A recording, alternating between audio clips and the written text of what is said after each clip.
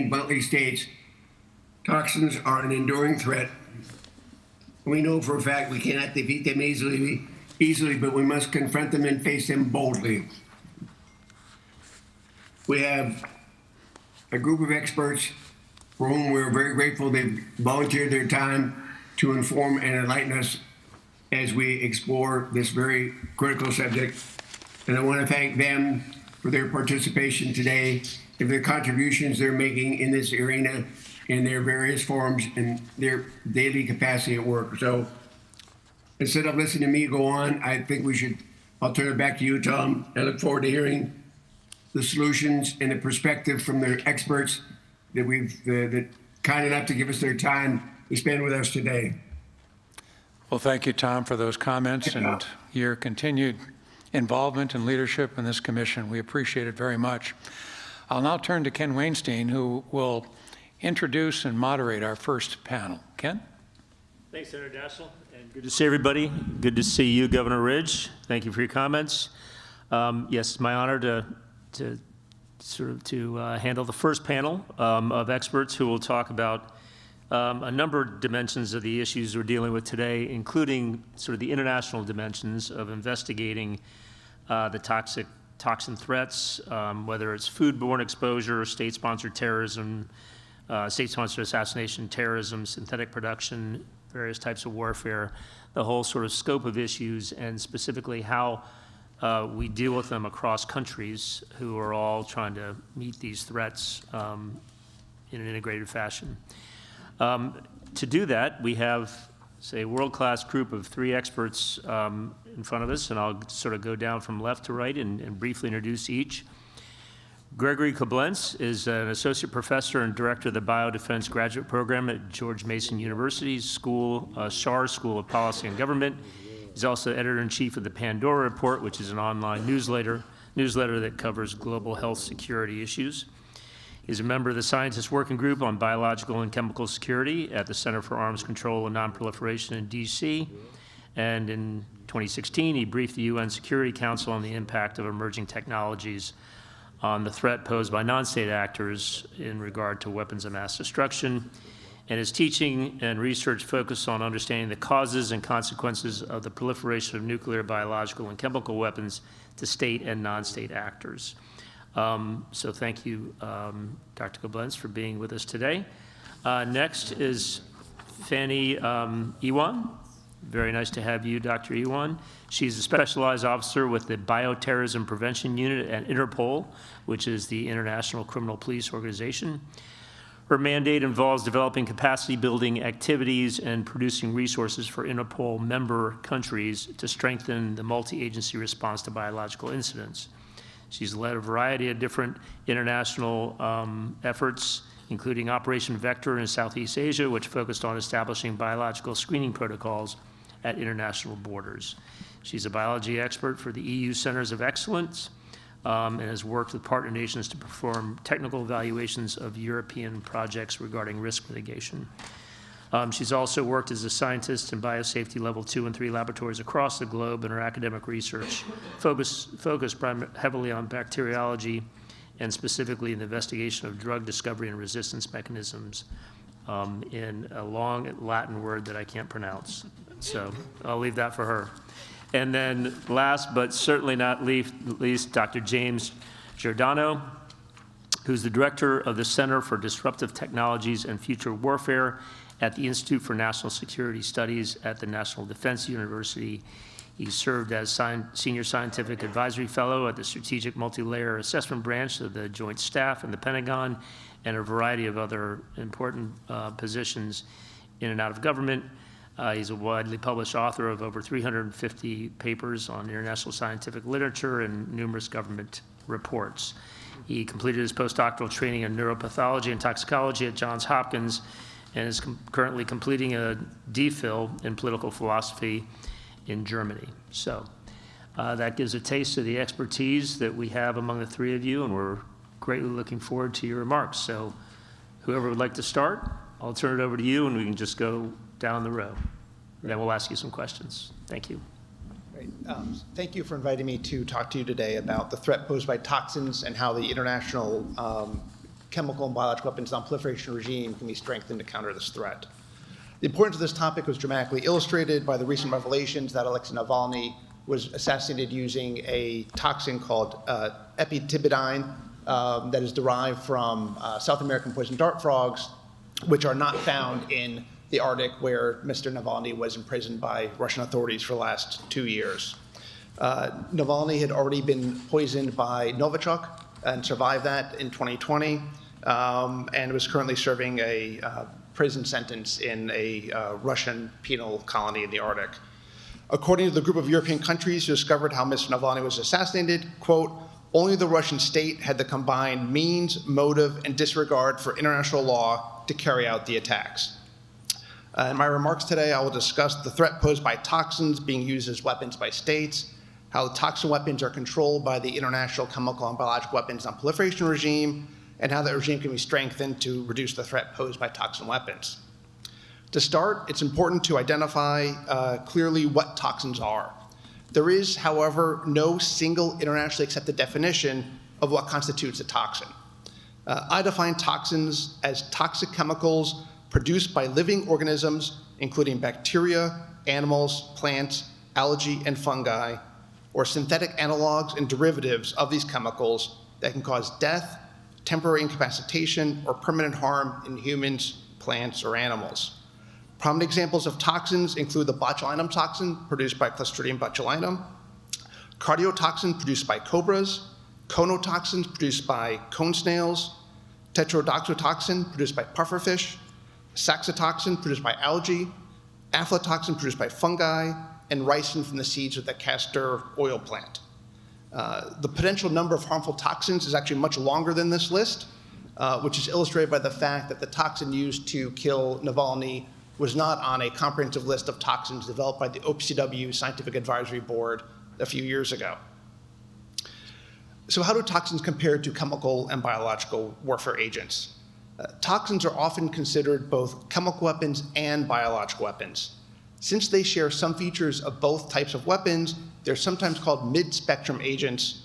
As poisonous chemicals, however, toxins are generally more similar to chemical warfare agents than biological warfare agents. However, given the diversity of chemical warfare agents, toxin agents, and biological agents, this general comparison is not exact, and lots of exceptions to this general rule. Some toxins have been synthesized chemically, while others can only be produced through biological processes. Acquiring large quantities of toxins directly from natural sources can be complicated by the minuscule amounts of toxins produced by these organisms, the challenge of extracting the toxin from the host, and the need to purify the toxin to the necessary concentration for its intended purpose. The chemical synthesis of some toxins is possible, but it tends to be expensive and inefficient. Producing bacterial toxins requires growing the proper strain of bacteria under the right conditions to promote the toxin production and extracting the toxin from the growth media and purifying it to the desired level. This is a similar level of complexity to producing biological warfare agents such as bacteria and toxins. Generally speaking, producing large quantities of toxins of a highly pure nature is technically demanding. In contrast, there are well-established processes for producing chemical weapons such as nerve agents at industrial scales. Overall, toxins combine the disadvantages of both chemical weapons and biological weapons. While toxins can be far more lethal than the most toxic chemical warfare agent, for example, botulinum toxin is 100,000 times more toxic than sarin. Toxins are more complicated and more expensive to produce, either through natural means or synthesis.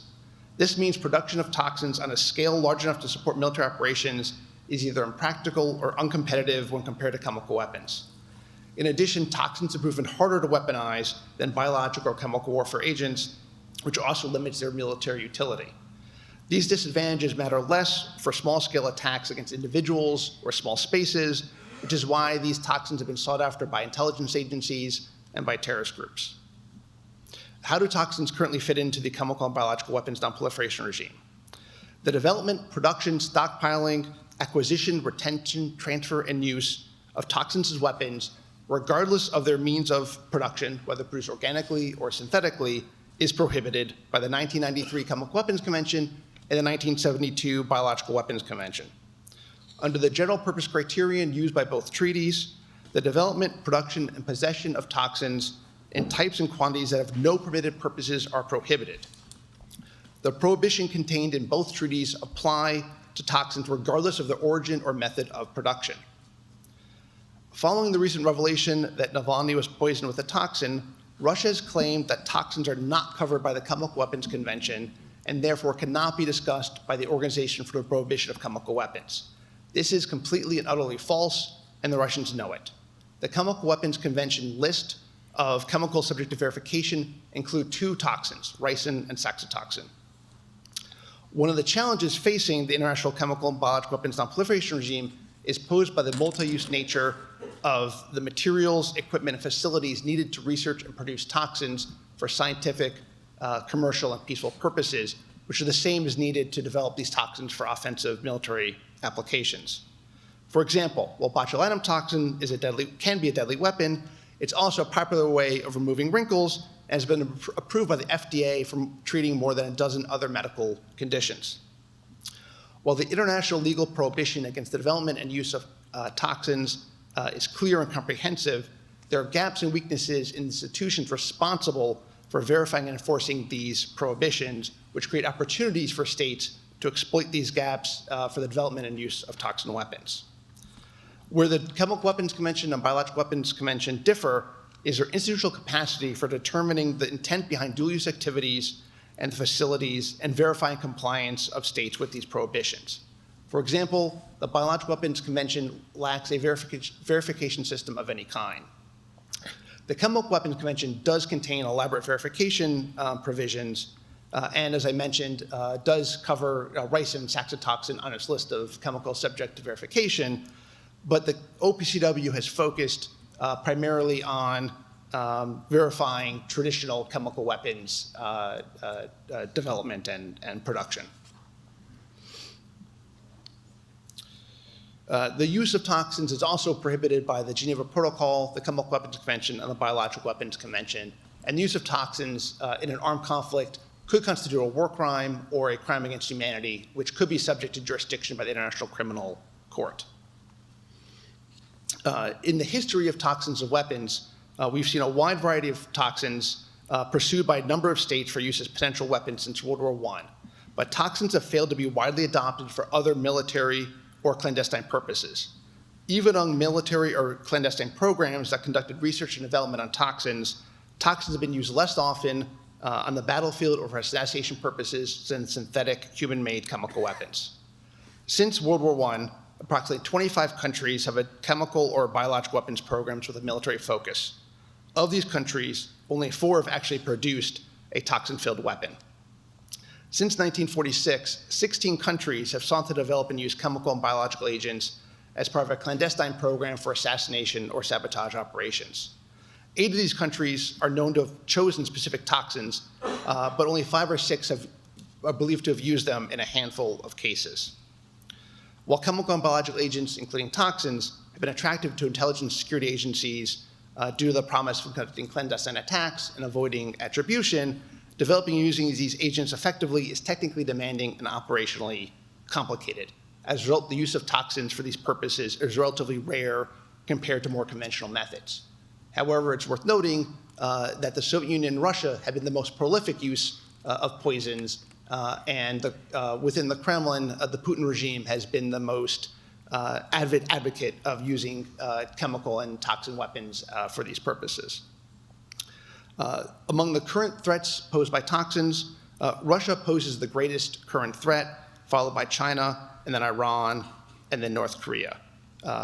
The reasons for that I can give in my during the Q&A if of interest.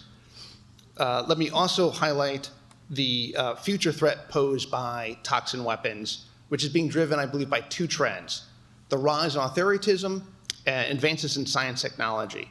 These trends could lead to a rising demand for and growing supply of toxin weapons. Advances in synthetic biology, peptide synthesis, metabolic engineering, artificial intelligence are enabling new ways to design, produce, and engineer toxins, including novel compounds that have never been seen before.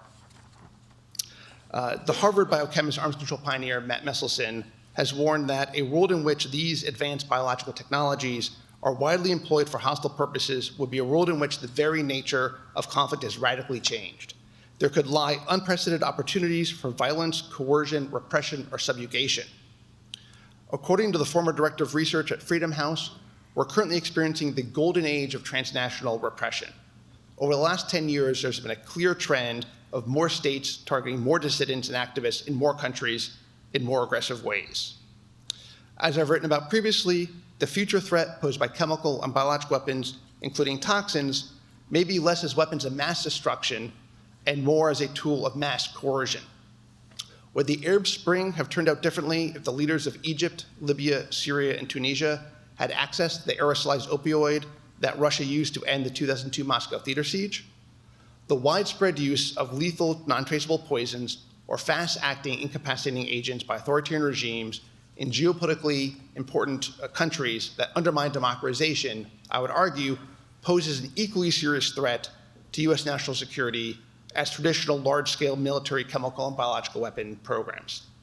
Therefore, when we're assessing the risks posed by advances in science technology that could be used by countries to develop new novel toxins, it's worth considering how these countries could use these advances as a means of developing new tools for oppression, not merely as weapons to use on the battlefield or as weapons of mass destruction.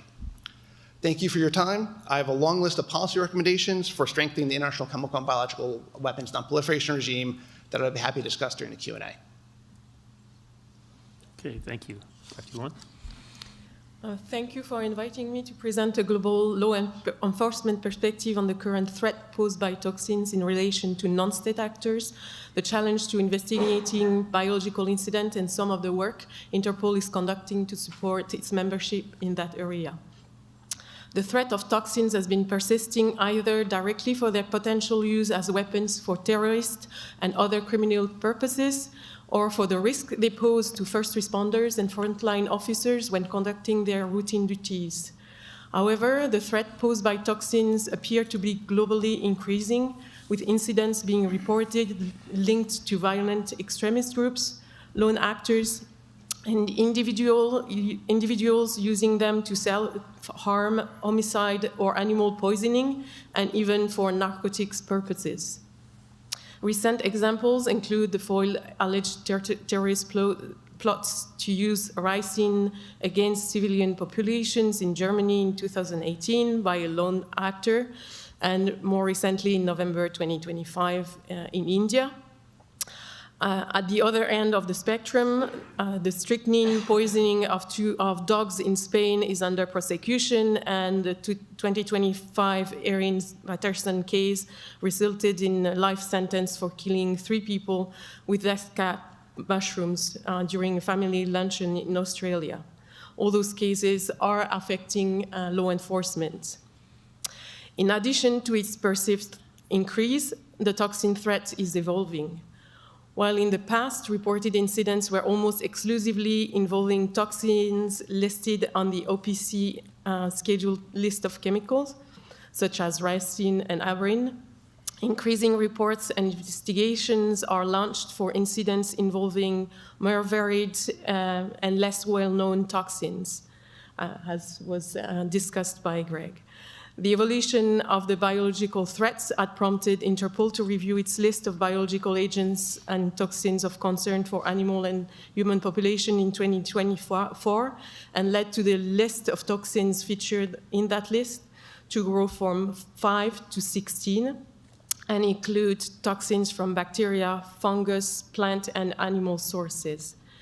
This list is used by Interpol to support the law enforcement community's intelligence collection and monitoring efforts. The threat will continue to evolve as toxin-related information and technology become more available and increasingly affordable and/or enabled by new tools such as AI or 3D printing. Despite the increase in reported incidents, misuse and attempts to misuse toxins are likely underreported.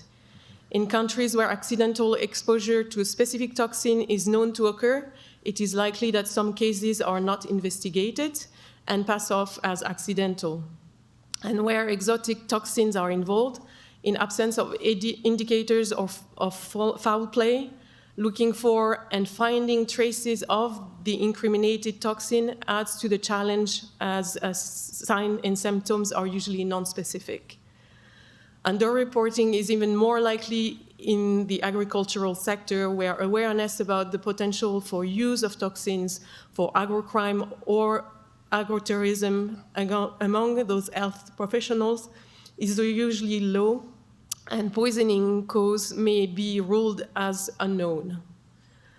Investigations and attribution remain challenging for incidents involving toxins at all stages, starting with the detection that an incident of suspicious nature has occurred. This stems from several factors. On the global level, most first responders and frontline officers are not aware of indicators of biological incidents in general and of the toxin threat in particular. And that is independent of the what sector they work in. Law enforcement, customs, public health, veterinary, or environmental services have blind spots and usually are not trained in the identification of toxin-related indicators. These training courses are usually limited to CBRN and hazmat units. In many countries, interagency reporting mechanisms between law enforcement and health services are not in place for this type of event, impeding both the detection and investigation processes of such incidents. And for a long time, the focus of prevention, preparedness, and response to toxins incidents had been on assassination and poisoning of individual, and not necessarily on larger scale attacks affecting human or animal populations. But changes in technology pushes us to revise this point of view. In many countries, finally, microbial forensic capabilities are still at the very early stage of development. To fill these gaps, steps are needed to establish training programs for first responders and frontline officers to be able to detect indicators of potential misuse of toxins, and proper interagency reporting mechanisms needs to be put in place. Increased information sharing on toxin incidents at international levels are needed, and the development of microbial forensic capabilities in collaboration with relevant health partners are needed. Thank you. Thank you very much. Giordano? Thank you very much. Thank you for inviting me. Let me reiterate something that both of my colleagues have said. Number one, that toxin use can be very difficult for a number of the mitigating factors. For the most part, these biological toxins are either peptides, protein structures, which render them very labile. They don't exist, quote, in the wild or in the environment for a long time.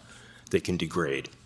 Or they're more alkaline structures, such as various alkaloids, such as the one that was used, for example, to assassinate Mr. Navalny. This was an alkaloid structure that is based upon the biology of an organism, in this case, a poison tree dart frog, which would then mean that this is an endogenous substance, but these two are difficult to manufacture to date, no longer. The caveats that my colleagues have noted have been existing caveats with the Rennian technology that has been available up until the past 5 years. There are 3 mitigating factors that have actually changed the deployment scenario.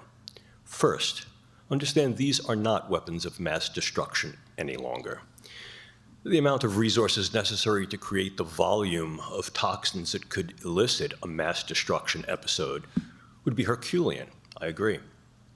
However, these can really be seen as weapons of maximum disruption against targeted individuals, where the individual himself is a high-value target, or against random individuals, where the random targeting of individuals within a collective or a population then incur dread, fear, and response within other members of the population, specifically as relates to attribution, accountability, and/or prevention.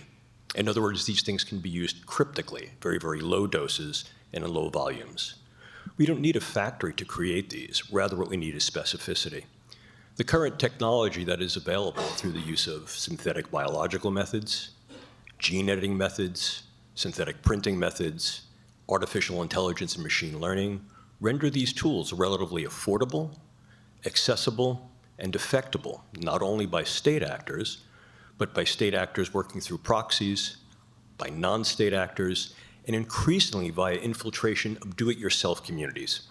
The proverbial biohacker community, as you may know, has been under investigation and in collaboration with the Federal Bureau of Investigation here in the United States, most notably some of the work of Special Agent Yo, as well as with Interpol.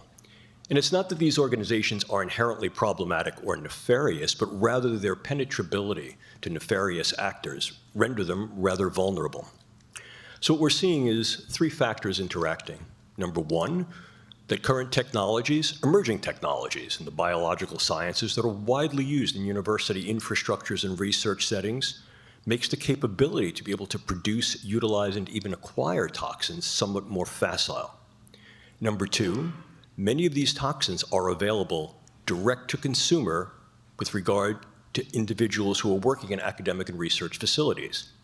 Many of these toxins have biomedical uses that are valid uses. They're used as research probes and tools. I'm a neuroscientist by training, and I can tell you that characteristically we've used such things as pufferfish toxin, tetrodotoxin, the cone snail toxins, various snake toxins as probes to examine the structures and functions of nervous systems, and these are certainly available. And while their availability is regulated and governed to some extent, once again, purloining those availabilities and gaining access to these things is not impossible and is certainly not heroic or Herculean. It can be done, particularly if research organizations that are working under the guise of biomedical research or are trying to explore the structures and functions of the nervous system with greater granularity are utilizing these toxins for demonstrably benevolent purposes. In other words, the low-hanging fruit is the more we know about the brain and the nervous system, the more we can develop these types of things that could then intervene for health reasons. And I must tell you that some of these toxins, as noted previously with something like botulinum toxin, do have therapeutic benefit, most notably some more potent toxins such as maculotoxin and conotoxin that can be used to inhibit the nerves, for example, that are responsible for chronic pain, migraine, and a variety of neurodegenerative disorders. So we're seeing the dual usability of these toxins as research tools, the accessibility of these toxins by virtue of those mechanisms that are available, and third, and certainly not least of which, is that the use of these tools can create novel toxins, combinatory toxins, that are either not listed on current regnant treaties, signatory documents, or other governances, but also that create very, very different profiles of biological effect, rendering them more potent, therefore to be able to be delivered on lower doses, rendering them more stable, to be able to be transported across longer distances, and or to be administered in a variety of different means, not simply by ingestion or by injection, but also transdermally, intranasally, or distributed through other resources such as surfaces, cups, rims, touching. Each and all of these things have been rendered viable, possible, and accessible through other emerging technologies that have now converged as toolkits for those individuals who are looking to develop biological agents as weapons of viable disruption and, in some cases, downstream destruction. And last but certainly not least is the vulnerability of the substrates of these toxins. Understand that these toxins have been used and are continuing to be used to unravel, if you will, structural and functional intricacies of the nervous systems of humans and a variety of animal species that we use in service animals and in food groups. And the more we understand about the nervous system on a variety of levels, from the subcellular to the systemic, the more we're able to not only assess that nervous system, but access the nervous system and affect the nervous system with ever more specific, ever more precise agents. We've warned about the relative dangers of synthetic biology, gene editing, state-of-the-art neurotechnologies of both assessment and development, and coupled with biomanufacturing to develop precision pathologies. And if we then couple this with machine learning, artificial intelligence, and big data, whereby the biologies, the physiologies, the genotypes and phenotypes of individuals and collectives can be purloined and therefore made available to nefarious actors. The ability to custom make pathogens, toxins, microbes, becomes augmented several-fold and force multiplied. And when you then couple that with the need for these things not to necessarily be given in large doses, but in very, very small doses, in highly specific, clandestine, even covert settings, whereby the nature of the toxin itself, once introduced to that biological system can be very, very dependent on time, availability, accessibility, and very often will produce a set of constellation of features that can mimic natural occurrences, problems with nervous system function, other types of exposure, such as carbon monoxide exposure, or natural events, stroke, heart disease, seizure. And if we couple these toxins, these biological and organic toxins, with other agents, with novel forms of molecularly derived chemical agents that fall well within the current purview and pharmacopoeia that are used for medical reasons and do not represent anything that exists on a chemical weapons treaty, convention, or signatory governance, you then essentially have a proverbial double whammy. The administration of relatively low doses of biochemicals that we realize are neurologically active, at very small doses that we call hormetic doses, that induce amplified effects, that increase the vulnerability or susceptibility to toxins, then create a force multiplicative event that would be very, very difficult to define, to determine, to attribute, and in some cases to defend against. So in conclusion, what I'd like to state is to echo the concerns and caveats of my colleagues, but also to recognize that the cutting edge of science and technology and those things that are at technological readiness levels that allow their fieldability, scalability, and operationalizability, as well as their diverse use, put a toolkit for manufacture, synthesis, packaging, and distribution of toxins, as well as other novel biological agents at a variety of fingertips, and those fingertips can reach deep within various populations to strike targeted individuals, targeted collectives, and to also induce cognitive effects within a population that are terroristic on the psychological, social, and behavioral level. Thank you for your time. Well, that was cheerful. Thank you. Those were very thoughtful comments. And Nobody sneezed. your last your sign off about the double whammy is certainly give us food for thought. So I think you might have answered the question that I wanted to ask. And first, you, Dr. Giordano. So reading the literature, they talk about AI being a game changer in this area. And I think you sort of explained how. That was my question. How is it? It sounds to me like AI can be used to actually go across the range of the targets and then thereby use that information to design a toxin that can sort of best attack those targets. That's the use of AI that you're talking about? Yes, and there are actually three uses of AI that we find worrisome. The first is the use of AI in the social milieu, in the social environment, utilizing AI and machine learning to predict patterns of individuals' physiology, their relative vulnerability, and even their patterns of behavior, where they're going to be, what they're going to do, and do that in a predictive way. It increases targeting viability. It also allows me to be able to access particular vulnerabilities or susceptibilities about you from your existing medical records, but then also to reach more deeply into amalgamating your other forms of data that are available conspicuously and ubiquitously online. What are you purchasing? What types of medical things you're purchasing? Where may you be vulnerable or susceptible?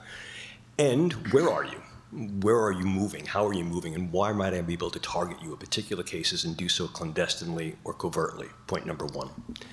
Point number two, the ability to develop new combinatory formula as well as new combinatory mechanisms for the development. So what is that word you're using? New what? Combinatory formula. Okay. In other words, how can I put these things together in ways that are slightly different, novel, not necessarily new, but novel, tweak them in ways to make them more stable, make them more potent, make them more viable for delivery, or make them less detectable because their biological signature is not something that we're looking for. In other words, it doesn't pop hot on the biodetective radar. That's number two. And number three is the idea that the more we're learning about nervous systems or physiological systems in general, the more we're able to integrate amassed big data into artificially intelligent systems to get both speculative, predictive, targeting solutions, not only about individuals and groups, but how to match particular pathogens and develop those pathogens, toxins included, to be able to be stereospecific. In other words, sharp shot versus buckshot. And do that in ways that will allow the perpetrator to infiltrate, introduce, intervene, and extricate well before the threshold of detection. Over. Great. Fascinating. Thank you, Doctor. So I'm using my moderator's prerogative to ask 2 questions, and I'm going to turn it over to my colleagues. Dr. Goblenz, you mentioned the list of nation states that are the biggest threat when it comes to the use of toxins. I think you said Russia, Iran, North Korea, and China. Is it that order? No, I'm sorry. Russia, China, Iran, North Korea. Sorry. Is that based on capability? Is that based on demonstrated willingness to use toxins, or a combination of those? Yeah, so it's based on a combination of those factors. Russia has a long-standing chemical and biological weapons program that goes back to the Soviet era, and there's evidence they've been modernizing that infrastructure over the last decade or so, and clearly they have a track record of and a willingness to use chemical and toxin agents against perceived enemies of the state, both at home and abroad.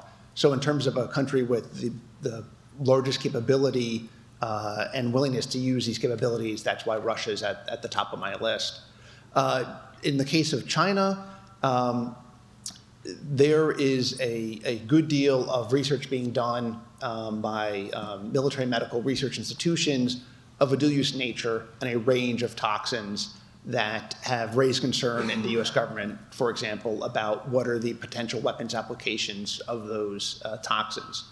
However, if you look at all of the recent reports from the Department of Defense about the military threat posed by China, none of them mention chemical and biological weapons, which leads me to believe that if China has a program to develop toxin weapons, it's still at the research stage and it doesn't pose a near-term threat to U.S. forces or allies. In the case of Iran, we believe that Iran has initiated a chemical and biological weapons program in the 1980s during the Iran-Iraq War, but the status of that program remains very uncertain at this time.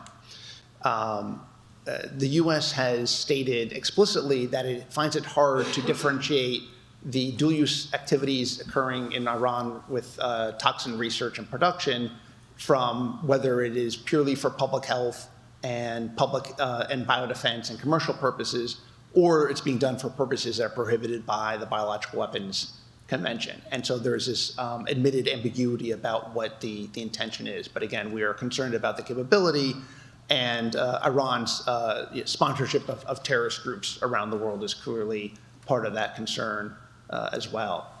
The United States has accused Iran of violating the Chemical Weapons Convention, but not for any activity related to toxins, which is unclear why we're making that distinction. And then finally, North Korea, again, longstanding program for chemical and biological weapons, but there's no public assessment from the US or the South Korean governments that they have included toxins in their arsenal. Doesn't mean that they can't do so, but all of the chemical and biological threats that have been identified as being in the Chinese arsenal, none of them involve toxins that we know of. So that was the basis for the tiered risk assessment I was giving you. Great. Okay, thank you, Doctor. Susan? Okay, thank you.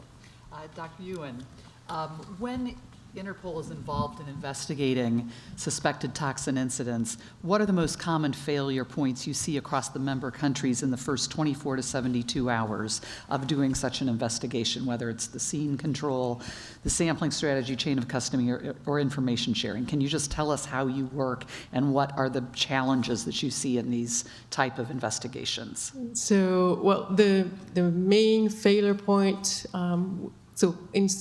so we don't do investigation, we are supporting, and it's generally information sharing between the agencies. So there are usually or lack of understanding of what kind of information needs to be shared between agencies, especially health and law enforcement, and what are the information needs for each agencies. So that's one of the big ones. Many countries don't have response mechanism in place for bioincidents yet. Very well rehearsed because they have never had to face this type of incidents. So when we are called to support, it's usually because they never faced it and never prepared for it. So that's something that's completely new, and the procedures are not well rehearsed. So lots of things that are not coordinated. So with the recent statement by several countries about Navalny's poisoning and the affirmation of what they believed was found, is that going to increase the amount of attention you believe that countries are going to pay to toxin incidents, and what will Interpol's role be? So I would think so.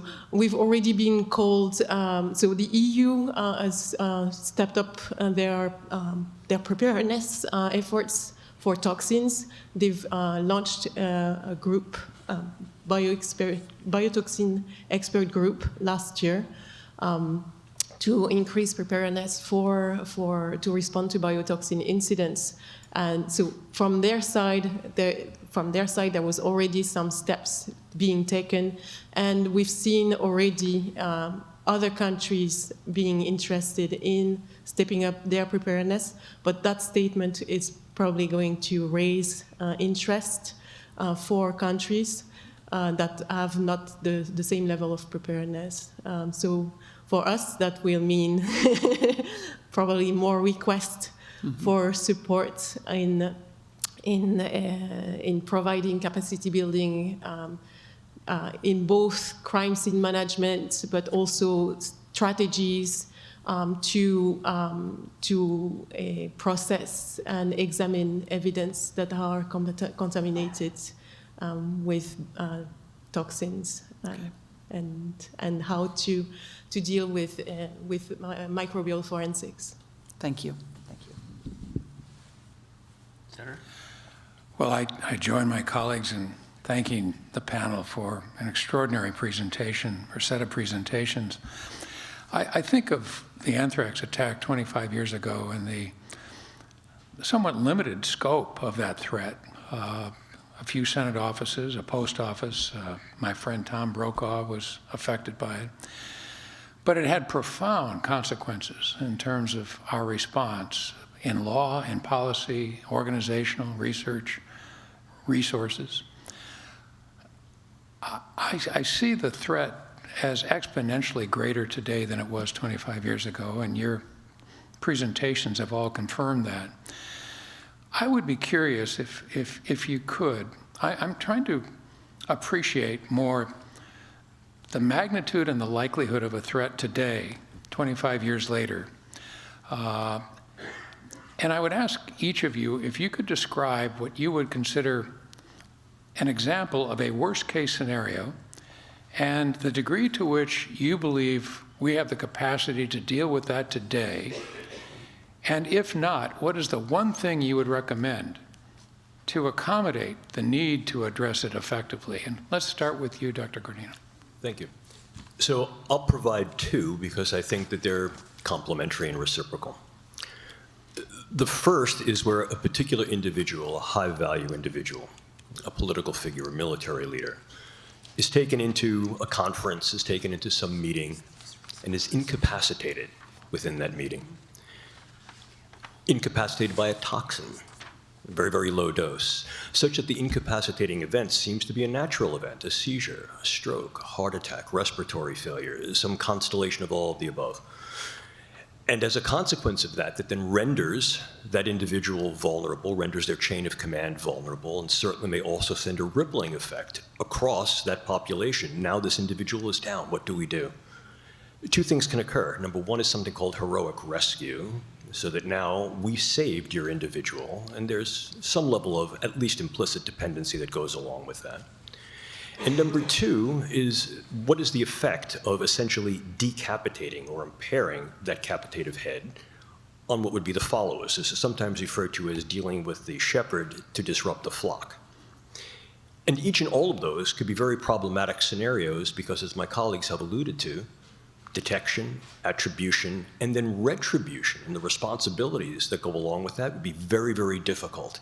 The ambiguity that can be rendered by very, very low doses of these toxins essentially creates what is more broadly referred to as the fog of war, but here the fog of engagement on a very personally disruptive level, irrespective of whatever type of leader that may be.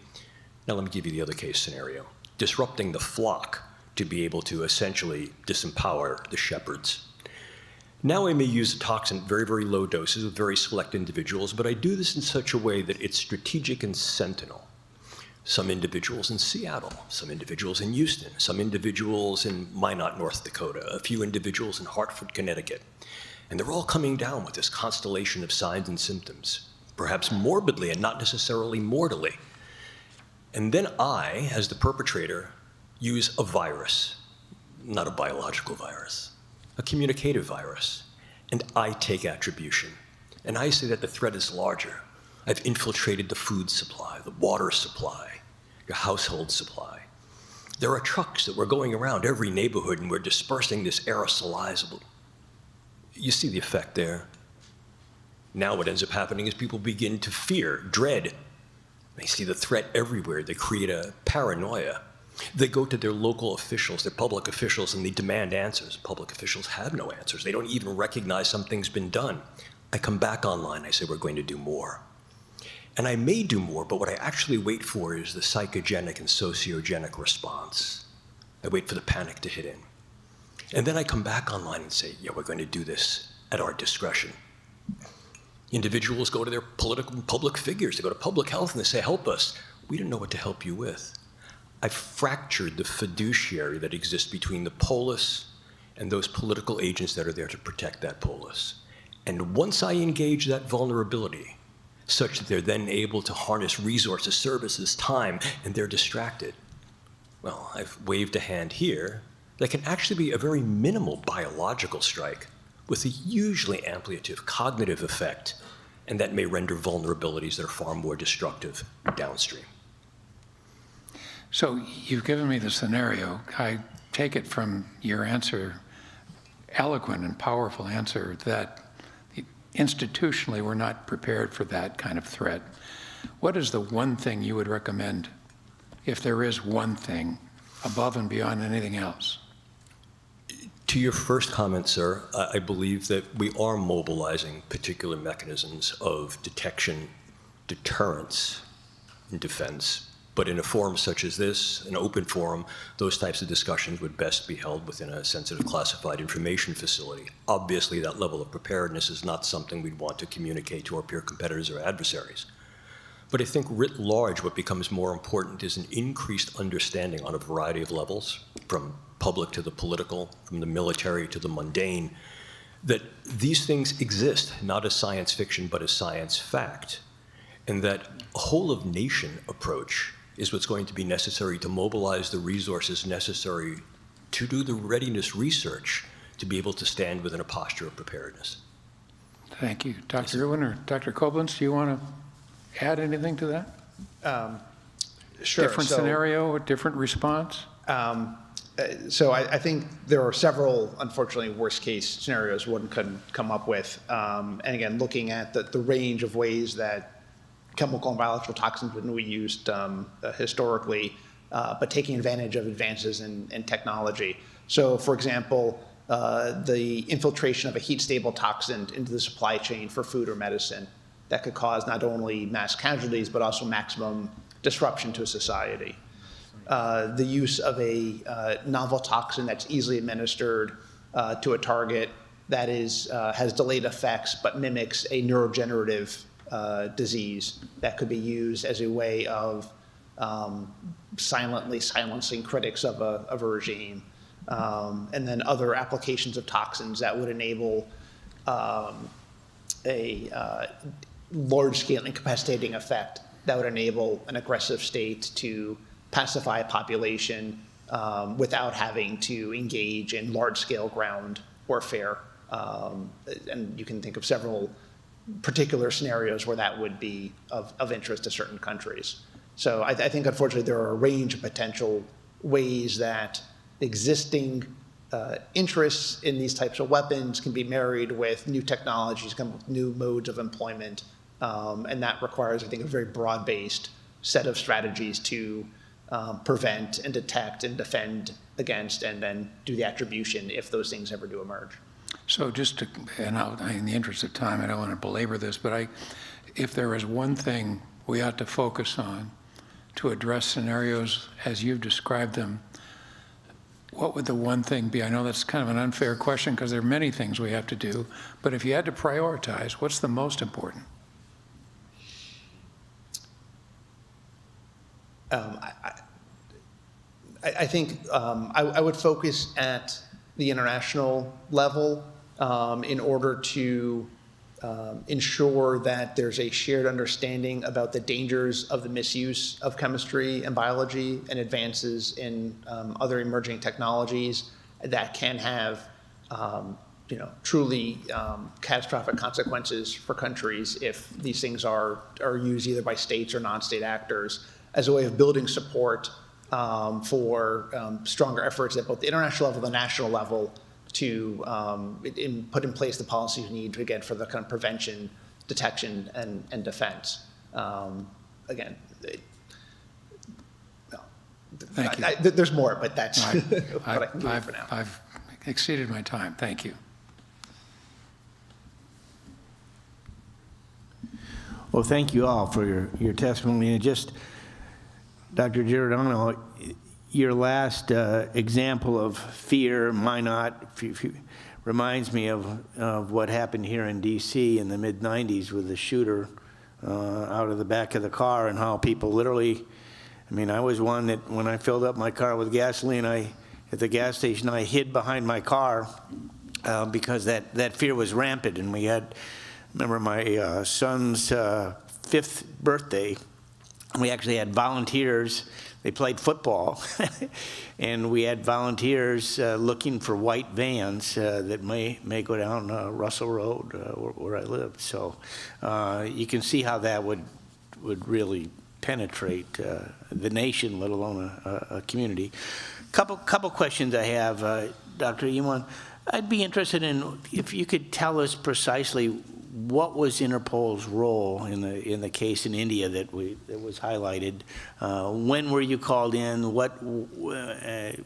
Tell us where things stand today in terms of your interaction with the country of India. So currently, the case is still under investigation. So right now we are just at the information sharing level. We were not called on to support that particular investigation, but they are sharing information with us. We are following the case.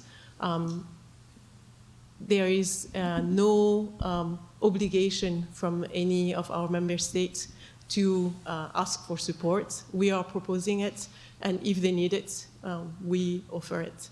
So we are still at the information sharing level, and is the investigation complete? I mean, no, is it's not. It's not complete. So it's still ongoing. Okay. So we are following up, and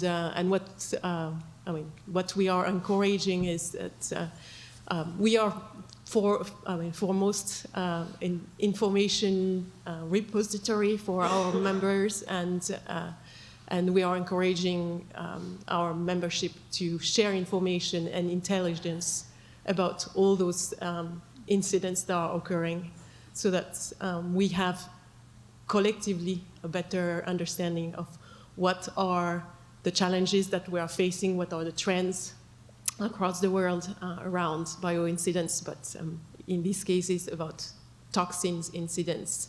What are the capabilities of the different actors? What are the modus operandi? What are the different networks of criminals and terrorists that are involved in the acquisition, production of the different elements for the production of the biological weapons or attack.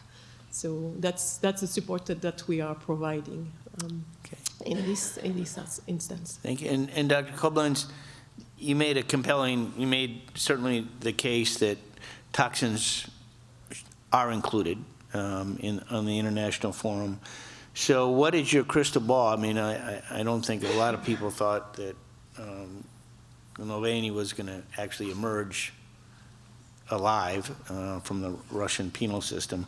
But what is your crystal ball in terms of what will now happen in terms of the accountability that the world may, now that this new evidence has been formalized, what is your crystal ball in terms of what actually may occur in the international community relating to the release of the information 2 weeks ago?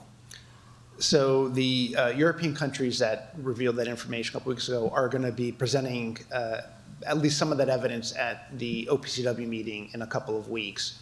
And that will be, I think, a turning point in terms of building international support for holding Russia accountable for the use of this toxin. Within the Chemical Weapons Convention, there are different provisions that can be used to address non-compliance by member states, and clearly the use of a toxin is a blatant violation of the treaty. So I'm hoping that the European countries will pursue those means of accountability. I hope the United States will support those efforts. If taken to the logical conclusion and Russia is unwilling to cooperate with those efforts, then I think it would be prudent to invoke provisions of the treaty that would allow the suspension of Russian rights and privileges within the organization. Because this is not the first time they've used a chemical weapon. The assassination or the attempted assassination of Sergei Skripal in 2018, the poisoning of Alexei Navalny in 2020, the use of the extensive use of riot control agents on the battlefield, which is a violation of the Chemical Weapons Convention. They've refused to engage substantively on any of those allegations and issues. And so far, they haven't really paid a price for that. So I think we're now at the point where if Russia is unwilling and unable to basically come clean on what it's been doing, I think we need to take steps to penalize them within the Chemical Weapons Convention. Thank you. Thank you. I want to follow up on the Navalny case. And I think it was you, Dr. Giordano, who talked about there are many challenges to using toxins as a weapon, even for assassination. But part of the advantages are it can be a small amount, it can be easily transported, you can approach your victim and extricate your victim before the victim is even aware that he or she has been poisoned. And attribution, the lack of all of that makes attribution very challenging. So Navalny was attacked, presumably by the Russians, with nerve agents 3 times, right? The second, I think the first one they weren't sure what it was, and the second one was Novichok, and then the third one the dart frog. So if you could put yourself in Putin's brain. I wouldn't do that for a very long period of time if I were you, but if you can think about that, one would presume that what they wouldn't want is attribution, that they would want that it'd be difficult to figure out how he was poisoned, and yet it turned out it wasn't very difficult. I mean, I'm sure it was difficulty, but it happened. And so why do you think that they would have chosen the nerve agents that they chose? It almost seems as if it was a sadistic thing, because it seems that the death was painful, the poisonings were painful. So why do you think that they did? Do you think that they thought that that the agents would not have been discovered? It's an excellent question, and let me put it into a larger perspective. This is something that our group has been talking about for the past 12 years. We view the brain as the 21st century battlescape. 21st century what? Battlescape. The ability to access the nervous system, to assess the nervous system, and to affect the nervous system remotely, with very, very low dose but very, very high agents, and in ways that mimic naturally occurring disorders, diseases, conditions, and/or that create certainly sublethal effects, but highly morbid effects, many of those effects appearing within the cognitive, psychological, and behavioral domain, that are very, very difficult to discern from neuropsychiatric conditions, renders the brain and access to the brain as a very, very vulnerable targeting substrate, point number one. Point number two, to one of the points that had been raised by members of the board, is that very often the nature of the disruption is not fatal, although it certainly can be, but can be very disruptive to one's physiology, to one's cognition, to one's behavior, to one's social standing, and to your point, can be very painful or at very, very least highly distressing. Furthermore, the results can be far more long-term, particularly with repeated dosing or if combined with chemical agents that then cause a breakdown of not only the neural structure, but its functions. And then what we've done is we've incapacitated an individual not only acutely, but durably. They're no longer able to do what it was they were doing before, and that can be highly disruptive. But I think in sum, to your point as well, that these agents can be used either with attribution and do so in a way that demands tremendous power. In other words, I can say that I've done this, but it's still up to you to prove where I'm doing it and defend where I'm doing it, and to that point in a moment. And the second, it allows me to actually execute the act clandestinely or covertly. And unlike other forms of agents where person must go against person, understand the low doses that can be rendered by these types of toxins and their potency can allow them to be administered by micro-drones, drones that are the size of insects, for example, or increasingly we're actually seeing manipulation of organic organisms, bugs, rodents, that are essentially vectors for the delivery of toxins and other pathogens. So the targeting scenario is changing and the targeting solutions are changing, which complicates detection, defense, and deterrence. Make me wonder if you could take mosquitoes and put them in an environment with toxins and then release them, whether that would be a vector. Well, you could, but the problem with that would then be one of control, so you're losing command and control of the vector. If, on the other hand, I have weaponizable drones, or even biological drones, or now called biodrones, I'm controlling the vector. But more than that, after the vector then is able to deliver whatever is going to be the payload, I can destroy the vector. And one might not suspect, for example, that the fly in their shower is actually a biological weapon system. And it's gone. Thank you. I also want to thank each of you for your presentations and adding to my nightmares tonight as well. Each of you have given a very comprehensive view, I think, of the threat landscape, the novel agents, the gaps we have in attribution, the lack of accountability. And Dr. Giordano, you in particular highlighted how advancing technologies in both AI and biotechnologies will accelerate that threat landscape.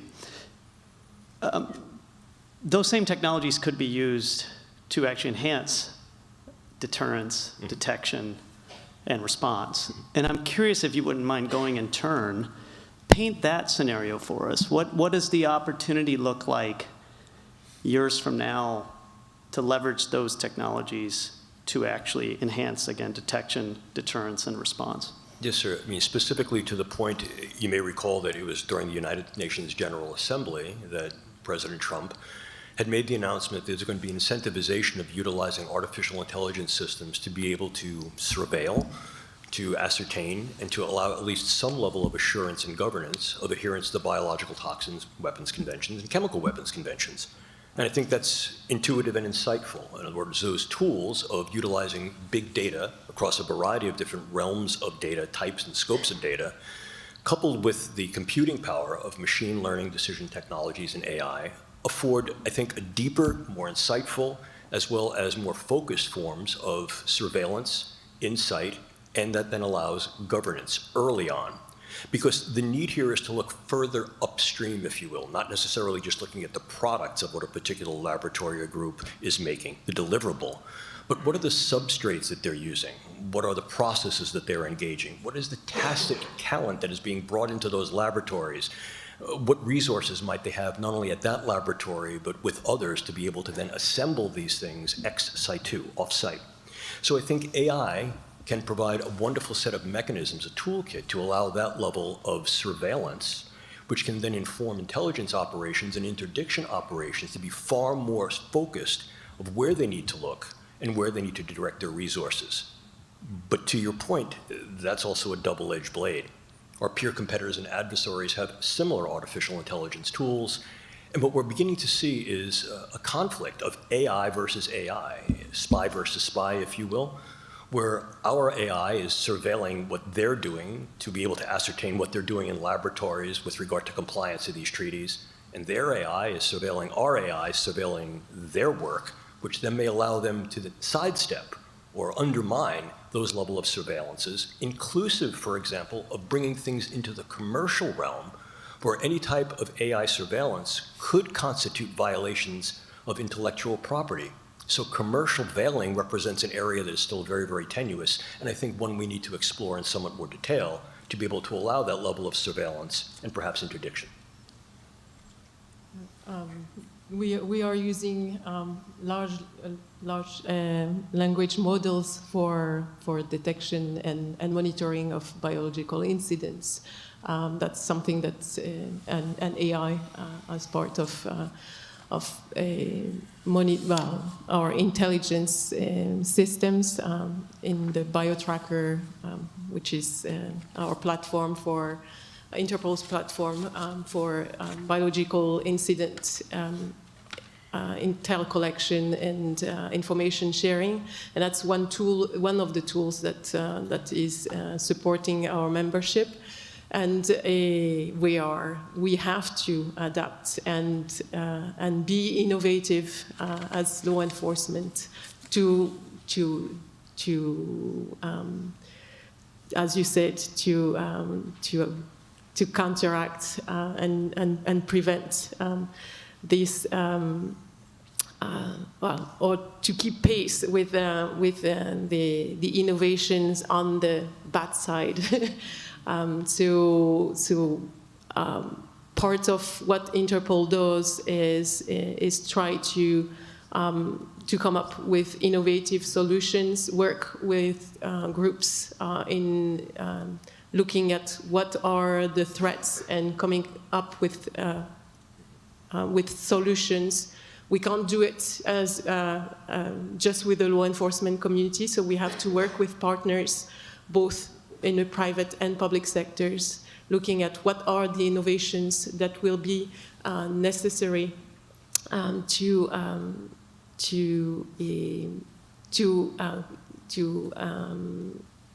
how do you say?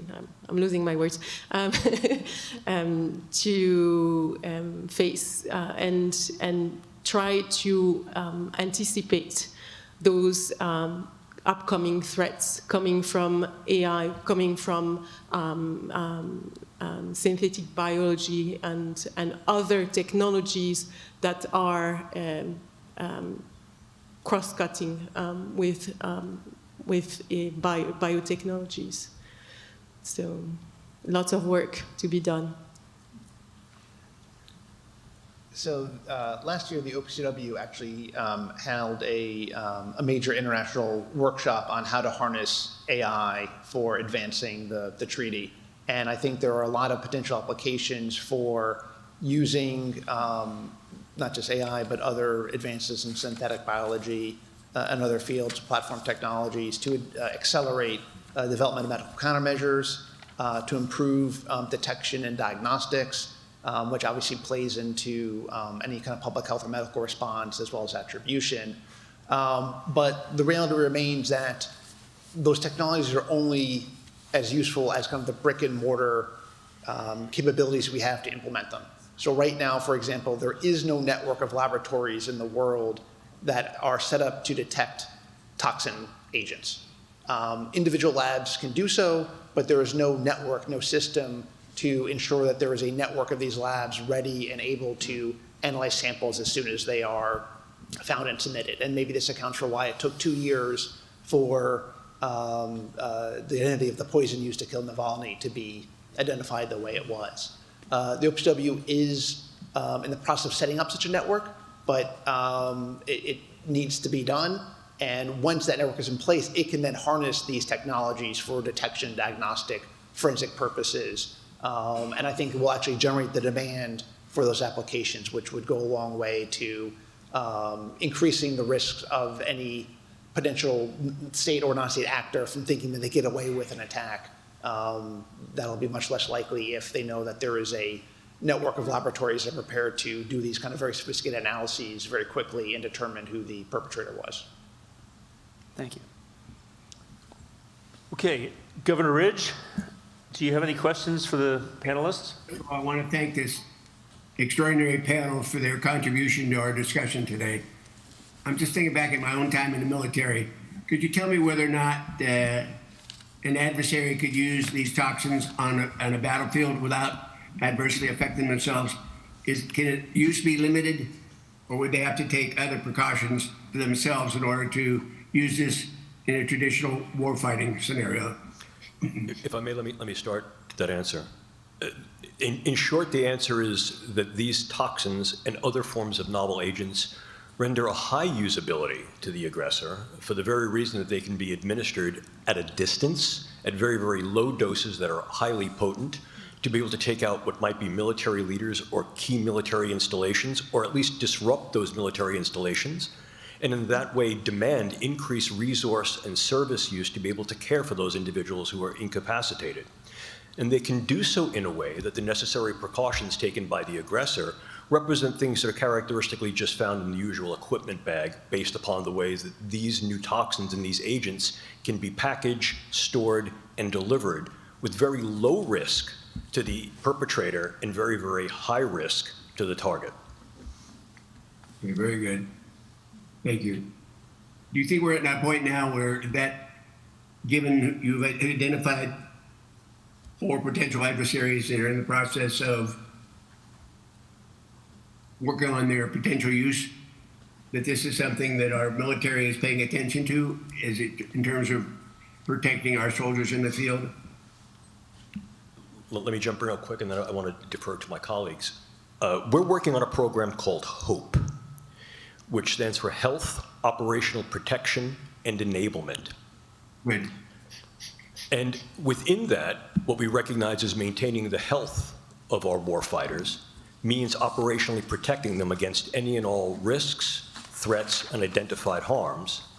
But it may also mean enabling them both on the battlefield itself and removed from the battlefield in terms of those resources that are provided to them in terms of their surveillance and intelligence of what an adversary may be using, is using, and then also what that means for the conduct of the battlescape and the warfight itself, sir.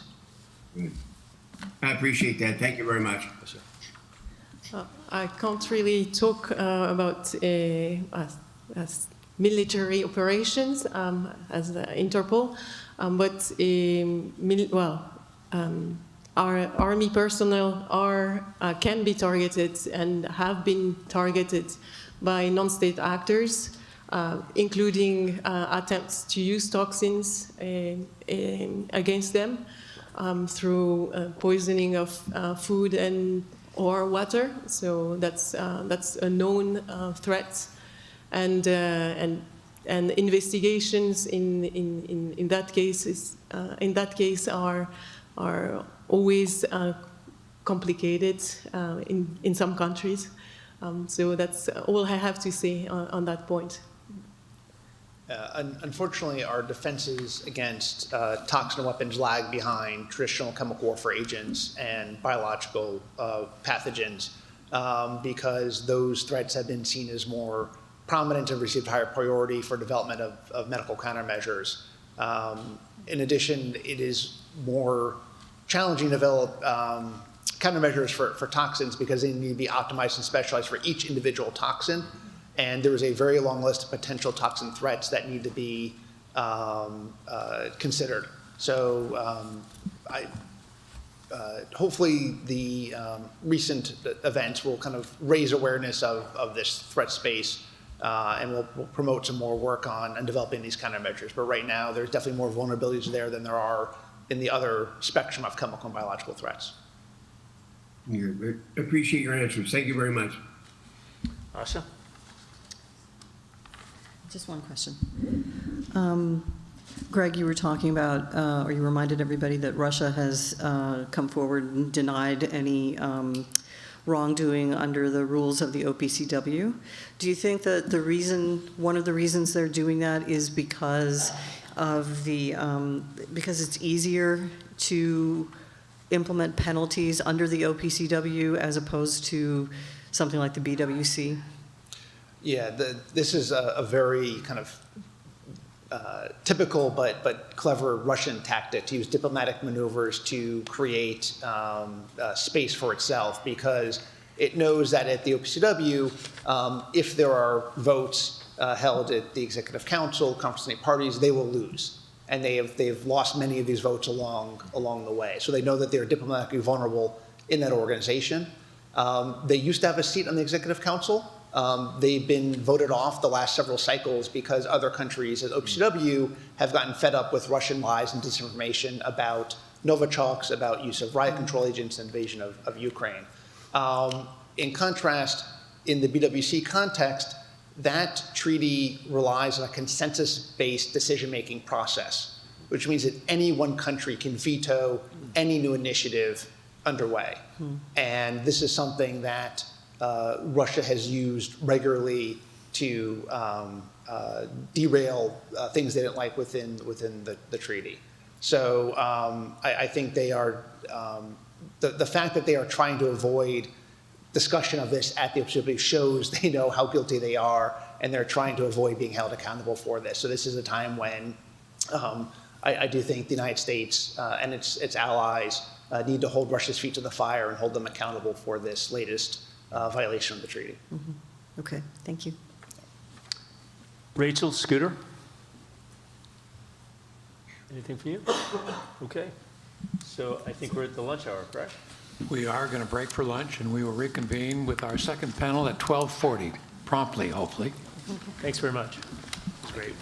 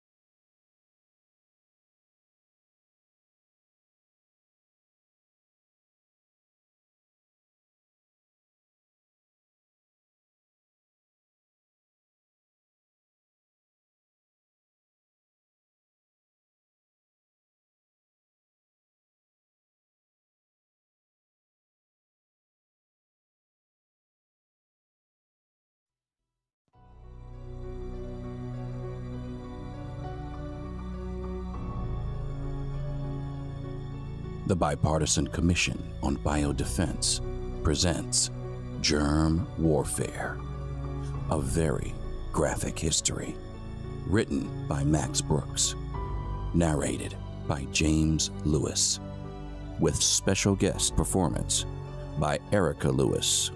Copyright 2019.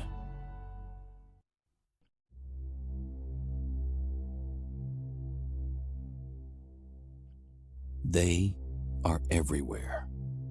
In the food we eat, the water we drink, the air we breathe. They cannot be seen with the naked eye. They are the microbes, the bacteria, the viruses. And while most are harmless or even helpful, the dangerous ones have killed or crippled more human beings than all the wars in history. For most of human history, we had no idea where diseases came from, or that microbes even existed. So cures ranged from utterly useless to absurdly harmful. Bleeding, leeches, drilling holes in the head, to hysterically murderous. Some say that the mass slaughter of cats in pre-modern Europe may have led to an increase of the rat population, which in turn helped spread plague-infected fleas. Bring out your dead! Cats come from the devil. They bring the plague. So do gypsies and Jews! Kill them all!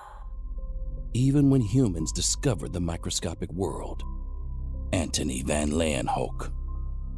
These animalcules are living on my teeth. Humans might not have known what caused disease, but they knew how deadly they could be.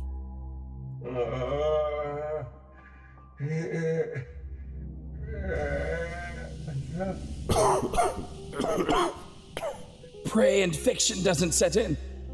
It kills more of our soldiers than the enemy. Animalcules, an early term for microscopic life. That is why Scythian archers dip their arrows in a mixture of blood and horse dung to make sure everyone they shot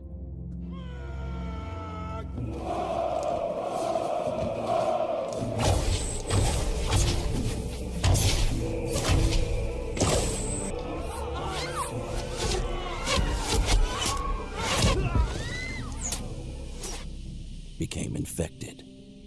Why in 1346, Mongol warriors catapulted plague-infected corpses over the walls of the Genoese city of Kaffa. Why in 1763, during the siege of Fort Pitt, British garrison commander William Trent gave a peace delegation of Delaware Native Americans 2 blankets and a handkerchief out of the smallpox hospital to convey smallpox to the Indians.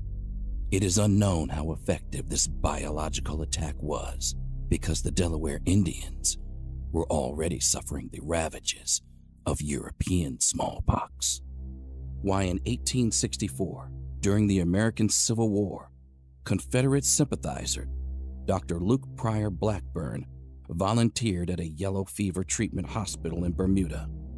From the Journal of William Trent, invoice to the Crown, August 1763. Testimony of Dr. Blackburn's agent, Godfrey Joseph Hyams. So he could steal the infected clothing, smuggle them back to the U.S., and sell them at auction to destroy the army and everyone in the country. Fortunately, the trunks were never opened and the public was never exposed. By the 19th century, the medical and public health communities began to get their act together. Revolutionary steps forward were made by Ignaz Semmelweis. Wash your hands. Sir Joseph Lister. Carbolic acid disinfects both the wound and the surgical instruments. Dr. Louis Pasteur. It's called a vaccine, and it will help the body build up a resistance to the disease. And women like Dr. Elizabeth Blackwell, Dorothea Dix, Clara Barton, Dr. Mary Walker, and the army of nurses who served in the American Civil War. You can't dig your toilets right next to the creek you drink from? Really? Why? But while science helped win the war on germs, it also helped use germs for war.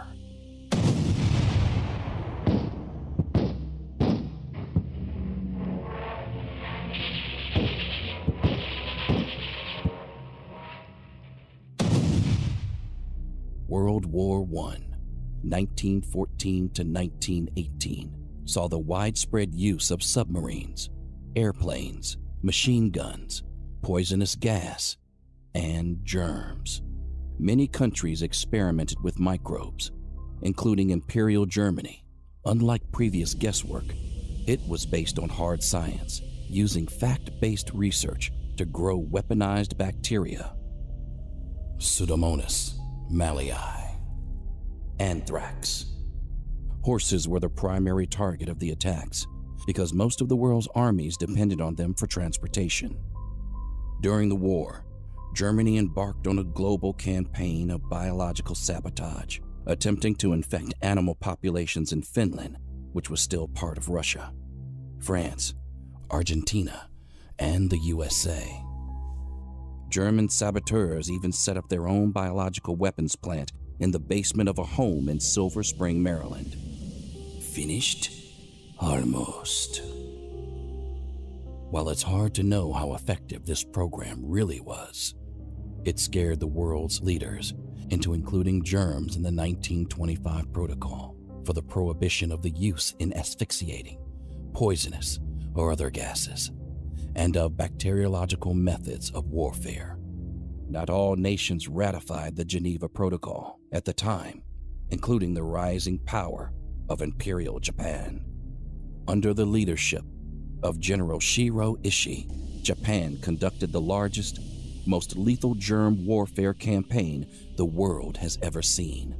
Ironically, Ishii was inspired by the Geneva Protocol. He reasoned that if the rest of the world wanted to ban germ weapons, they must have serious potential. And so he set about building a massive biological weapons program with the largest plant in the Pingfan district of the occupied puppet state of Manchukuo. Picking up where the Germans left off, the Japanese successfully grew an entire arsenal of deadly microbes: smallpox, anthrax, glanders, tularemia, tuberculosis, tick encephalitis, gas gangrene, brucellosis, tetanus, botulism, salmonella, cholera, typhoid, typhus, and bubonic plague. Like their Nazi allies halfway across the world, the Japanese used human beings as live test subjects. While most of the victims were Chinese civilians, they also experimented on British, Australian, and American POWs. The estimated number of live victims ranges between 3,000 and tens of thousands. During the war, the Japanese unleashed their bioweapons against the Soviet Union and China, pouring infected slurry into rivers, spraying rice paddies, giving out infected cakes, giving prisoners infected food, then releasing them in the hopes that they'd infect their families. They also directly infected prisoners, then sent them across the border in the hopes that they'd infect the Russians.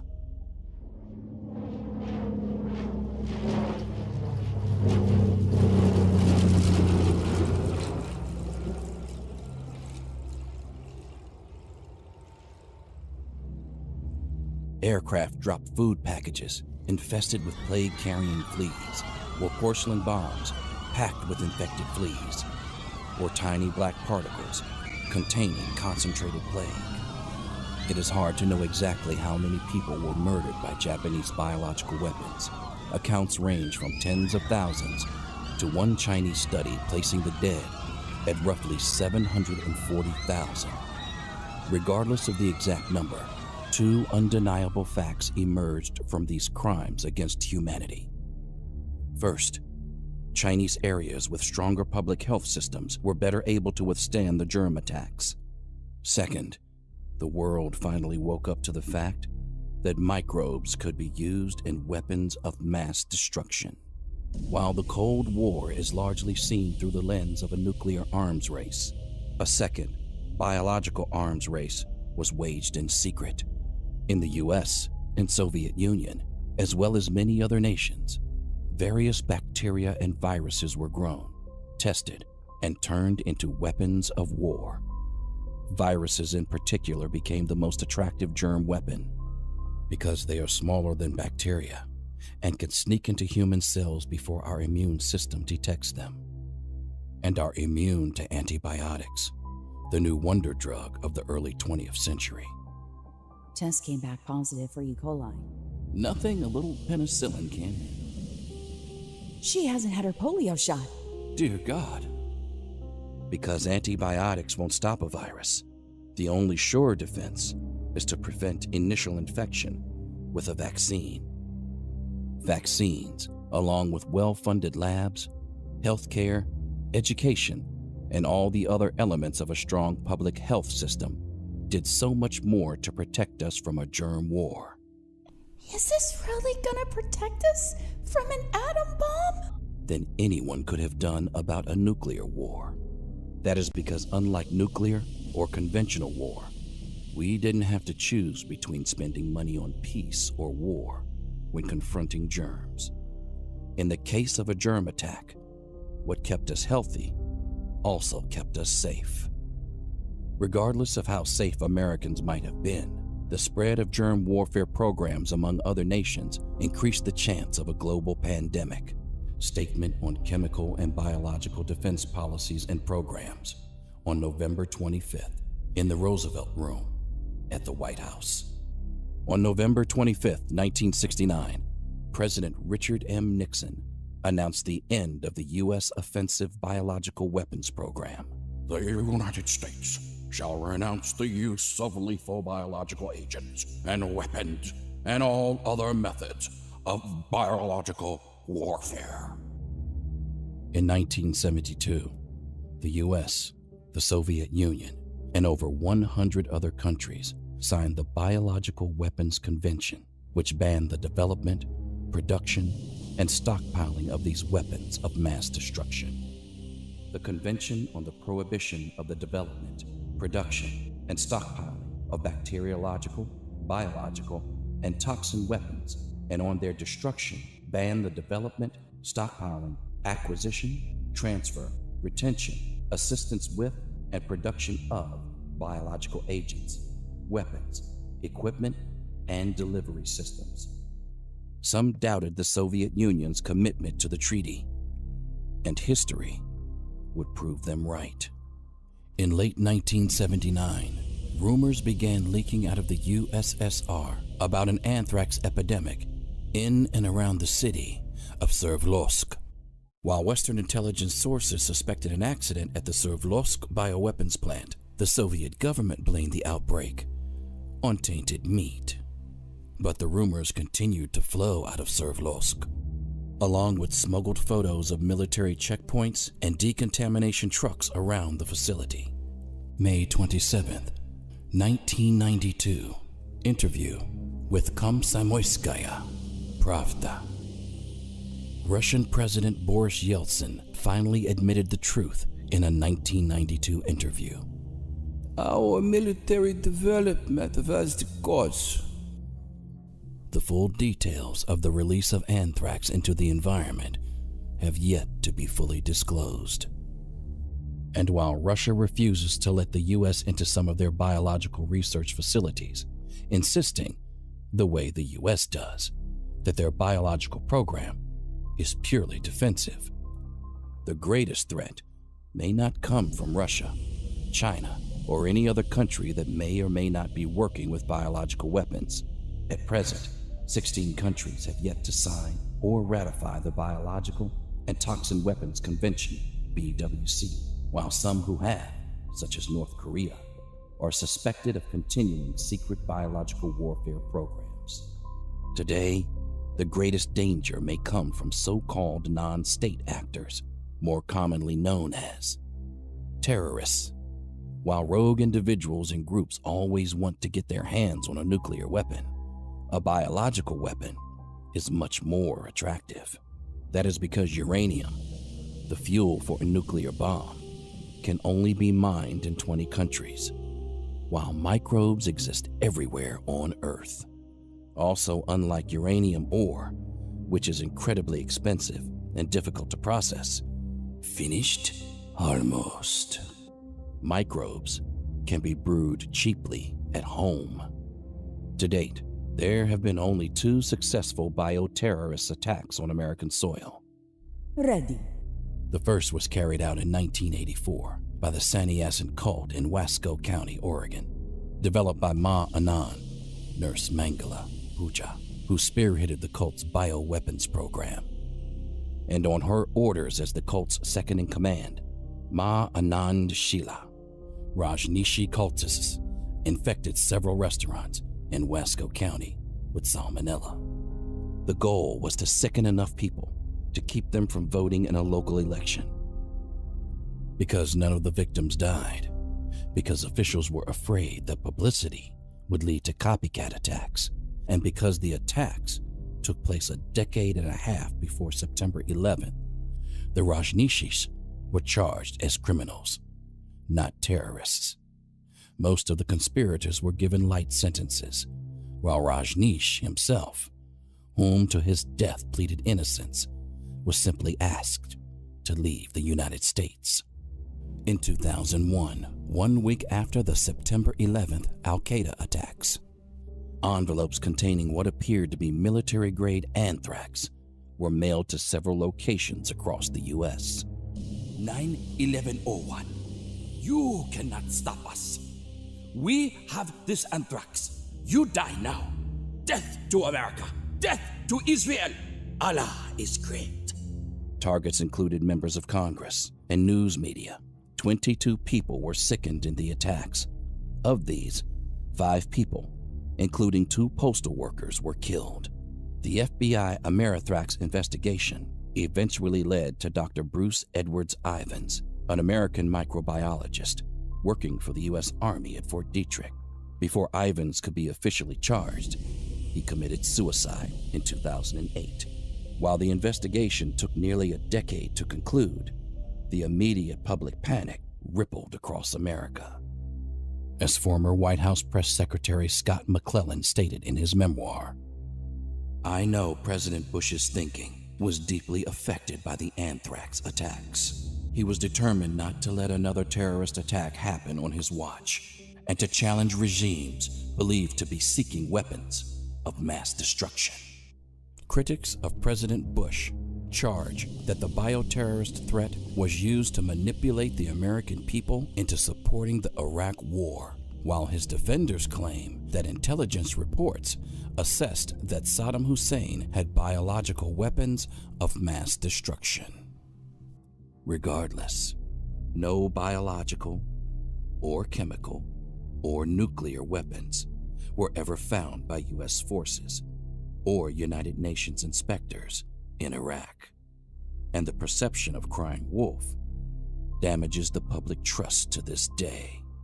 While Saddam Hussein may not have had biological weapons, others continue to develop them. Today, globalization has empowered the modern bioterrorist. Online information is readily accessible, as is lab equipment, which can be ordered from anywhere in the world with just one click.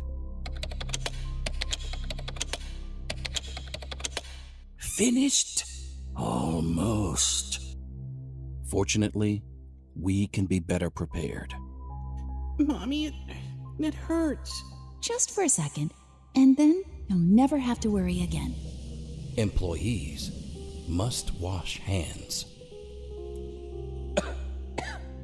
Cover your mouth when you cough. This meat, U.S. inspected and passed by Department of Agriculture. This restaurant, sanitary inspection grade A. Grade A pasteurized milk.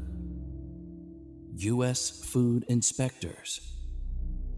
and wastewater treatment. Just like in the Cold War biological arms race, what keeps us healthy can also keep us safe.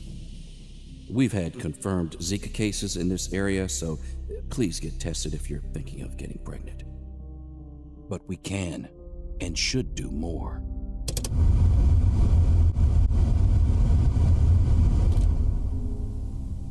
Biodetection Sniffer.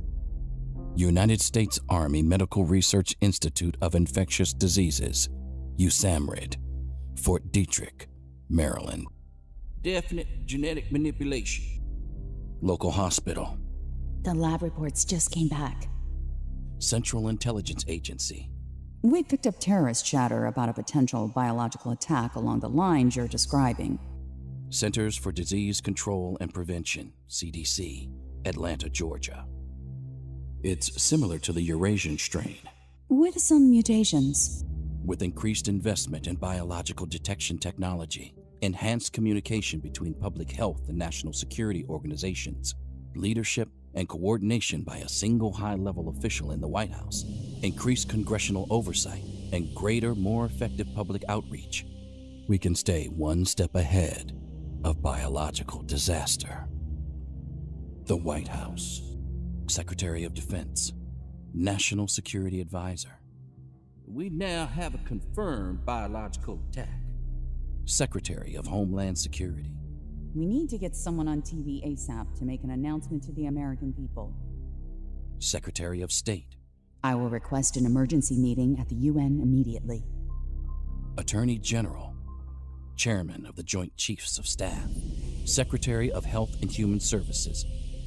The private sector can ramp up vaccine and protective gear production within the hour. Homeland Security Advisor. Vice President of the United States. Let's just hope they listen. Unfortunately, the terrorists' greatest ally is us. The problem today is that public health has become a victim of its own success in many countries. At the turn of the last century, infectious diseases were the #1 killers of people in the industrialized world. Now, they don't even rank in the top 5. Yeah, Ed looks like it's just a cold. She should be back at school next week. Most people today take public health for granted. Fake news. No medical tyranny. And some don't even see why we need it anymore. From the left. The government's crying wolf again, just like Iraq! Center. I heard from someone who heard from somebody who read somewhere on the internet that vaccines are bad. Right. I'm not going to pay any more taxes because government isn't the solution to our problem. The government is the problem. Conspiracy theories, budget cuts, and personal apathy threaten to erode all the progress humanity has made. No mandatory vaccinations. Anti-vaxxer clusters. CDC budget cuts. Thank you. And leave us vulnerable to a biological attack. Germs will always be with us, and we must always be ready. Most of us, test us as villagers and varnuts. Yes, ma'am. We stopped the spread. But if we accept the cost in time and money, we'll never have to pay the cost in lives.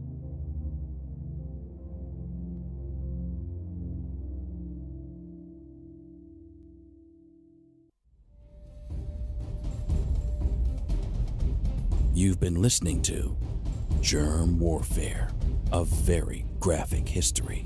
Written by Max Brooks. Narrated by James Lewis. With special guest performance by Erica Lewis. Audio adaptation, directed, and produced by James Lewis at Talktime Studios. Executive producer, the Bipartisan Commission on Biodefense.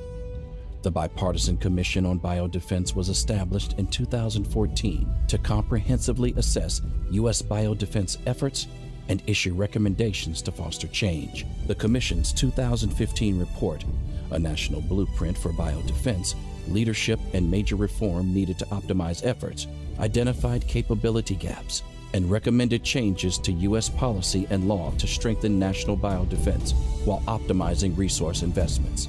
Former Senator Joe Lieberman and former Governor Tom Ridge co-chair the commission and are joined by former Senate Majority Leader Tom Daschle, former Representative Jim Greenwood, former Homeland Security Advisor Ken Weinstein, and former Homeland Security and Counterterrorism Advisor Lisa Monaco.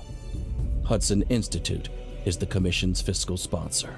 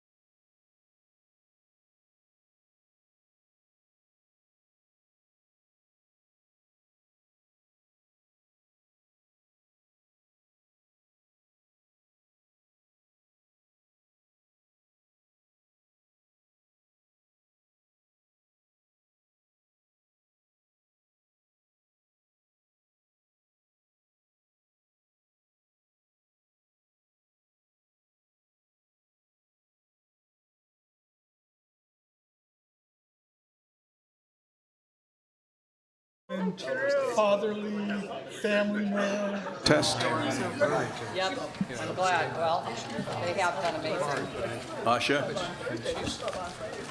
Oh, here, now they're on, okay. All right, good afternoon. Good afternoon, everyone. We're about to start the next panel, which is called Shadows in Twilight. And with this panel, we will discuss technical challenges associated with detecting toxins in the field, clinical diagnosis of toxin exposure, and the forensic characterization of biological agents. And we are fortunate to have some great experts with us this afternoon. Thank you all for being with us. Starting from my right, we have Dr. Ziad Kazi. He's the president of the American College of Medical Toxicology. Dr. Kazi joined the Department of Emergency Medicine in the University of Alabama at Birmingham between 2005 and 2008, where he served as a medical toxicologist for the Regional Poison Control Center in Birmingham and the Alabama Poison Center. Next to him, we have Dr. Kelly Johnson Arbor. She is a medical toxicologist at MedStar Georgetown University Hospital. She has served as the co-medical director of National Capital Poison Center, the medical director of hyperbaric medicine at MedStar Georgetown University Hospital, and an assistant professor of plastic surgery and emergency medicine at the Georgetown University School of Medicine, and an associate faculty member of the MedStar Institute for Quality and Safety. She served as a toxicology consultant for multiple poison control centers in the United States and treated toxicology patients at MedStar Georgetown University Hospital. Other than that, you've been doing nothing at all, right? And next we have Dr. Dr. Mark Michael Blum. Do I have that right? Well, actually, I skipped Mr. Thomas. I'm sorry. Let me do him next if I can find him.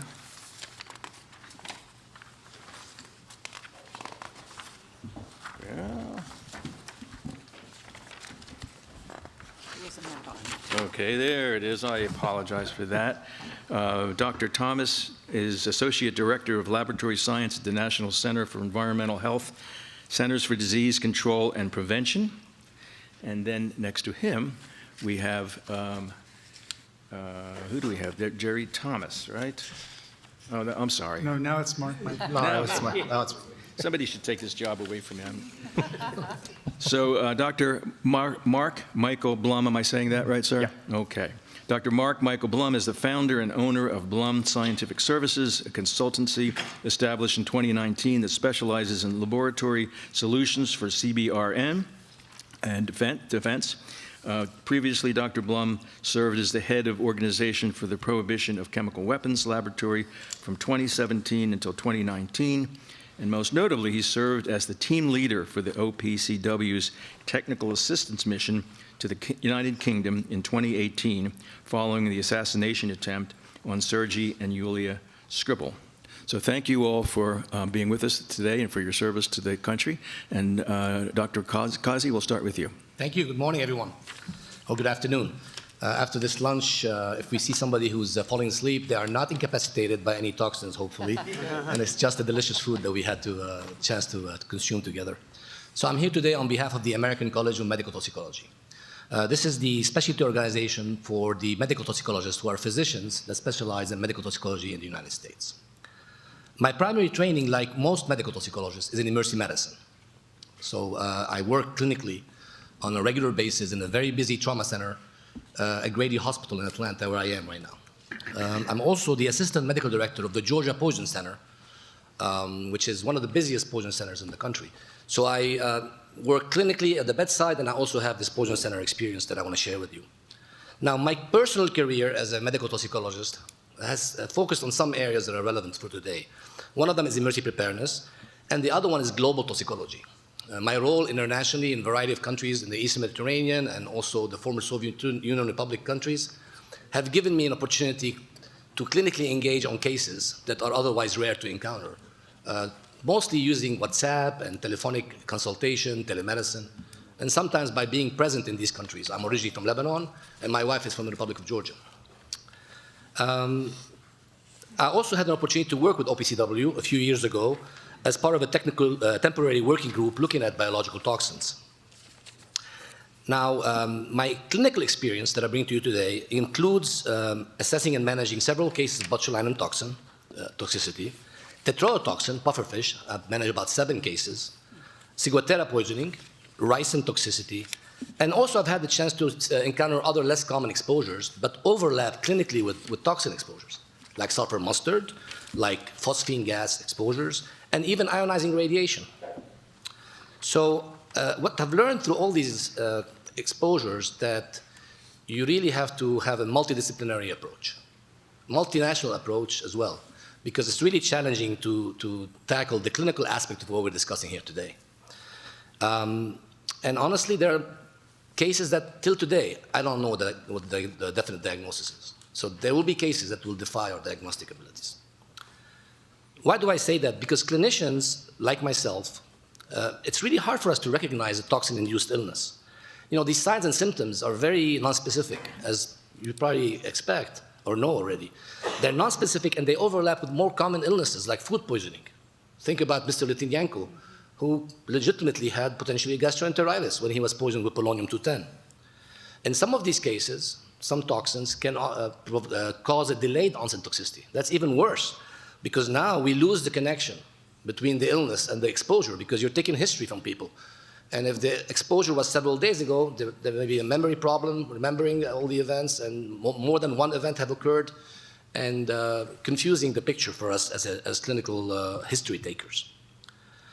Now, let's say we are suspecting a toxin exposure, and especially someone like me who looks for this for a living, basically. Let's say you suspect it, and I've suspected it in many situations, but what do I do for testing? I mean, some toxins I know how to test for, but some I don't. I have to look it up. And once I find out how to test for it, where do I send the sample to? What kind of sample do I send? How do you transport the sample? How do you ship it? I tried to ship botulinum samples from Iraq. DHL said nope. They wouldn't accept the sample. I mean, these things are, for a clinician, that's what we have to deal with. We don't have access right away to the appropriate governmental entities that can ship a botulinum sample out of Iraq. So it's hard for us to do that. And also, if there's a criminal component involved, and we've had criminal assassinations highlighted today, your clinicians in the emergency department, they don't necessarily have time or experience or training in forensic sample collections or evidence collections or chain of custody. I mean, we do it for sexual assault cases in the emergency department. Not every emergency department does that. We do in Atlanta, and I do follow the chain of custody process, but that training needs to be also added to our considerations. And once we finish with the sample collection and testing, now we also need to be familiar with the treatments. Now, luckily, many of these require supportive care, which we are good at. But if there is an emerging treatment, that also is not easy. And I've practiced in international settings where some of the simple therapies like botulinum antitoxin is not even available. I've had to ship it with a civilian on a plane from Egypt to Lebanon to be able to use it. And once I had received the treatment, I had to educate people how to use it. You have to dilute it in the right way, handle it in the right way, and administer it in the right way to be able to be effective. And finally, your hospital personnel who are really clinically focused, they don't necessarily know who to call about this. I mean, they know how to call the poison center. They know to call the health department. But sometimes in some settings, they don't know who to call. And on the weekends and at night, this may be less easy for them. So I would recommend, for your consideration, first to really think about ways to enhance the training of clinicians, from first responders to first receivers, and even beyond into the hospital setting. Now, that's very difficult because clinicians don't have much time to spend on knowledge that they may or may not use frequently. So we have to think about innovative way to train people. And I've trained thousands of people around the world, and I know the difficulty in getting them in the seat or online. And people are tired of online education. So can we leverage AI here, like people were talking about ways to leverage AI? Maybe AI can help us find some tools that can assist the clinician to get the diagnosis without a big fund of knowledge for them to have.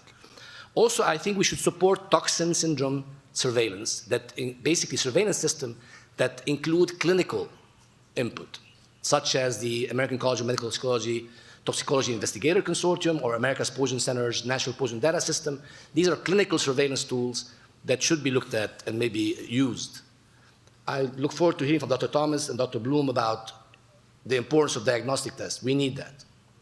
We need point-of-care testing, because in the emergency department, when I need the diagnosis right now, I need some sort of rapid test, a point-of-care.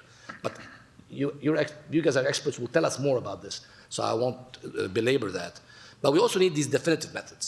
Of course, the US is able to have these complicated, complex, advanced methods, but the rest of the world doesn't have these methods. So we need to think about that, especially if we're trying to test things at the point of origin, for example, before they arrive to the US. And finally, novel therapies. And I hope we can see better therapies for these toxins, or therapies for the toxins that don't have any therapies, and eventually make them available widely in a timely manner. And thank you. Thank you. Dr. Johnson Arbor. Thank you. Good afternoon, and thank you to the Commission for inviting me to speak today. So I'm a medical toxicology physician like Dr. Kazi and Dr. Thomas. I'm the attending physician at a medical toxicology clinic at an academic hospital in Washington, D.C., which means that I see outpatients who think that they've been poisoned or maybe who have already been poisoned and treated. I'm also the former medical director of the National Capital Poison Center, which was the regional poison center serving the District of Columbia, some of Northern Virginia, as well as 2 counties in Maryland. As a practicing medical toxicologist, I am continually amazed by how easy it is for people to obtain all sorts of toxins, including biological toxins, during their daily lives. And so I brought a couple of examples to show you today. So as toxicologists, we are sort of a strange group of people. We like to collect weird things. If you go to any poison center in the US, you'll see a collection of toxicology items, trophies, what have you.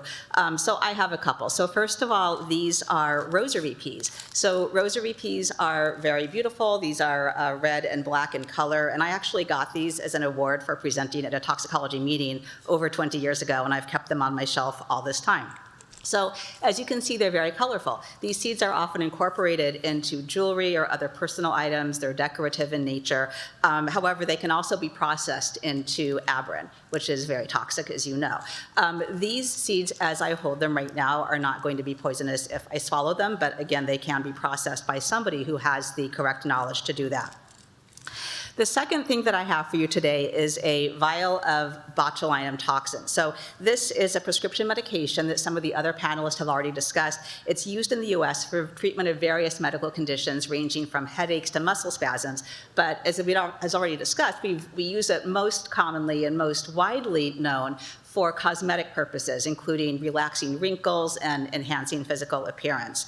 This is Botox Cosmetic. So this is one of the arguably more recognizable brand name products, but some people will choose to get a cheaper product, one that's not FDA approved, something like this. So this is counterfeit botulinum toxin. This product appears to be from Korea. The difference between these two can be huge. So on the one hand, Botox Cosmetic is FDA approved. It's going to be highly regulated for potency. The concentration is going to be standardized in each vial. The unlicensed products or the counterfeit products can vary. They can have contaminants.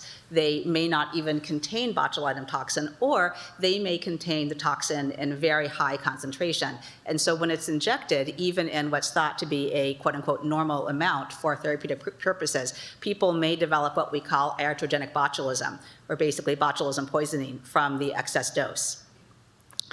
And this is something that, again, you're not supposed to be able to purchase in the US because it's not FDA approved, but everything's available online these days, and so that's how people get it.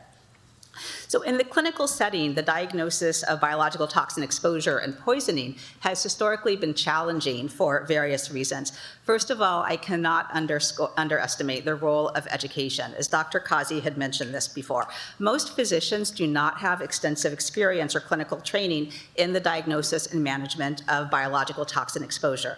As medical toxicologists, we are going to be at least familiar with most of these toxins and may have actually made the diagnosis at some point in our careers, but the majority of physicians working in the ER and in medical settings have not had those experiences and are going to be unfamiliar with these agents as well as how to diagnose and treat them.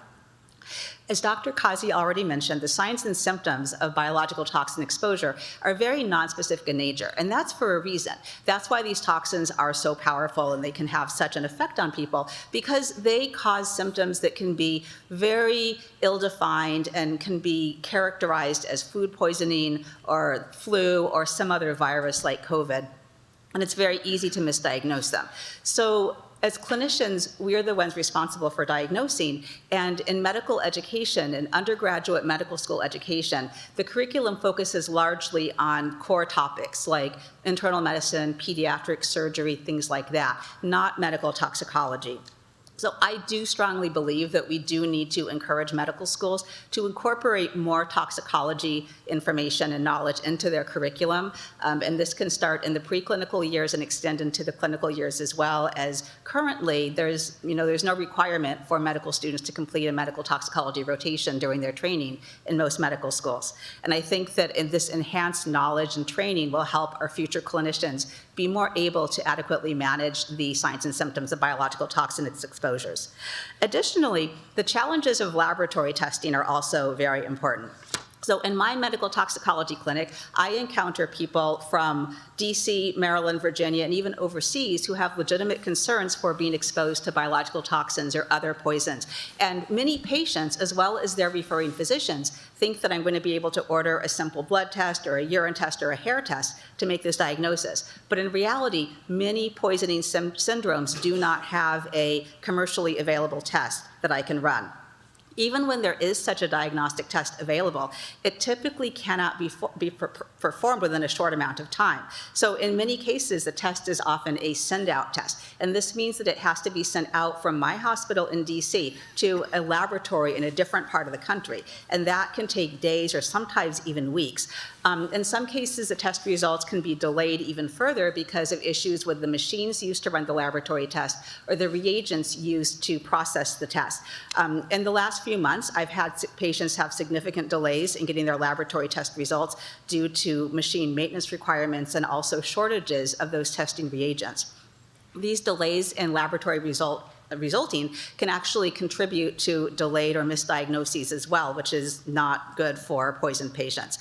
So one way to mitigate these delays for biological toxin testing may be to focus on public health departments as the primary source of testing. And this is good in theory, but in reality, in a mass poisoning exposure, your public health departments are going to be very, very overwhelmed with limited resources. And so we may need to think about engaging both hospitals and commercial laboratories to enhance their abilities to detect biological toxins also.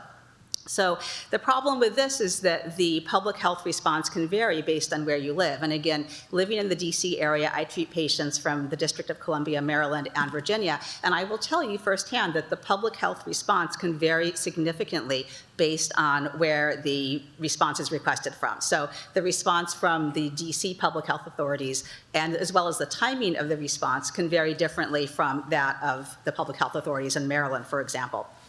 So this is where the Poison Center comes in. And the Poison Center role is very important because the Poison Center can be a liaison between the hospital and the public health departments. There are currently 53 poison centers across the US, and poison centers are staffed by nurses, pharmacologists, and physicians who are specially trained in medical toxicology. Poison centers manage calls from the public, obviously, but they also field calls from law enforcement as well as healthcare professionals. And they're instrumental in managing the intentional and accidental poisoning exposures across the US. So for clinicians, being able to consult with a local or regional poison center can enhance the clinician's ability to make the diagnosis because, again, poison centers are that resource where the people on the other side of the phone have the experience in this diagnosis. Poison centers are also able to upload their call data into a near real-time database called the National Poison Data System, or NPDS, and this can also enhance our ability to identify and timely intervene in cases of mass poisonings. You may recall in 2003 there was a mass arsenic exposure in Maine, and that was identified through NPDS data. However, it's important to realize that poison center data are passive and underreported. So what this means is that somebody actually has to pick up the phone to call the poison center in order to have that data point included in NPDS. we know that these days people don't want to pick up the phone and call. The younger generations want to go online and they want to use AI or social media. And that's how people get their health information these days. And that's not necessarily reliable. And then we could go into an entirely different discussion about the misinformation and disinformation that's available online regarding healthcare. Finally, poison control centers are available 24 hours a day, every day of the year, but many are significantly underfunded because it is very costly to keep a center open 24/7, 365. And because of this, many centers are under the constant threat of closure. Poison centers are bipartisan. Everyone loves the poison center. Everyone embraces the concept of poison control, but many people think that poison centers are government agencies, and they are not. Poison centers are sometimes present in one state. Some states may not have a poison center. Currently in the District of Columbia, for example, the closest regional poison center that covers our area is actually in Charlottesville, Virginia.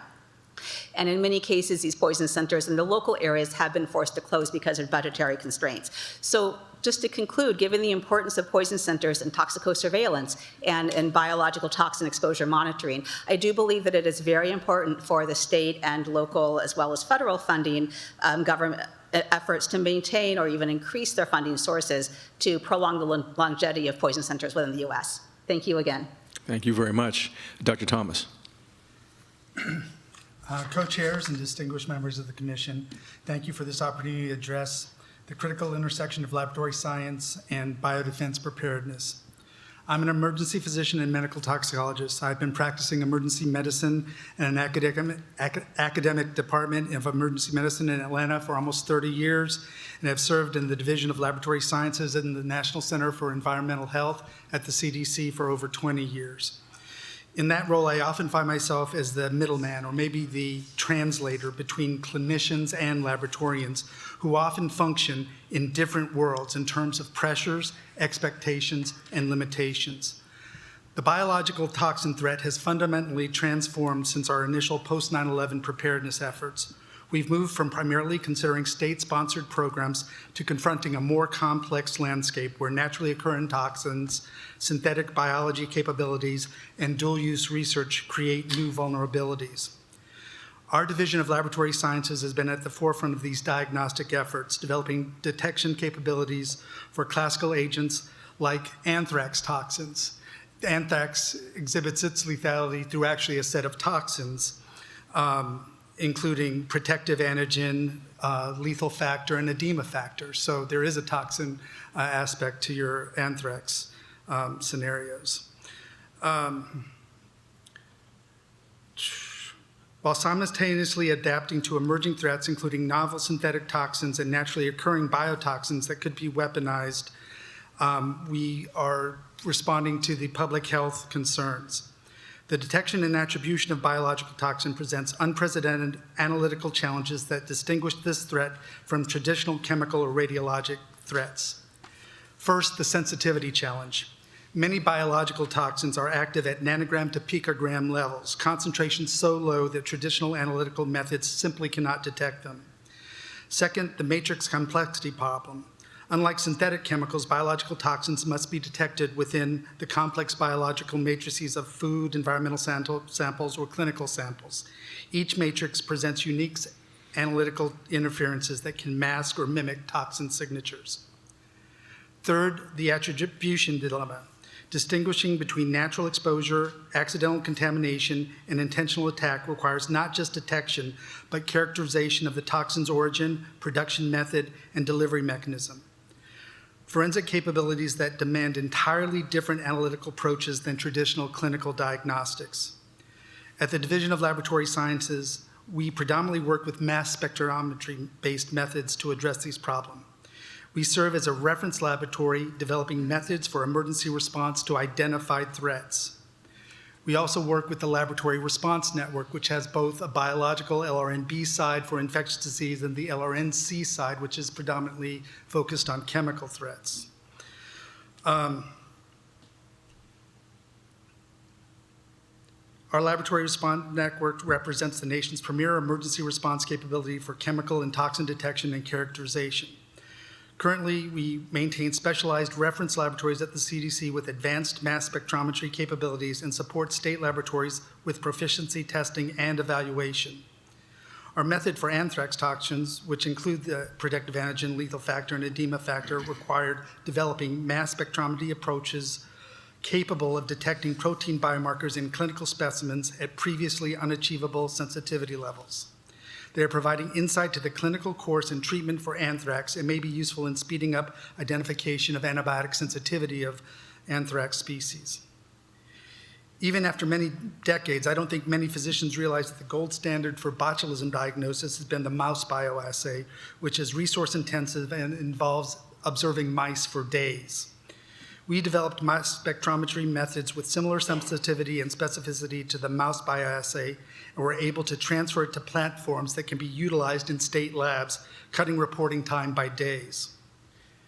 We need to maintain and hope to expand such capabilities in order to respond to large-scale events, and especially to address the concerns of the large numbers of the potentially exposed. State laboratories vary dramatically in their toxin detection capabilities, and few have the advanced mass spectrometry platforms necessary for definitive toxin identification. So for recommendations, first, sustain and expand CDC's core preparedness capabilities. We must maintain our specialized reference laboratory capabilities while expanding our surge capacity for large-scale incidents. Second, leverage our proven anthrax lethal factor methodology as a model for other toxin threats. This approach, which combines sensitive mass spectrometry detection with clinical correlation for patient management and medical countermeasure distribution, provides a template for addressing other biological toxin threats. Third, expand state, local, tribal, and territorial preparedness capabilities.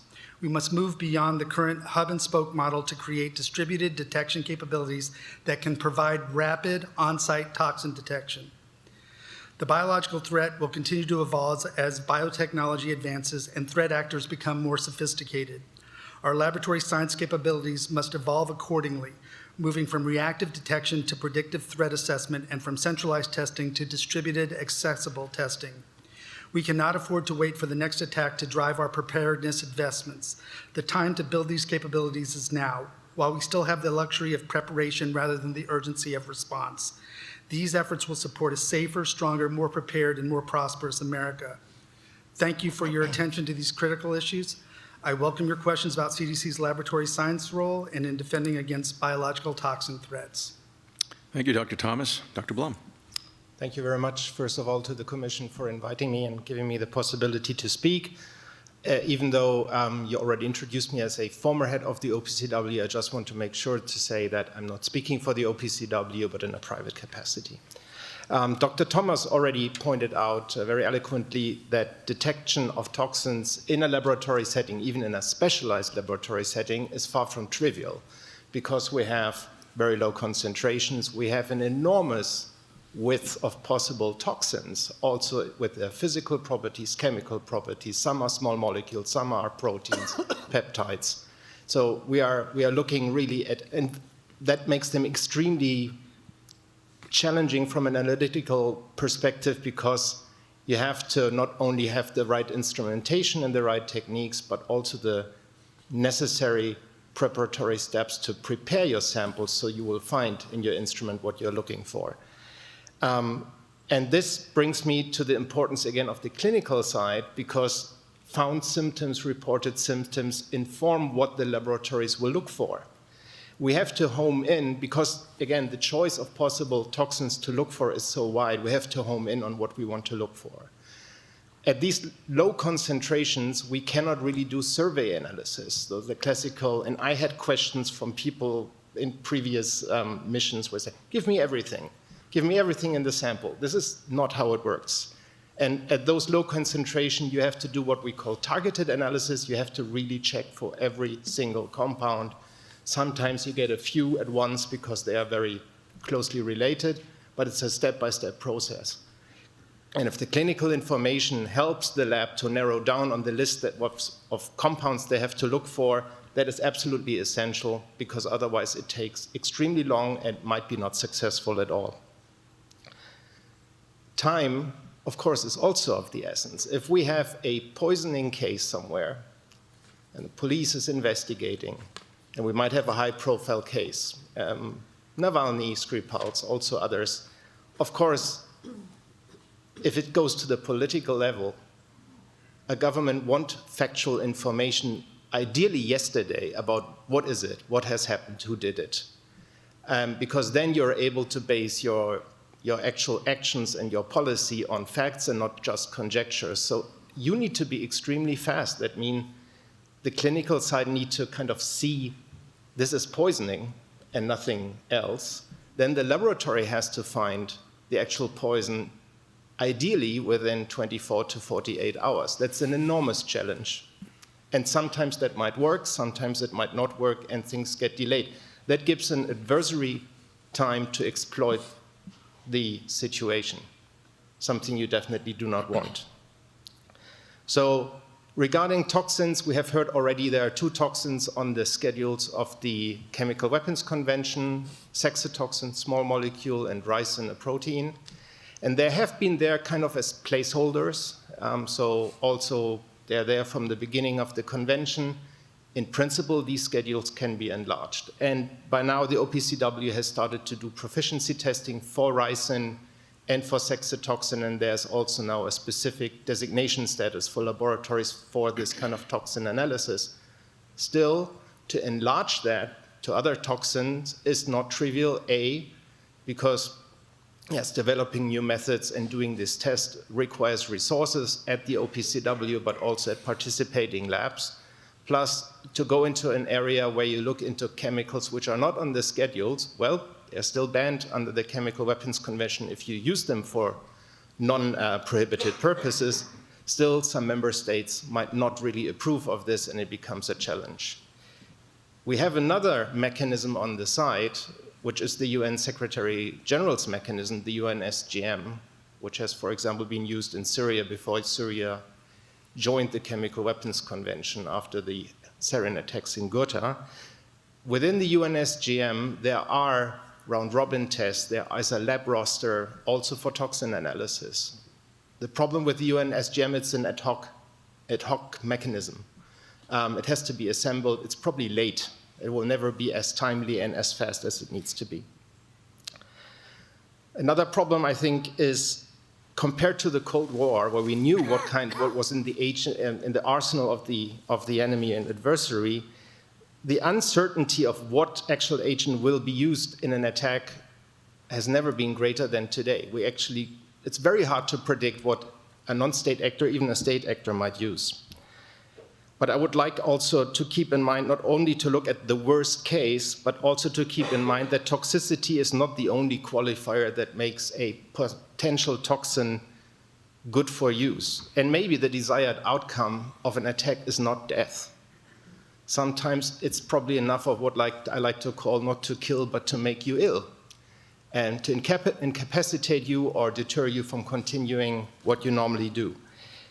We've seen some cases of allegations of poisoning and 2 examples of US citizens has been former US ambassador to Ukraine, John Herbst, who described poisoning symptoms.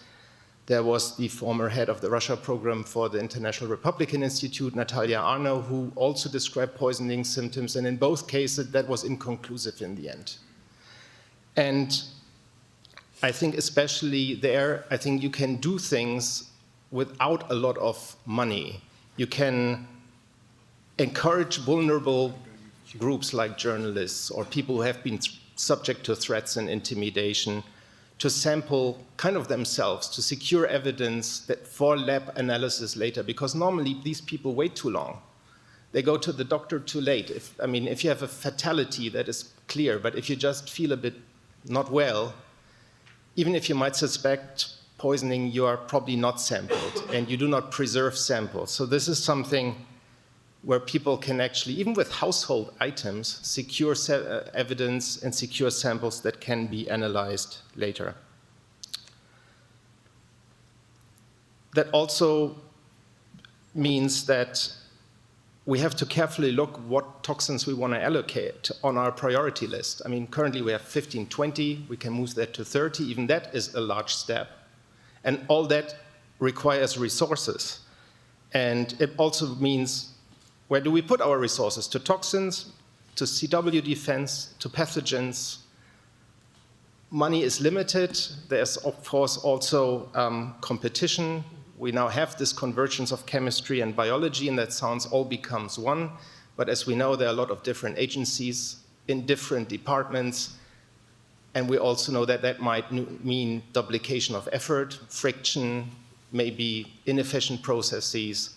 So harmonization across civilian and military realms is probably necessary. So in conclusion, I think our panel's called Shadow in the Twilight. We will not make the sun rise here, but we can bring in some things, some powerful flashlights into the room. We just have to decide where we want to point them. Thank you. Thank you, Dr. Blum. Dr. Kazi, Dr. Blum just referred to time being of the essence. And so my question for you is, what standardized clinical triggers could or should automatically prompt immediate specimen collection and consultation with public health, even before confirmatory toxin testing returns? And what should hospitals have in place to execute that within hours? Thank you. I think for a clinician, we must recognize toxindromes, I call them. Toxindromes meaning a set of signs and symptoms that point towards some of these unusual illnesses. So having that suspicion based on this syndrome is important. If you see that and you also get proper history about the exposure, I think asking people what they do for a living, where they've been, what they've eaten, can give you some clues. And I think those are important steps, first steps, to say, okay, I'm going to go ahead and look for the appropriate test. I'll give you an example. During the anthrax years, I had a patient in the ER who was having some chest pain and cough, and we were pursuing maybe a pulmonary embolism, and on his CT scan of his chest, he had a wide mediastinum. We call that a wide mediastinum, a finding that was seen in the pulmonary anthrax cases. Of course, I asked him what he did for a living, and he raised horses on his farm, and that could be a source of exposure to anthrax. So that led me to pursue that diagnosis. Now, in that specific case, I was wrong. It was not anthrax, but that's the kind of clinical skills that someone has to have that brings in knowledge of the syndromes as well as good history taking, and then after that, knowing where to go to get the appropriate test done. And do you think that those protocols, if you will, are widely known and utilized by, you're already shaking your head now, they're not sufficiently, because obviously you want ER personnel to know how to do that, but family doctors might need to know that if they see the patient first. I agree, but it's going to rely on this astute clinician. The Goiânia, Brazil radiological contamination was finally elucidated by a regular family medicine doctor in the clinic. It was delayed a couple of weeks, but it was a regular physician. As Dr. Johnson-Arbour mentioned, I agree with her, that the medical toxicologists are people that train in this and they love this, they look for this in every case. The regular emergency physician, the emergency responder, the emergency nurse would probably not. And the training, we can say we want to train them. Medical schools is an option, nursing schools could be an option, but that's also difficult. So that's why I'm hoping maybe we can use something like a AI tool, like some of the tools that have been developed for chemicals, like the chemist tool, where you can enter some signs and symptoms and can point you towards maybe a potential syndrome, and then maybe asking about the history elements of the exposure. The other thing I want to point out is the importance of recognizing clusters. So recognizing 2 or 3 cases, similar cases, that's another strong element. The botulinum cases in Turkey that happened several years ago, we happened to be taking call for Istanbul at the time.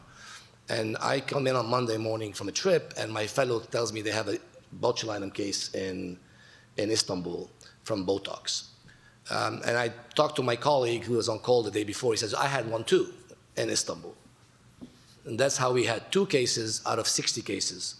This was the first 2 cases that were diagnosed with botulinum toxicity from Botox in Turkey. So recognizing the cluster is also important. And then, communicating with the health department so they can investigate these outbreaks properly and collecting this evidence that's time sensitive, as Mark and Jerry have mentioned. Thank you. And Dr. Johnson-Arbour, on this similar topic of the timeliness of the need for very timely diagnosis, if you will, Where do you see the biggest failure points in the handoff between emergency departments, poison centers, state and public health labs for suspected toxin exposure, and what specific workflow changes would most reduce time to treatment? So I can't list just one. I think there's multiple potential failure points.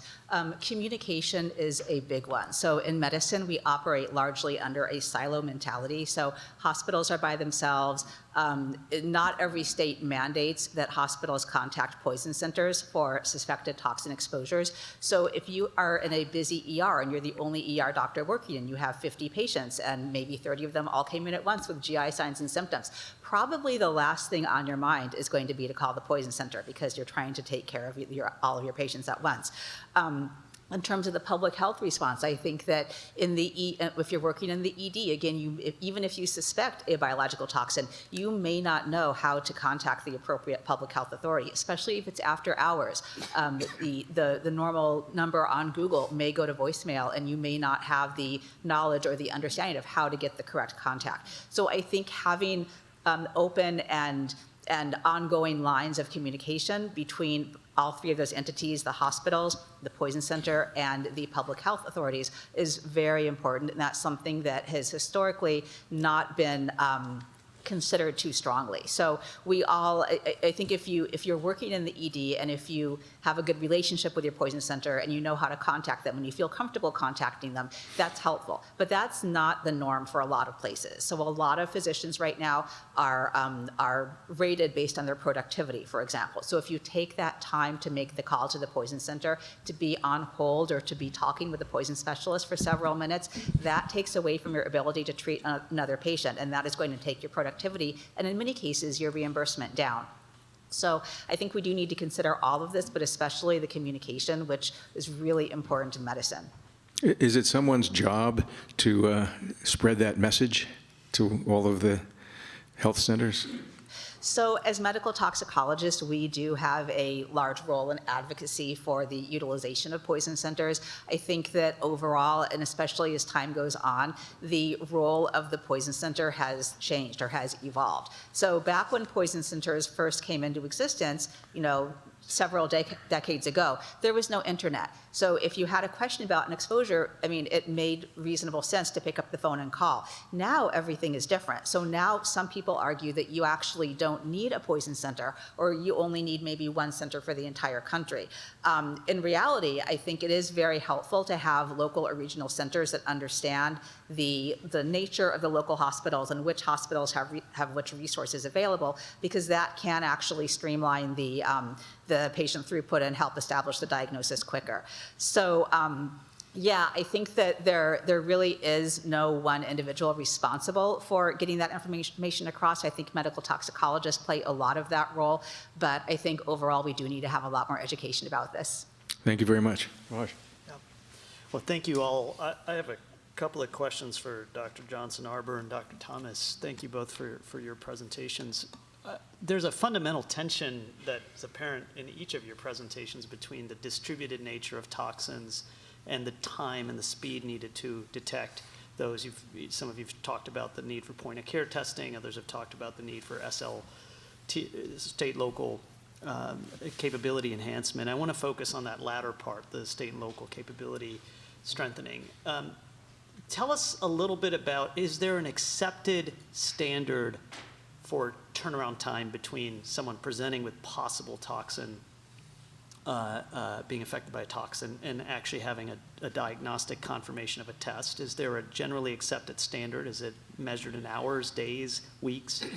Second, if there is a standard, then how big is the gap between that and actual practice? And what policy or legislative levers could we pull to help close those gaps? And would that be at the federal level or state level? So I can start by talking about my experience in the hospital setting. In the hospital setting, we are really limited by the ability of our lab to get the test done. And in many cases, our hospital lab cannot actually perform that test. It has to be a send out.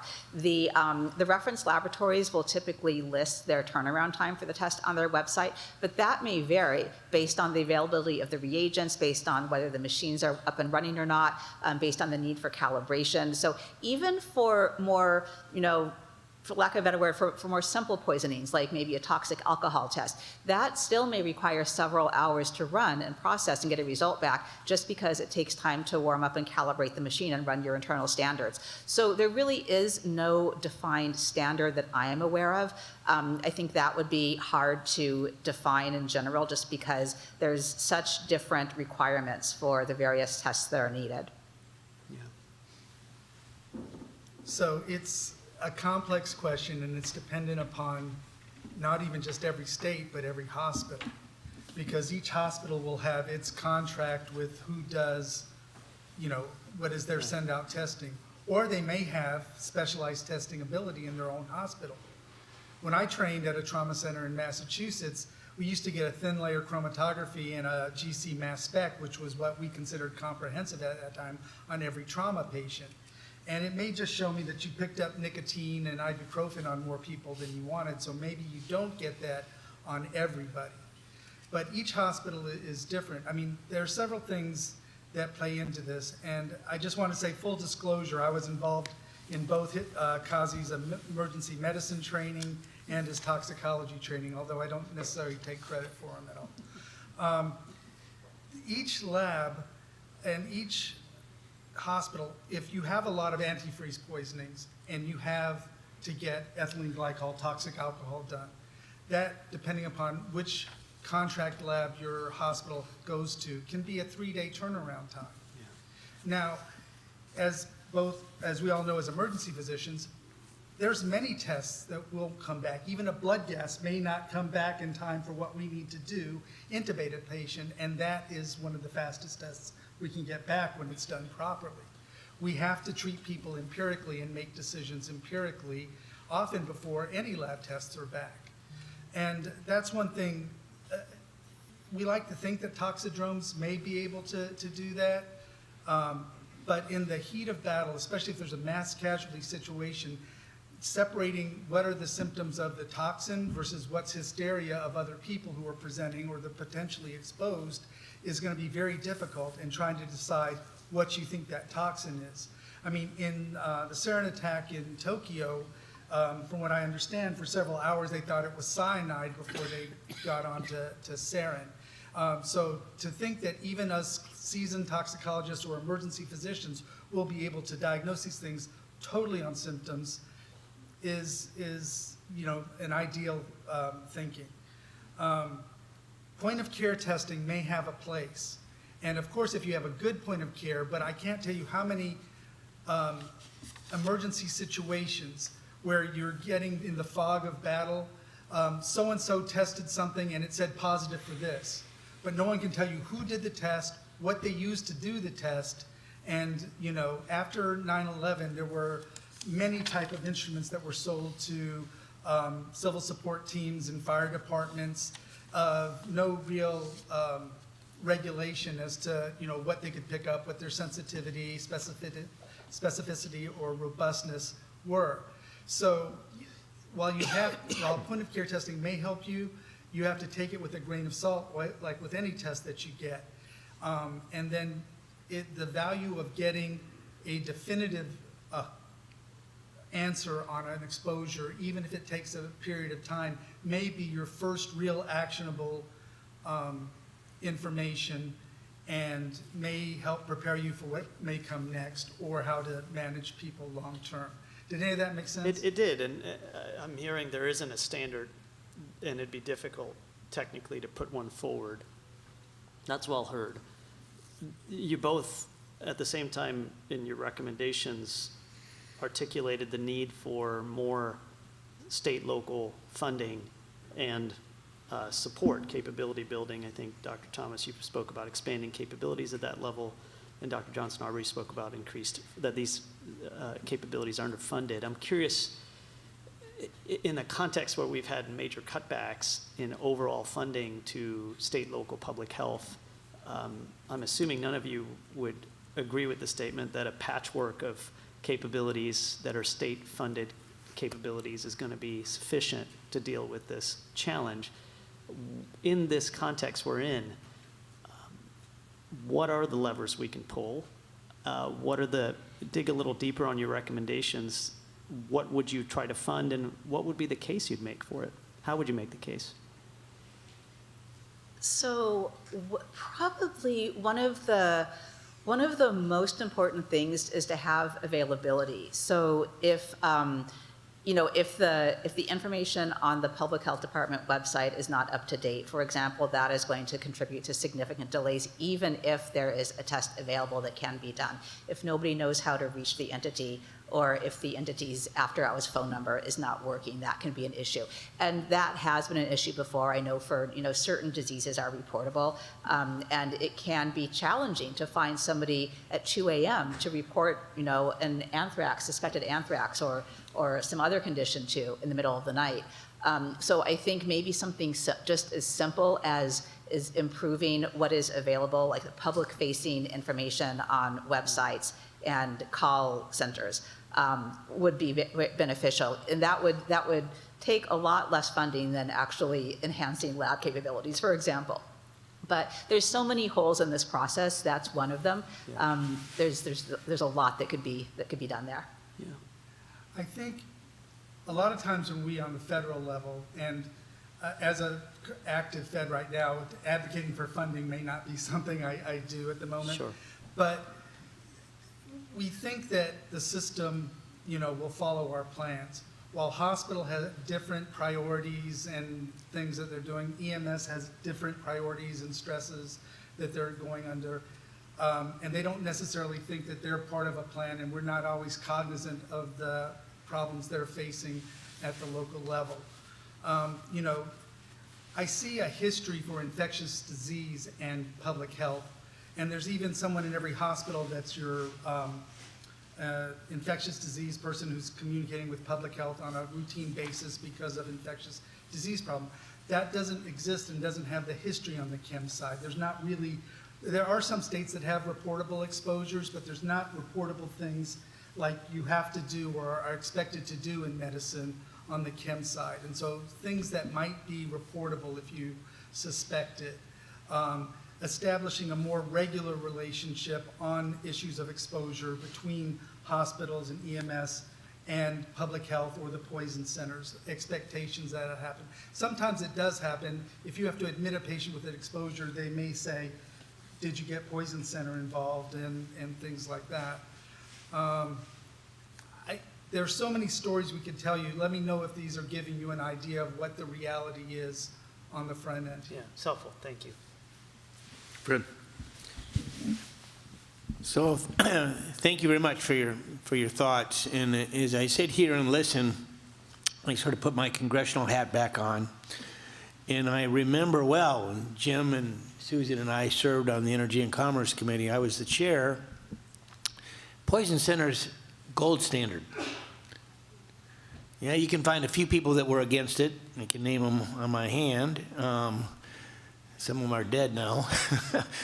But it was really bipartisan and overwhelming. And it just seems, and I think that it's important that even though in this case here, Charlottesville is, the regional poison center for this region, it's important that we keep that regionalism there because those folks in Charlottesville, I know, they're looking out for this area. If something happens in Maryland or, they're going to remember that versus sending it to, sorry for anybody from Topeka, but if that's the one place, they may not know St. Joe, Michigan or, Arlington, Virginia. It just seems that we ought to use that bipartisan spirit as we look at the reauthorizations, and I looked up here, Biden signed the last bill, I guess it was in 24. I wasn't in the Congress then. But we ought to use that to sort of integrate the players so that they can better communicate with each other and identify a problem, particularly using your county health departments, which, again, for me, in my district, were very important on a whole number of fronts, and our hospitals, and our med schools, and I've got a new one that's now at Western Michigan University. And I know that if I was still in the Congress, I'd be calling them this afternoon and finding out what are they doing on toxicology in terms of requirements, and making sure that our nurses and our doctors are getting that training so that they can better integrate themselves to identify a problem as quickly as they can before it really balloons into something that's really tragic. So I would just say, Dr. Johnson-Arbor, I don't know if there's I don't remember if there's a network of poison centers. I mean, I know that they meet, but it just seems that there is a real opportunity to influence legislation to insist on things that really do make sense instead of siloing into departments where there's not the communication. So, Dr. Kazi? I was going to add that recently the RAND Corporation completed a study for America's poison centers, the 53 poison centers. Each dollar spent on funding a poison center, funding poison centers, is saving about $16 in return. The second, but there is still a gap, as she said, in terms of the communication and the penetration of a poison center into a community. And I think there needs to be also a push from America's poison centers and the federal government to encourage or require a formal relationship with the health departments. This formal relationship with the health departments is not uniform. My poison center in Atlanta, we are 1-800 Health. If you call the health department at night on the weekend, it rings at the poison center. That's not uniform in every state. So that needs to be done. Also in chemical emergencies, currently, the EPA, of course, is the first responder on these. If there's a health concern, they contact the health department. At that point, the health department can contact the poison center if they think about it. I think the poison center should have a natural place in the algorithm of the response of a chemical emergency. Third, toxins. They are interesting because we laugh about it in our field. We fight with infectious disease doctors about it because they call it an infectious disease problem. We call it a toxicology problem. So often a toxin at a health department is managed by the infectious disease professional colleagues of ours. And the poison center, which is staffed with toxicologists, are not involved, except in specific cases. So, the definition of what a toxin is, I think our previous panel talked about that, is important. Is it biological? Is it the chemical? And mitigating some of these misunderstandings, historical misunderstandings, can improve the role of poison centers in toxin-induced events. Well, I just know that there's, the general public feeling is on poison center is enormous in terms of being a positive. I mean, as a parent, some issue that's there, you got to get to someone right away to save maybe the life of that child or partner or whatever. So there's a real opportunity to influence and have some real leaders on both sides of the aisle to work together to get something done. So thank you. I am going to follow up with my folks back home. So thank you. Thank you. Tom. Well, I join in thanking you for your excellent presentations as well. You've each referenced public health on a number of occasions and the importance of public health. I've been very concerned over the last couple of years in particular at the attrition level in public health services and personnel, over 30%. And I'm very concerned about its implications in many contexts, but especially this one. In addition, I'm from a rural state, and many rural states have lost hospitals. We've seen an attrition of over 200 hospitals that have closed in the last decade. Dr. Kazi, you noted that you have a concern about the degree of education and training available for dealing with toxicology issues. And Dr. Johnson-Arbor, you mentioned that, as I understood what you said, that there is really no central location today, no central source of information. So my question is, based on all of those very consequential factors, to what extent do you believe AI can provide some of the answers to the lack of training and education, the lack of adequate personnel in public health, the lack of, I would even say, coordination that we find from region to region. To what extent are you optimistic or are you hopeful? And can you point to any particular aspect of this that gives you that optimism about our ways to address this challenge as we look forward?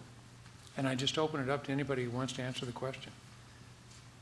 I'll just say that AI can be misused by someone who doesn't really think about what they're reading, but it can help for people that are trained in medicine, whether they're nurses or paramedics or doctors, and that they may not know what epsilon toxin would do, for example, but they may be able to get some guidance, and then getting help from a specialist like a toxicologist or infectious disease specialist at them. We did, I personally was involved in efforts trying to ask medical schools at a national level to include more content in this area. Because medical school or nursing school, these are appropriate locations to train the workforce at a basic level. And they can become surgeons and dermatologists later on, but at least they've had that foundation. We need to continue pushing for that. Currently, with the barriers, there were lack of time on the curriculum and other more important topics, and the shrinking of medical school training as well. But maybe we should not give up on that. Maybe AI can facilitate some of this. I think the chemist tool that was developed by the National Library of Medicine at the time, is currently under ASPR, is a good tool also for responders to enter some signs and symptoms and guide you towards diagnosis, especially when we're looking at a large number of information, a large number of toxins with varying clinical presentations. And maybe include in that, how do you test for it? And who do you call for this? Anybody else? I think that AI is a intriguing aspect as an adjunct in medical toxicology. I don't think that it's ready yet to replace the value of the role of the poison center or the medical toxicologist. I think a lot of what we do in medicine, and especially toxicology, involves really detailed history taking. So the laboratory test for the confirmatory result is great, but a lot of times we make our diagnosis based on history. I know when I see patients in clinic, I might spend an hour with them just talking about their history. Like Dr. Kazi was talking about, where do they work? Where are they from? Where have they traveled? Where do they live? What do they eat? Things like that. And at this point, I don't think that AI applications are trained well enough to delve into those questions and get that information. Thank you. I think there's kind of things that are not full AI, like Dr. Johnson-Arbor mentioned how NPDS works in actual real-time toxical surveillance, like being able to put together, is there a syndrome happening that no one else is picking up because only one person is hearing the cases. That's not full-blown AI, but it's kind of having the potential of how we need real-time monitoring, because any one of us, if you have 15 people vomiting in your emergency department, is it bad potato salad at the church picnic, or is it a nerve agent attack? It can be difficult to put together, and you have to be vigilant and suspicious. And depending upon your day, you may not be picking it up. The National Poison Data System currently operates about 5 toxin-specific surveillance tools. One for ciguatera toxin, one for botulinum toxin, one for paralytic shellfish poisoning, which is saxitoxin, and one for tetrodotoxin, which is a pufferfish. Those are operating 24 hours a day across the poison centers, the 53 poison centers, and it's near real time. So if you have a cluster of these syndromes, then the national database can alert, and then they can call the actual location and see what is going on over there and work to determine if this is really of public health significance or just an anomaly. Maybe I can add, maybe from a laboratory perspective, less from a clinical perspective. And one of the very early, even commercial applications of an AI system dating back to the 60s was called Dendra. It was a computer system, an expert system that helped elucidating mass spectral data to come up with compounds. Like you got the data and the system would tell you what it is Back then, of course, with the computational power that was available, that was still limited. But it can, of course, AI can help in doing exactly that, elucidating structures and identifying chemicals from imperfect, highly complex data you might get. And this is being done, and nicely, this doesn't have to be invented, especially for our realm here, but there is significant interest in this in so many commercial applications that this will be developed. So you don't have to put in any probably grant money or so. Industry will take care of that because there's enough interest in that. It's about exploiting what comes out of those areas for us in the laboratories to do our kind of analysis. We do, but I think people are very actively looking into that area. Well, thank you all. Thank you. Susan. Okay. And thank you all so very much for your work and your really important testimony, which helps our commission. Dr. Blum, I'm going to stay with you a moment and ask, based on the work when you talked about the Organization for the Prohibition of Chemical Weapons Laboratory that you led, what are some of the elements of that lab that the United States should be emulating in our labs for the high consequence toxins? What are some things that you know, after leading that organization, that you think we should try to emulate here in the United States? So the major role of the OPCW is, again, a bit like Interpol, more of a coordinating role. So the OPCW laboratory receives samples that are collected by OPCW missions. They are split in the lab into different aliquots because we send people, or the OPCW sends samples to several labs who don't know about each other. So it's kind of a blind, double-blind analysis. Keeps a retaining sample and adds control samples. And of course, we get the reports back from the International Designated Lab Network, and then those reports are harmonized and interpreted, shortened, and moved on.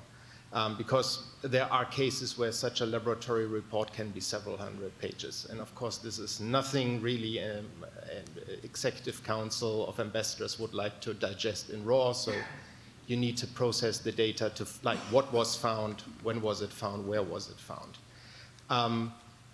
What the OPCW did, now with this toxin designation, but before also with designating labs for biomedical analysis, which happened towards the mid-late 2010s, is because we work in an international environment, having many international labs who come from very different levels, is about doing some trials first. I mean, you do not go full-blown, yes, now we do it and we designate labs. We did trials, several ones. And then we ramped up the difficulty level. And yes, you would say, well, that's a slow process. It is, especially if you do only one trial test per year. But it moved the labs up to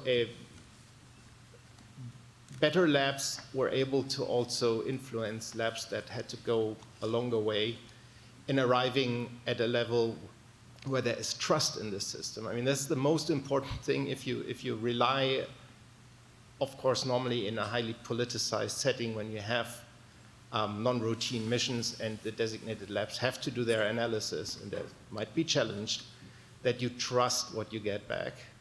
And interestingly, a lot has been challenged when it comes to OPCW analysis, incomplete chain of custody, things like that. What was never challenged were the actual lab results, because the trust in the system is high enough.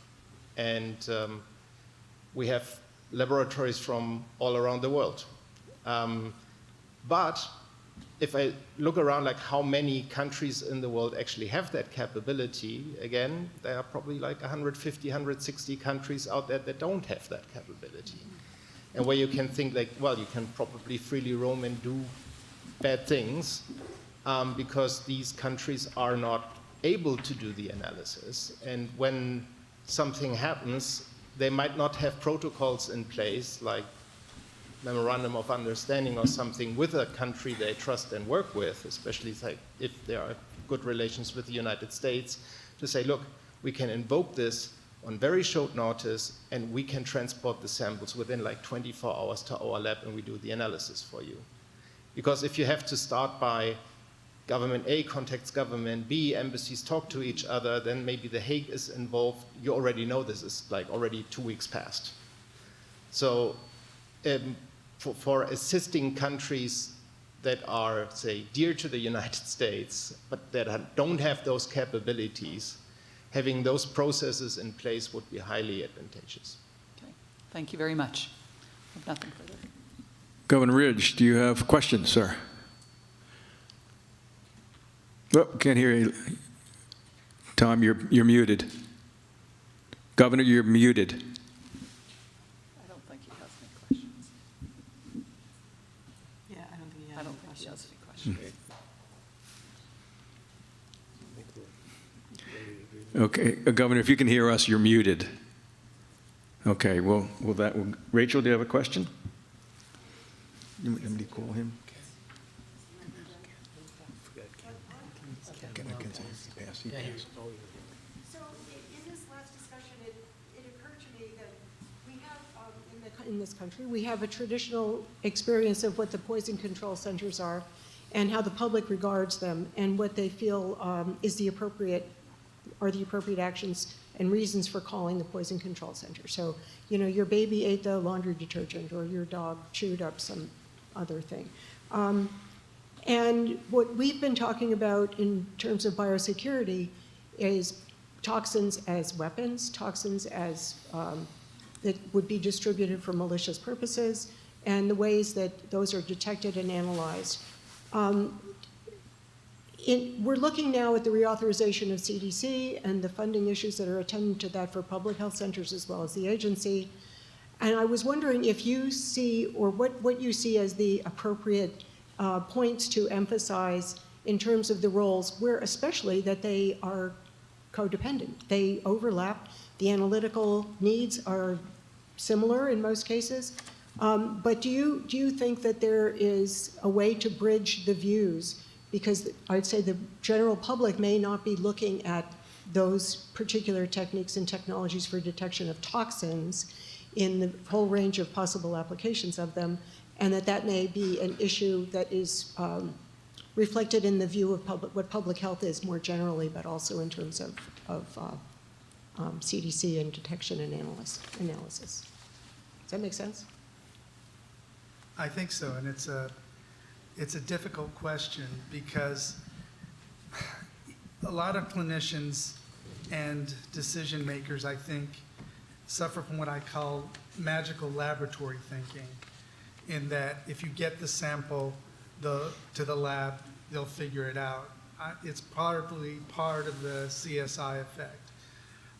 But as Dr. Bloom said, you know, there's a lot that goes into developing a method and considering the lab as necessary infrastructure for emergency response. The resources taken to do the laboratories, develop the test, have standards to show that you're measuring what you actually are measuring, meet regulatory requirements for CLIA and otherwise, are immense and aren't really recognized when people are just thinking about the lab. So I think, you know, people think about the response and the SMEs that are responding, but think that the lab exists no matter what you do.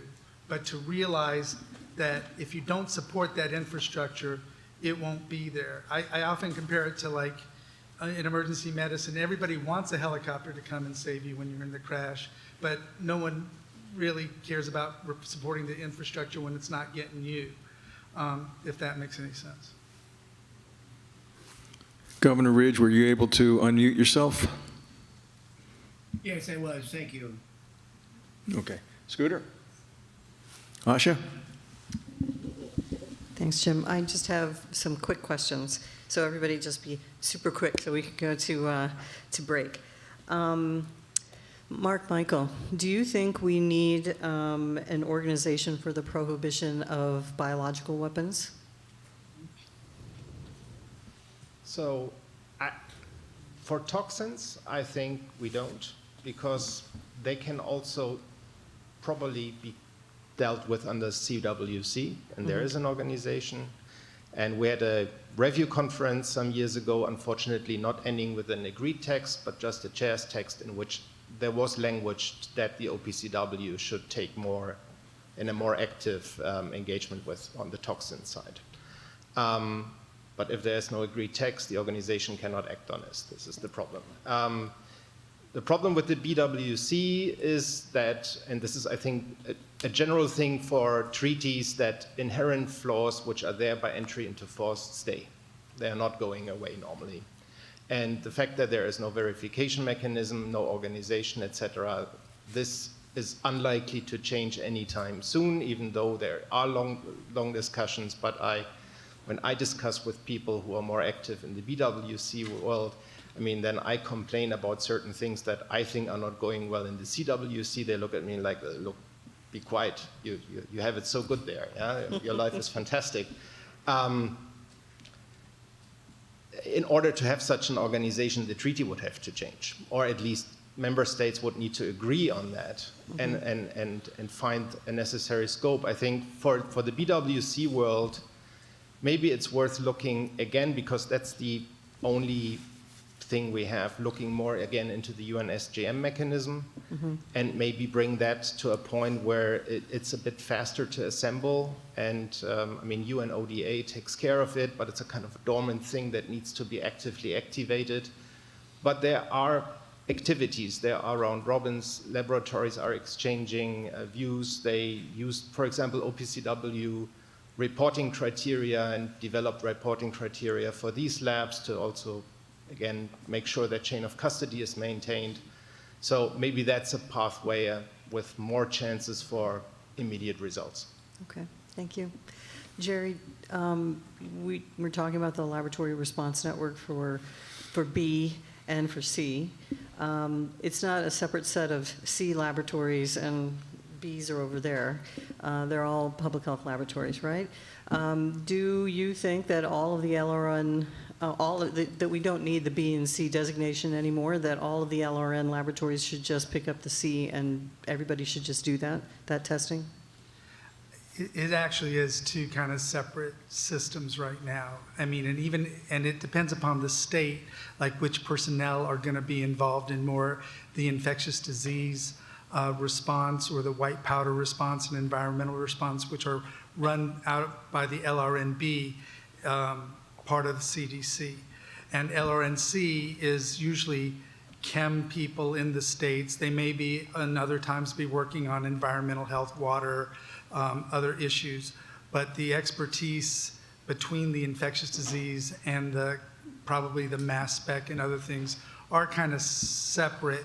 I mean, we do still meet together under an LRN structure, but right now it is kind of separate at the CDC level, and probably the expertise is kind of unique. But do you think all the states should have LRNC, or do they? I don't know. Each state, as you can imagine, each has different capabilities and different forces, and even the LRNC staff, depending upon the priorities of that year of the state, may be tasked to do more infectious disease things. And as you know, personnel can change over at any time, and funding for the chem versus the infectious disease response will change depending upon the priorities of the state and the decision makers there. Okay, thanks.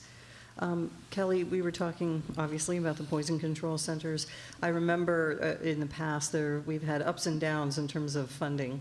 Are the poison control centers funded by the federal government? So poison centers do get some funding from the federal government, and they also get funding from state and local governments as well as public entities.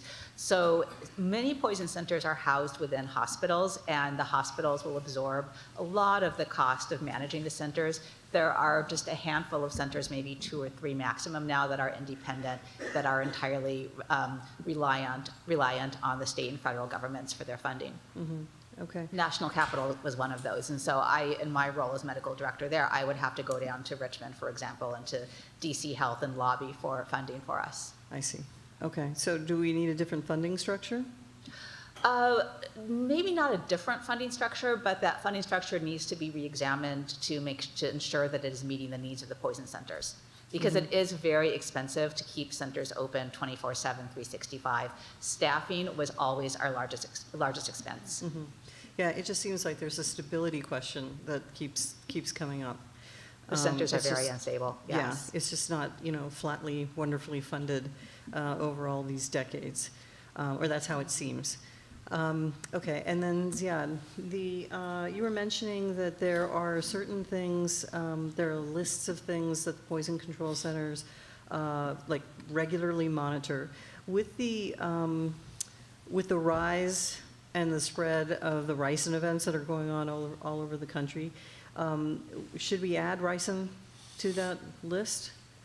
So ricin is going to look a lot like a gastrointestinal illness. So we will investigate and see what it's from. As a matter of fact, we do have kids swallowing castor beans or these little beans as well, and then we have to deal with this. So the poison centers actually do see these cases. Okay. But also adding to your question to Kelly, the issue also is that the funding for poison centers hasn't changed in the last 5-6 years. So with the cost of living increase, that hasn't changed. So that's the problem that we faced. And the federal government actually double or triple matches the state contribution. So if you get a $400,000 from your state, the federal government, I think through HRSA, will give you like $1.2 million.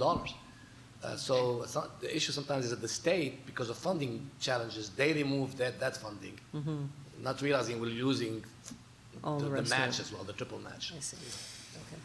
Thank you. All right, we thank each of you for sharing your expertise with us and for your service. Thank you much. Thank you. Thank you. We want to be respectful of everyone's time, and I think in the interest of time, we're going to move straight to the third panel. So we'll invite our third panelist to come to the table.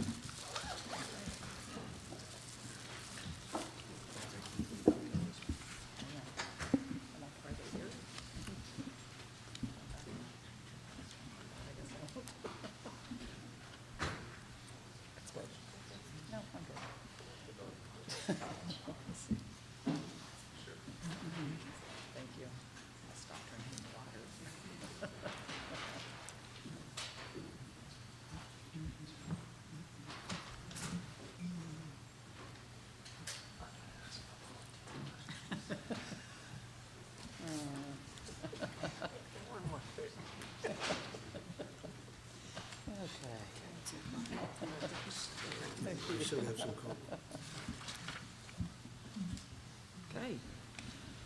Well, welcome. Thank you so much for moving up, and pleased today to have two experts to talk to us. This panel is called Feast or Famine, and love your backgrounds and your ability to be here today. Dr. Jennifer Vandelite is the founder of Food Edge Solutions, providing nutrition and regulatory solutions for the food and feed industries. She has an extensive background in animal feed and human food nutrition modeling, defense and regulations with academic, industry, and global perspectives. Most recently, Dr. Vandelite was the senior advisor for intentional adulteration with the Food and Drug Administration, where she provided expertise on national security and counterterrorism related to the food and agriculture critical infrastructure. Dr. Stephen Ensley is a clinical veterinary toxicologist at Kansas State University, where he serves on the faculty within the Department of Anatomy and Physiology.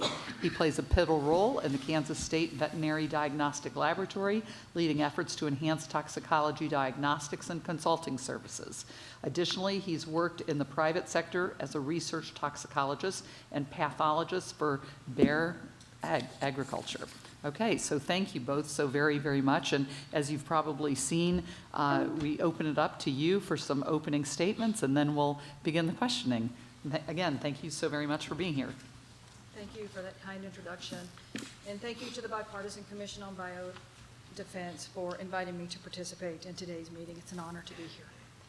The previous panelists have described the evolution of biothreat agents and the difficulty in identifying, detecting, responding, and treating any accidental or intentional release. They have also focused on individual, personal attacks. In the food system, we are talking about mass casualty events, so my comments will be a little bit different. These issues are amplified when considering the potential impact on food and ag critical infrastructure due to the scale, diversity, complicated supply chains that are required to move food from farm to fork. For example, our previous panel just talked about diagnosis and measurement of some of these toxins in, particularly in the relationship to human illness. When you extend that to food, you amplify that complication by factors of 1,000. Just if we were thinking about the dairy industry only, the analysis that you would use for milk is different than the analysis you would use for cheese, is different than the analysis you would use for whey powder. The matrix effects of food complicates any potential detection. In addition, food and ag can be adversely affected by many naturally occurring biological and chemical hazards. Cyanide in almonds, mycotoxins in many of our grain and agricultural supplies. Food producers work diligently to control the risks of these hazards every day of production by implementing biosecurity measures and food safety plans, which are literally the backbone of biodefense in the food and ag critical infrastructure. Any recommendations to improve national biodefense should incorporate the importance of maintaining and improving congressional mandates, regulatory actions, and private sector support for biosecurity and food safety requirements throughout our food supply chain. The scope of this meeting, however, concerns intentional adulteration, which may occur for fraudulent purposes or for the express purpose of causing wide-scale public health harm. Intentional adulteration of our food system is not new, but current and economic and geopolitical tensions set the stage for an increased prevalence of intentional adulteration throughout our food supply. When food is intentionally adulterated for economic gain, it's called food fraud. Although most food fraud incidents do not result in adverse human or animal health impacts, wide-scale human health harm can occur, with examples such as cumin being diluted with peanut shells, milk products being adulterated with toxic chemicals, or food that is contaminated with pathogens being knowingly released to the market. In the United States, it was estimated in 2010 that the annual cost of food fraud was between $10 to $15 billion, and these costs do not include inflation, medical costs, lost productivity, or lowered life years due to human illness and death.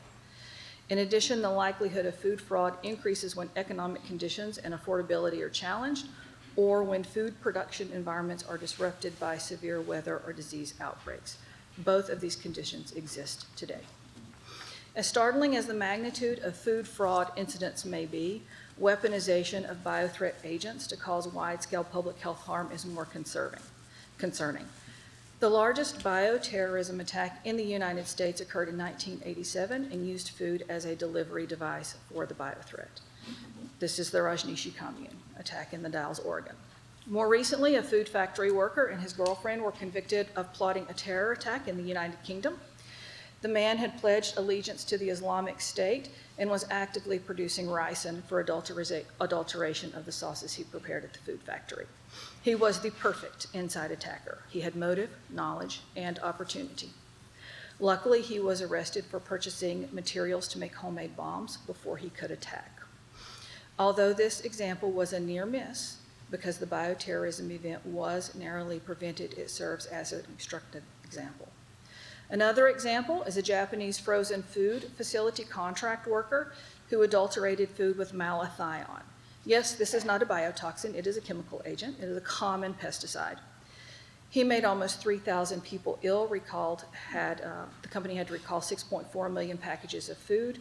The company closed. This event also resulted in U.S. military healthcare providers in the region being notified that they should consider potential poisoning as a reason for illnesses in that area.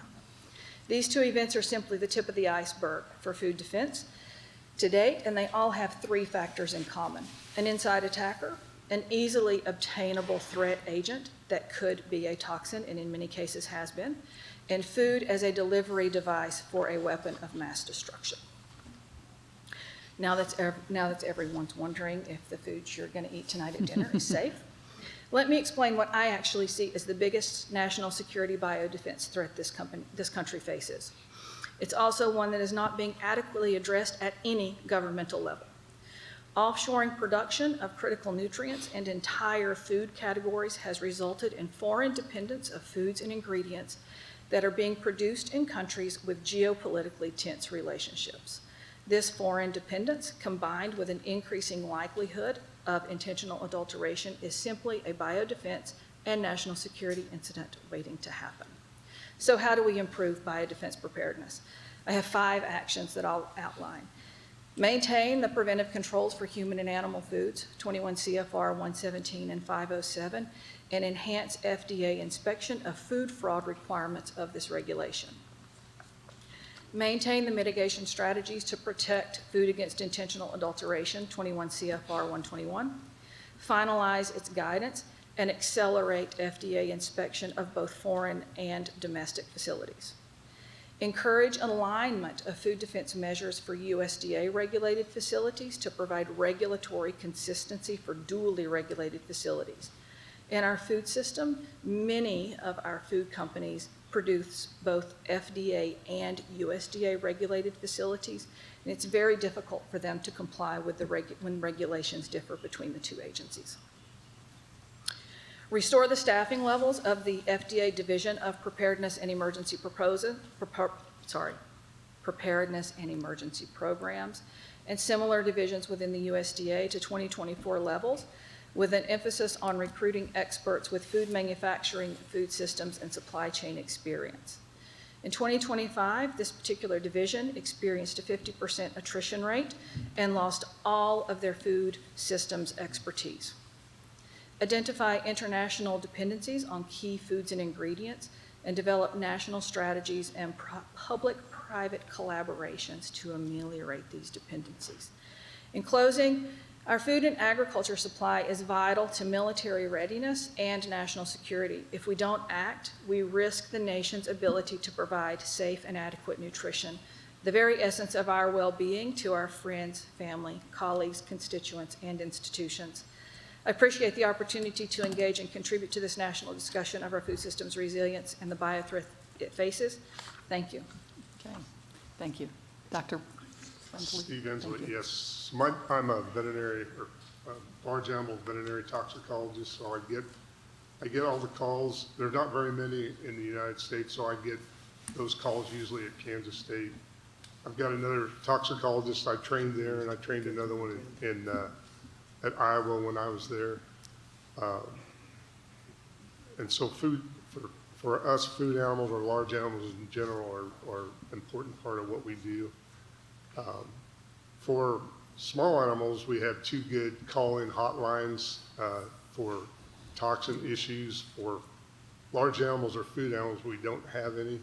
So we get to answer a lot of the calls actually that come in that deal with large animal or large numbers of animals that have died. And so we have an analytical lab that we use to try to help make diagnosis, and we use there's a veterinary service lab in Ames, Iowa.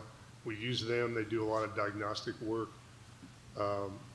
We had a case within the last year where we lost about 55 horses in South Dakota from a rodeo operation that died from botulism, or that's what that was our final diagnosis, and we were able to use the diagnostic lab in Ames to help make that diagnosis. And so for what we're talking about today, I think that because of what we are very good at agriculturally, we do a very good job of raising layers of swine and cattle in high confinement operations. So we concentrate those animals, which makes it more likely that if somebody wanted to do some harm to the animals or just create a situation that we would be more at risk just because of the way we raise animals. And we internationally, we still outperform or can outproduce any other nations in the world because of our industry. So natural contamination from farm to fork. So we talked about that a little bit. We look at the toxins that could cause problems all the time. Mycotoxins are probably number one. There's a blue-green algae issue in drinking water that we have that that we get to deal with. So there's a lot of contamination issues that we see normally, but we trying to mitigate those is another part of what we do. So in a global setting, the main issue is that we also get a lot of the vitamins and minerals that we produce from other foreign countries, China, Asia, in the vitamins and minerals that we use in our rations. So we used to have a production facilities in the U.S. where we could grow those ourselves or produce those ourselves, and we don't do anymore. So that's an issue. I did want to mention to get ready for this meeting, I read the National Blueprint again, and that's a very excellent book about what the problems are we deal with, and the recommendations in there are exactly what I would say today if somebody asked me what do we need to do to get ready for those, and they're exactly right. Even the way the book was written, the questions that were asked, as a toxicologist, I was pretty impressed by that. So I'd like to get my name on that one too. When we're talking to the public, trying to get them to understand why are we worried about toxins or biotoxins in general, with a book like that, I don't see how anybody could read that and not get the understanding that we're at high risk and we need to do more than we did. Even the scenario that the book wrote about, about if we don't do that, this is what's going to happen. That's exactly what's going to happen, and anybody that reads that book should understand that. A couple things I wanted to talk about is that we do need a centralized antidote depot in the U.S. I've been doing diagnostics for a long time, and I've never used the veterinary stockpile that we have. So I emailed him this week and said, I'm going to be at a bio conference. I want to know how I access the supply, or who do I talk to get in touch. And they emailed me back and said it's a national security issue, so we're not going to tell you anything. Mm-hmm. And I said, I'm going to a biodefense meeting, so I'm probably going to mention that. Mm-hmm. But for whatever reason, I still don't have an answer about how I access that and how I would use that. And I'm not trying to, maybe we had a disconnect. I don't know. But I mean, I would like to know that, because we do get situations where we can't get antidotes. There was also the AVMA. There were some antidotes that we use that the AVMA took off the list of things we can use because there were food residue issues with those toxins. But those are the antidotes that we have on there are things that we see all the time as poisons, and we have limited ability to use any of those. So again, I'm not trying to say the FDA's not doing their job, or they're doing more than they need to, really, because if we have a exposure and we need those antidotes, they're not in the veterinary stockpile, I'm sure, and we need those to be able to do what we need to do. And again, after today, everybody stole my talk about the pink, or about the toads that have the poison that killed Alex in the mountain lake. But so yeah, there's no. I think we know that people are trying to make agents that could harm us or kill us, or at least make us think that that's an issue. So for food animals, it's the same issue. And then in the news this last month, there was a biolab in Las Vegas that they found where it looked like they were trying to make some kind of they had mice there and potentially mycotoxins. And that lab was also identified as the same person involved in that lab was involved in 2023 in a Reedley biolab in California. And why that? That makes no sense. That why we've identified a problem in one area, they just moved to another area, and we have another biolab, so we're not doing our job there. But I think I'll quit. I could go on, but it's the last speaker, so I'm ready to No. Well, Call it a day. thank you both so very, very much, and thank you for acknowledging the hard work of the commission and the staff in issuing the report. And in future reports, those reports are all based on your testimony and on the experts that come before us, and that is where we get the ideas and the recommendations and the reports. And so trust me, this will not be the last time you hear from us, because as we work on our next report and always continue to modify and improve and come up with more ideas, you will get attribution and we will be in touch for sure. I have a couple of questions before I turn it over. Dr. Van der Leijt, we talked about the FDA, and I have two questions for you. You mentioned the FDA's inspection capabilities overseas, or lack thereof, is what I'm concerned about. Because when I was in Congress, we had a hearing about FDA's lack of resources to inspect various labs in various countries that produce vital components of our medicines. And so I'd like if you could just talk a little bit about where that stands with respect to the labs you're talking about overseas.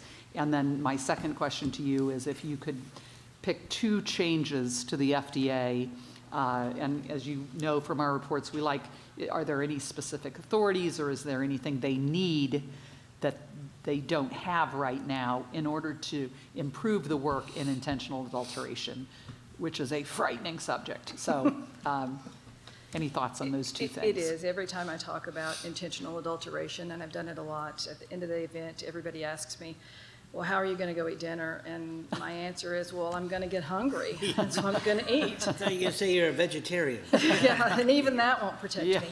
So to your first question about inspection, the inspection that I was talking about is not actually inspection of laboratories. It's actually inspection of food facilities that are manufacturing our food. Right. Under the IA rule, any food that is being produced that will come into the United States for consumption is required to have a food defense plan, and they are inspectable by FDA.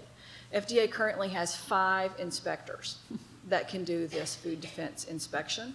They are based here in the United States, so currently there is no inspection of our foreign food being produced that's coming into our country for consumption. Okay. As and the far as 5 or 4, they focus on the United States, on that food those production 5 facilities. focus on the United States. And as you're, Jennifer, were there more in the past? no. So there's always been 5? There's always been 5. But there's a and- regulation that says that somebody from the FDA is supposed to be inspecting all of these overseas facilities? Correct. But we've only ever had 5. That's correct. Okay. But, and I don't want to fault FDA here. This regulation was a very long time in coming into full enforcement in the United States. And that regulatory team is a brand new regulatory team. Their first inspection in the United States was in late 2024.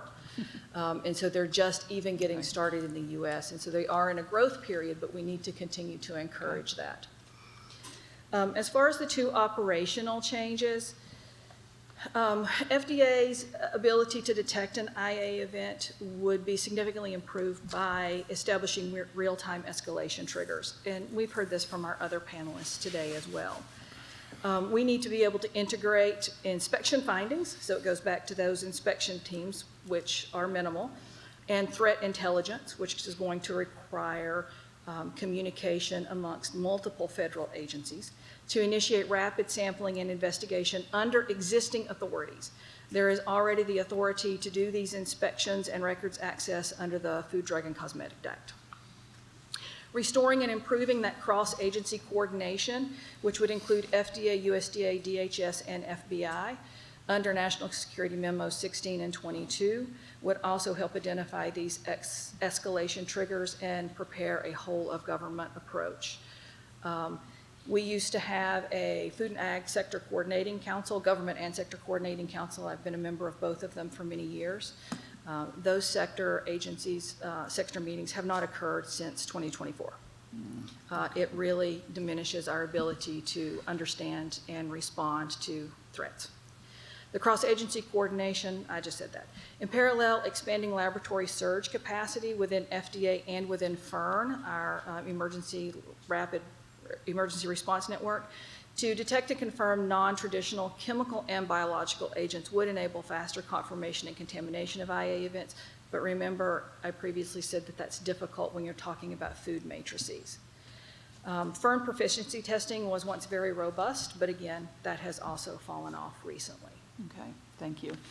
Dr. Ensley, along with Ken, we were involved with the Justice Department as U.S. attorneys after 9/11, and a lot of states stood up in the Justice Department encouraged standing up of counterterrorism and security councils in states.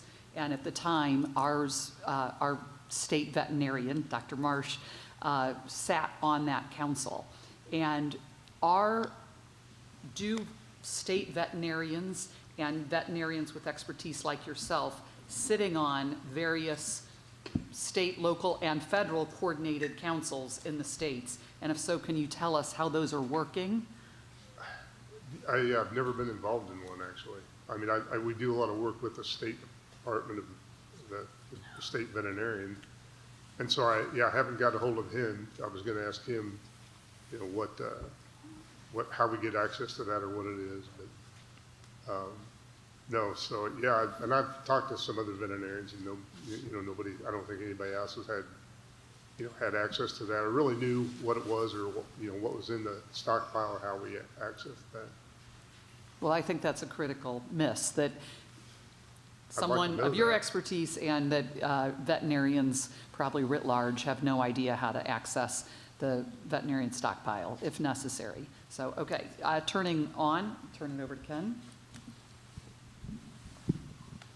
Thanks, Susan. I just wanted to follow up on I think you were listing the various intentional adulterations, and I think you had the UK example. I guess there was one that seemed like a terrorist attack, or it was terrorist motivated. Are there any examples of terrorism motivated adulteration efforts in the United States?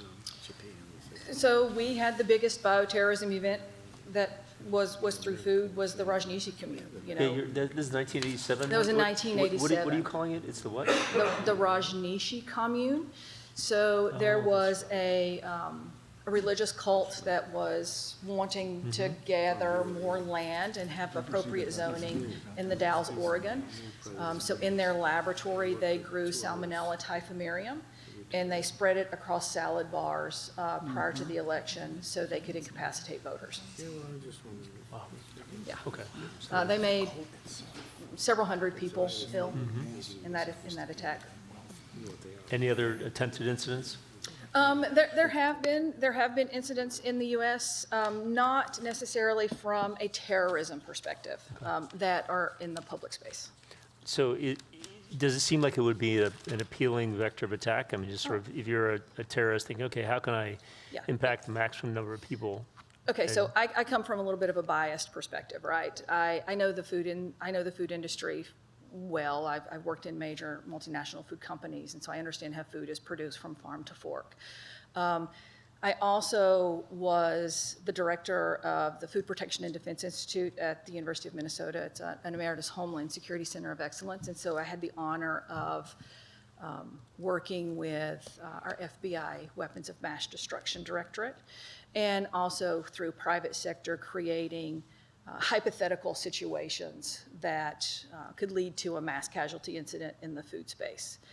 And I can certainly give you an example if you'd like one. Okay, so let's take a real example. I'll take a food safety example. Are you familiar with the ByHeart infant formula that just made a whole bunch of babies sick with botulism?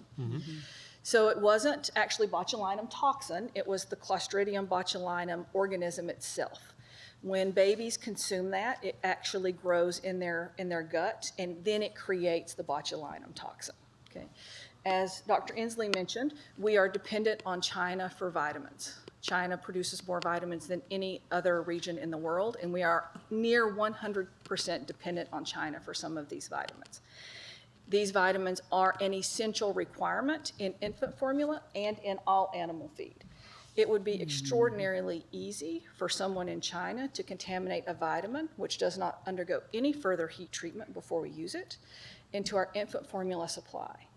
ByHeart impacted a handful of infants because they had 1% of the market share.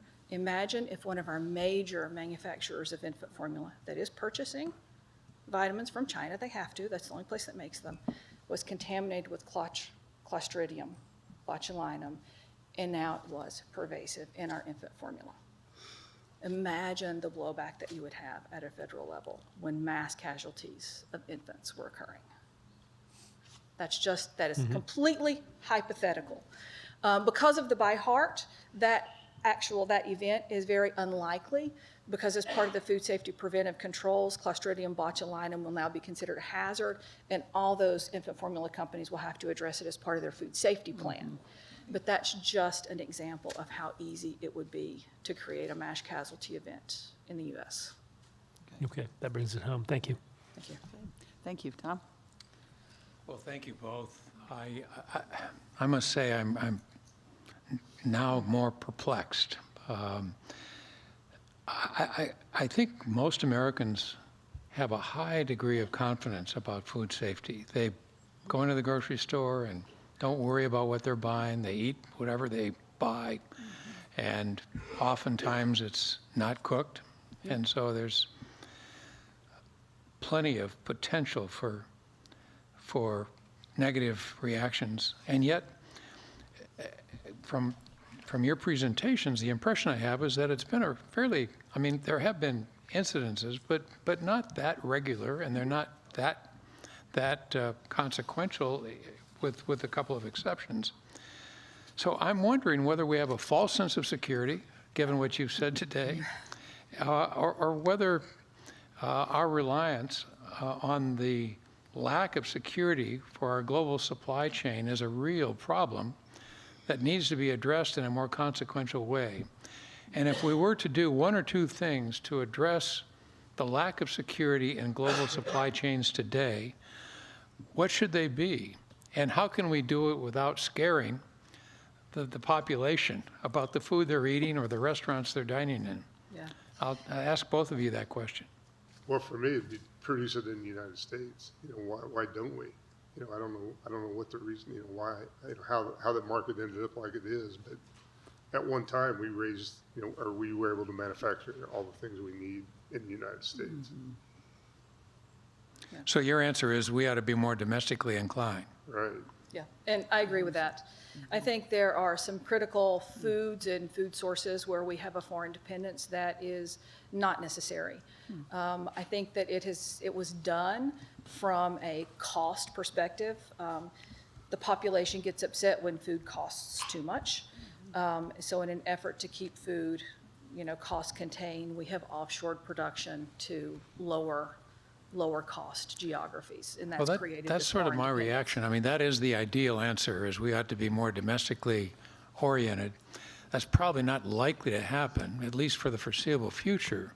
So if that's not likely to happen, and we know we're increasingly reliant on a global food chain that is not very secure, I guess the question I have is what actions are within our reach that can address that insecurity that nobody today even recognizes? Yeah, so I'll start from not an animal agriculture perspective. I'm going to leave that one to you. From a food perspective, we do have a lot of foods that are coming into the country already. We already have the intentional adulteration rule that's in place, that's requiring those food companies to meet those requirements. So continuing that implementation and that education that our government is actually advocating for, and then getting more inspectors in the field that are qualified to inspect the adequacy of those required food defense plans is a step in the right direction. Will it solve the whole issue? No, but will it help make the bar to a potential incident higher? Yes. Thank you. Thank you very much. Right, yeah. We need more regulation of what we have, because, and sometimes it even has to do with potency. I mean, our vitamin A's don't seem to work anymore, so there's something's gone wrong with that. Thank you, Fred. Thank you both. Yeah, thank you. So, Jennifer, you mentioned problem with the inspectors is that you've got USDA regs and you've got FDA regs, and they're often, I don't know if they're contradict each other, but somehow they ought to be harmonious. And I'm just wondering why OMB, Office of Information Regulatory Affairs, hasn't smoothed this transition. I don't know whether the Congress, whether it be Energy and Commerce Committee or Ag Committee, is focused on that. But I wonder if you could provide us, maybe not today, but later on in written, some of the discrepancies that ought to be corrected. You know, those of us here, we still have some influence with our former colleagues. And I'd like to think that that would be a legislative solution that we might be able to promote and actually see occur. So I can give you a hint. The FDA-regulated facilities are by far the bulk of the food that we eat. And they, with the IA rule, shifted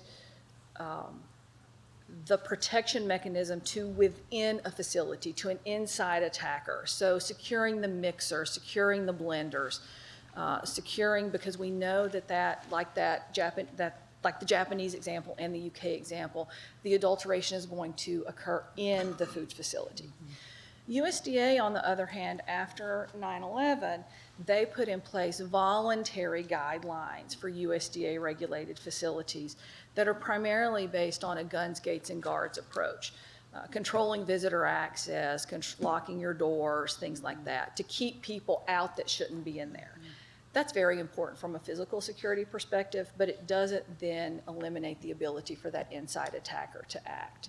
In addition, they're voluntary. So what that does in our food industry, where we have, like a pizza manufacturer, if you make a cheese pizza, it's FDA regulated. If you take that exact same cheese pizza and you put pepperoni on it, it's now USDA regulated.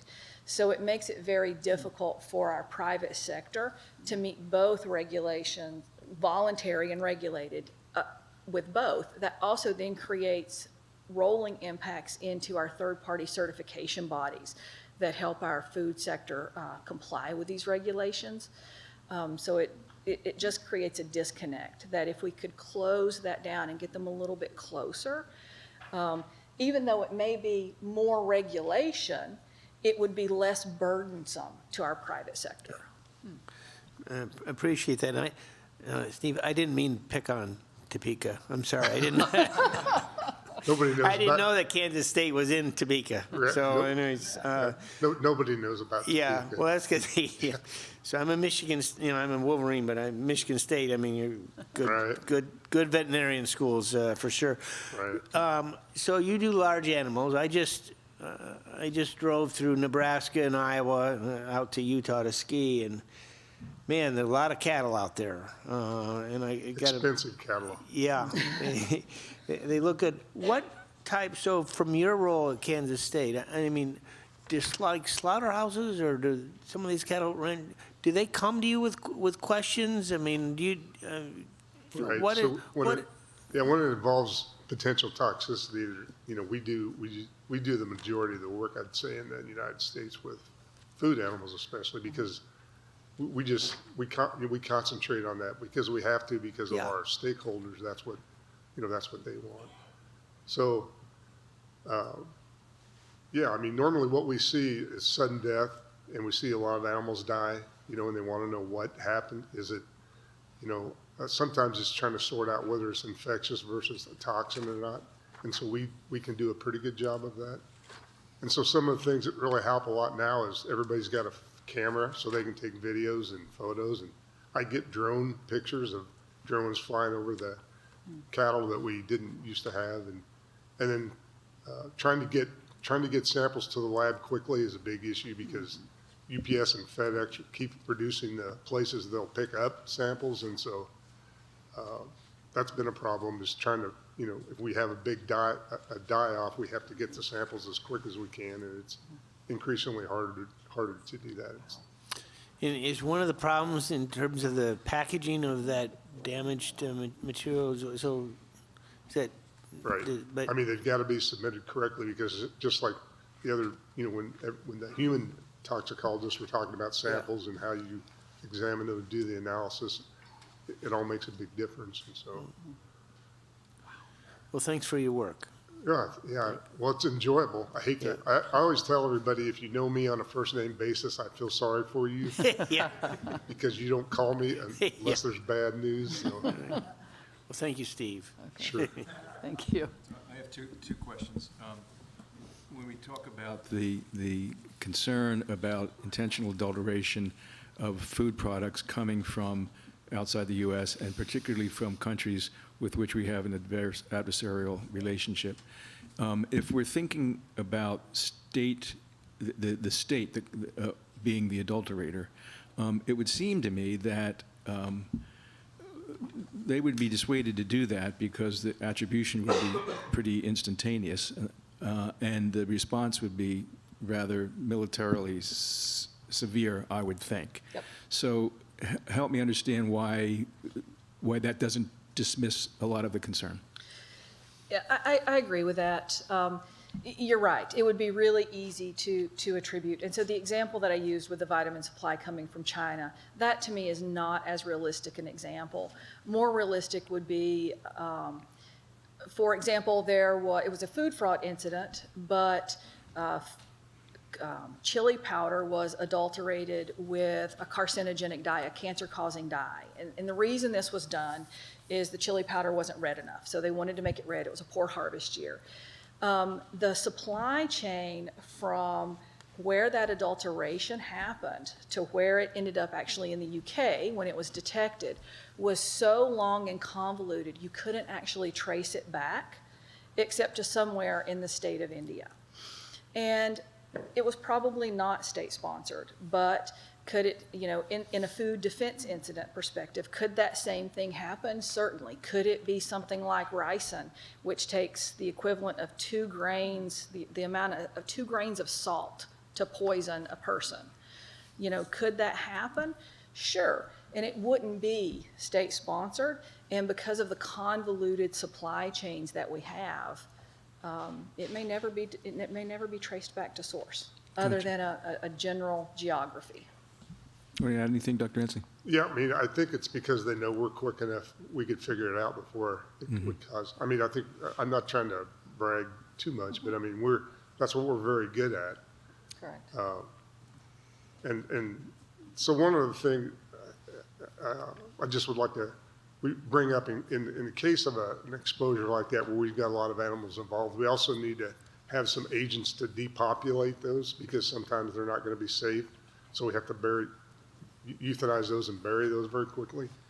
And the AVMA has been working on a way to do that for probably the last 3 or 4 years, but they just published their findings and they didn't have any way, there's no way that they would recommend that we would have to be able to depopulate quickly. So, yeah, I mean, that's just,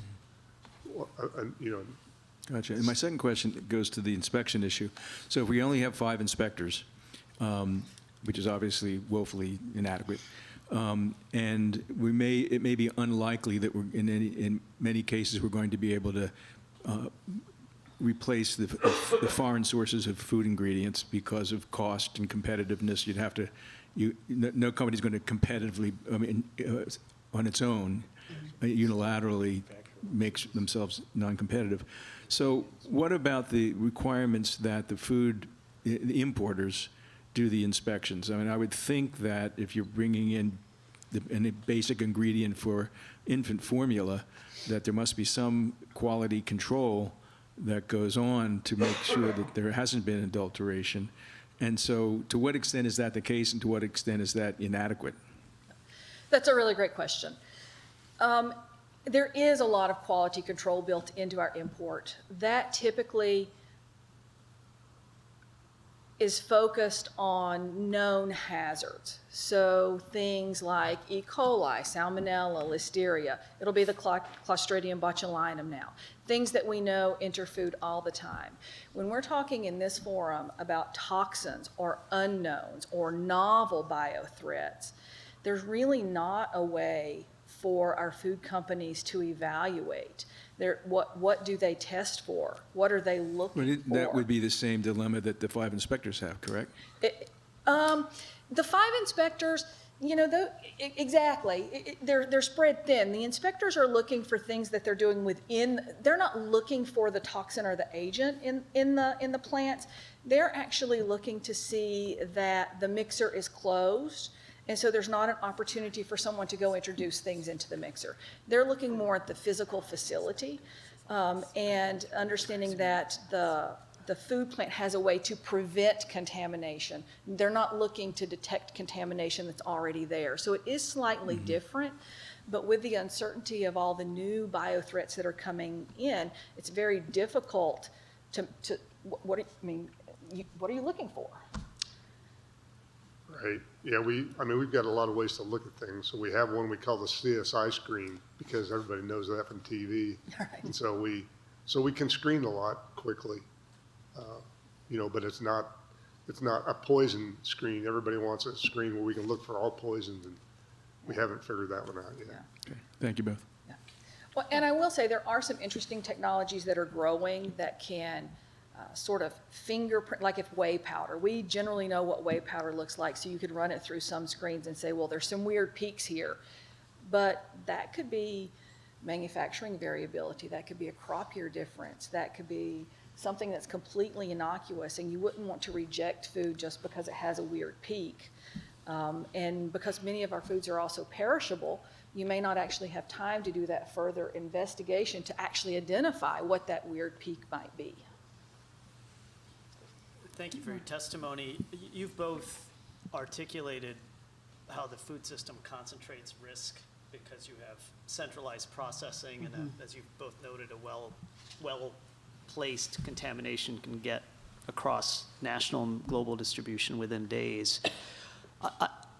I'm wondering about how that concentration of risk could be an opportunity, meaning, I mean, is there a set, it must be is this a situation where some large proportion of the risk is actually in a small number, a disproportionately small number of companies? And maybe you could tell us more about that. And then I want to follow on with the question, I'll just put it out there now. You had mentioned, Dr. Vanderleit, that public-private partnerships, there's in your set of recommendations lists are critical for food safety. If you could expand on that, where are the interests aligned and not aligned between public and private? Are there policy, legislative levers we can use to further align them in the direction of food safety? Of course, as you pointed out in the formula example, I mean, this is a pretty high, there's a pretty large downside for the company if you fail to ensure safety of your product, which you'd assume intuitively that means they have all the incentive to keep things safe. But clearly maybe that can be optimized further. So as part of the process that resulted in the intentional adulteration rule, which is sort of our key legislation, a part of FSMA, it's the key regulation to help us prevent this. That is really focused on large-scale manufacturers.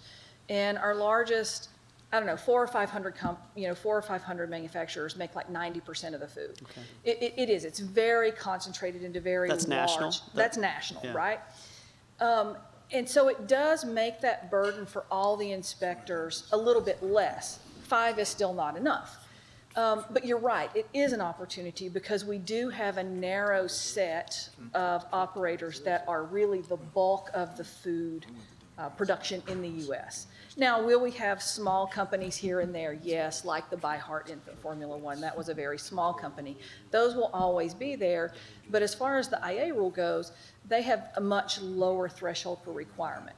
Those big companies, and this is where that public-private partnership comes in, they were actually through a very structured consultation process with FDA during the initial phases of that rule and the promulgation of that rule. They invited FDA in to review their facilities, to go through it, to help them create a regulation that would work well in the private sector, because most of all of our food production is privately owned, or stock market, but still private owned.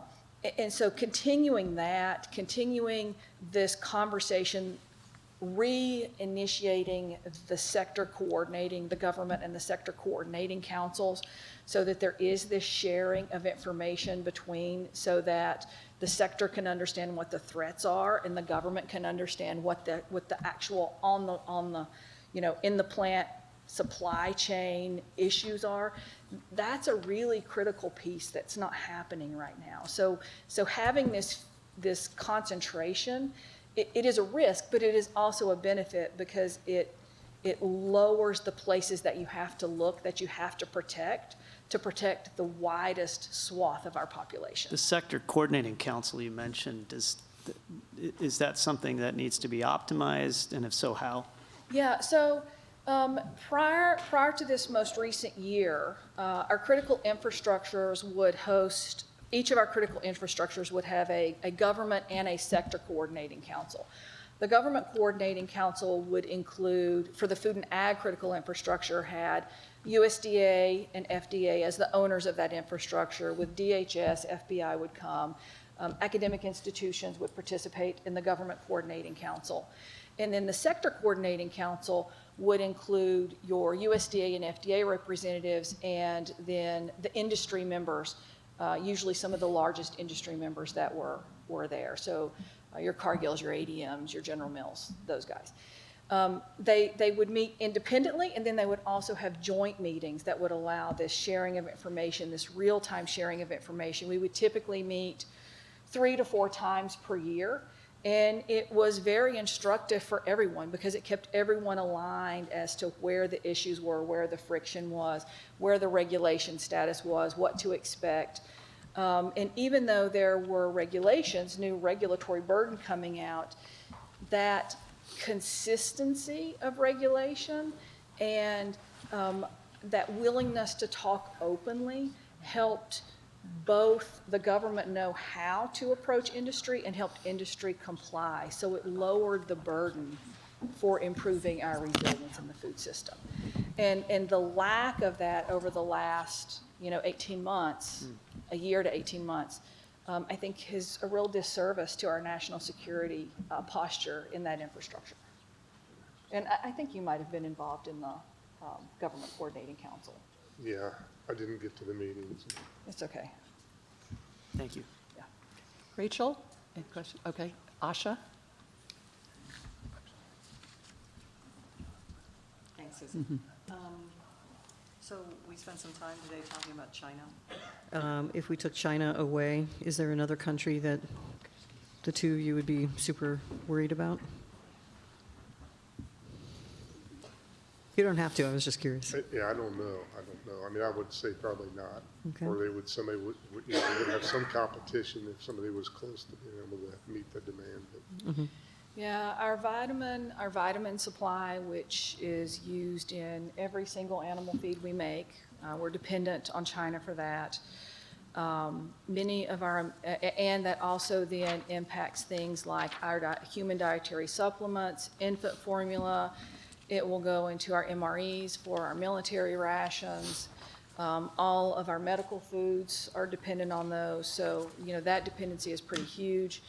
Amino acids are another one, which is highly dependent on China, although the ability for us in the U.S. to accelerate production of those through fermentation type capacity would actually be pretty easy.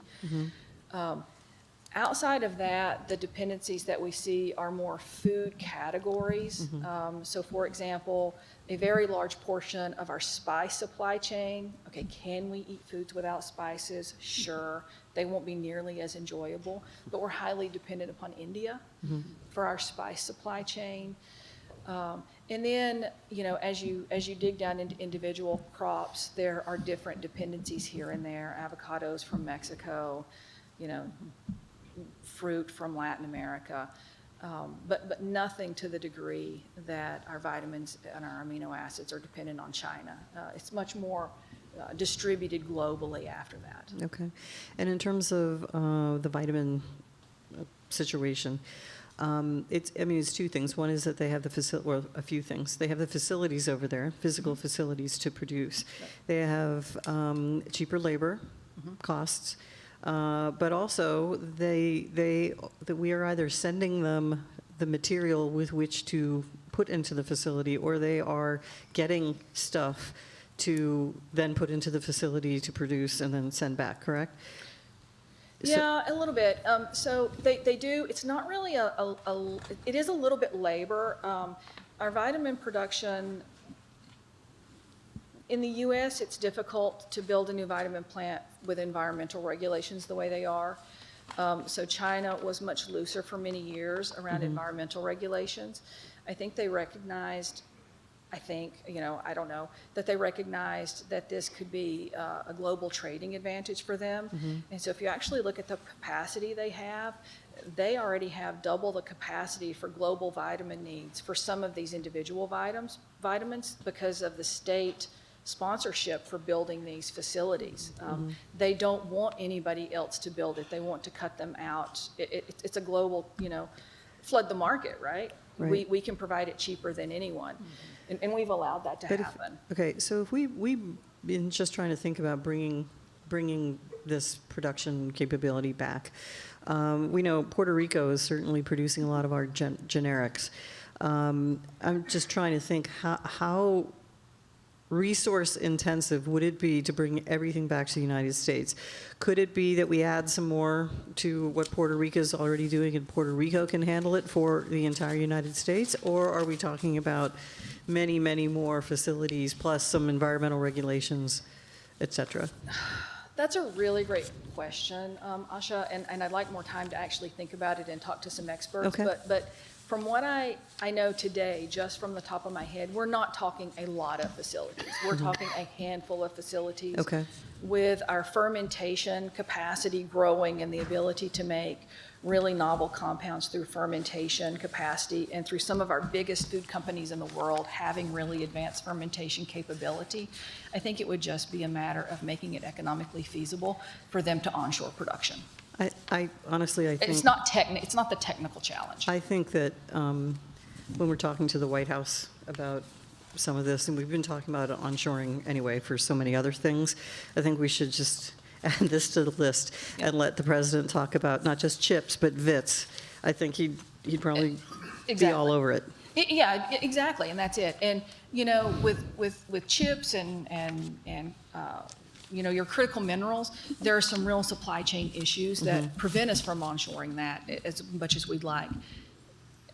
Not so much for this. Not so much for this. Yeah. B12, I can grow it in a fermentation tank. Right. I just need to isolate it on the back end. It's just a little more expensive to do it here than it is in China. Do we have a veterinary poison control system the way we do on the human side?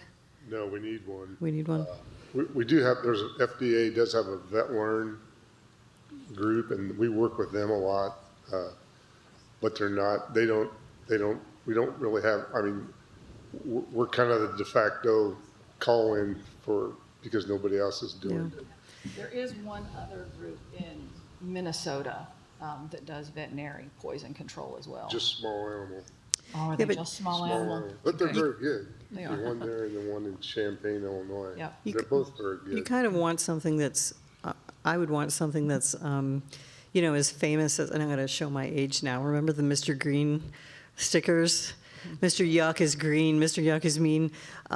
Maybe to build on that system, because everybody's used to calling poison control. We know to do that. So, one of the things we've talked about today has been the use of toxins for assassinations.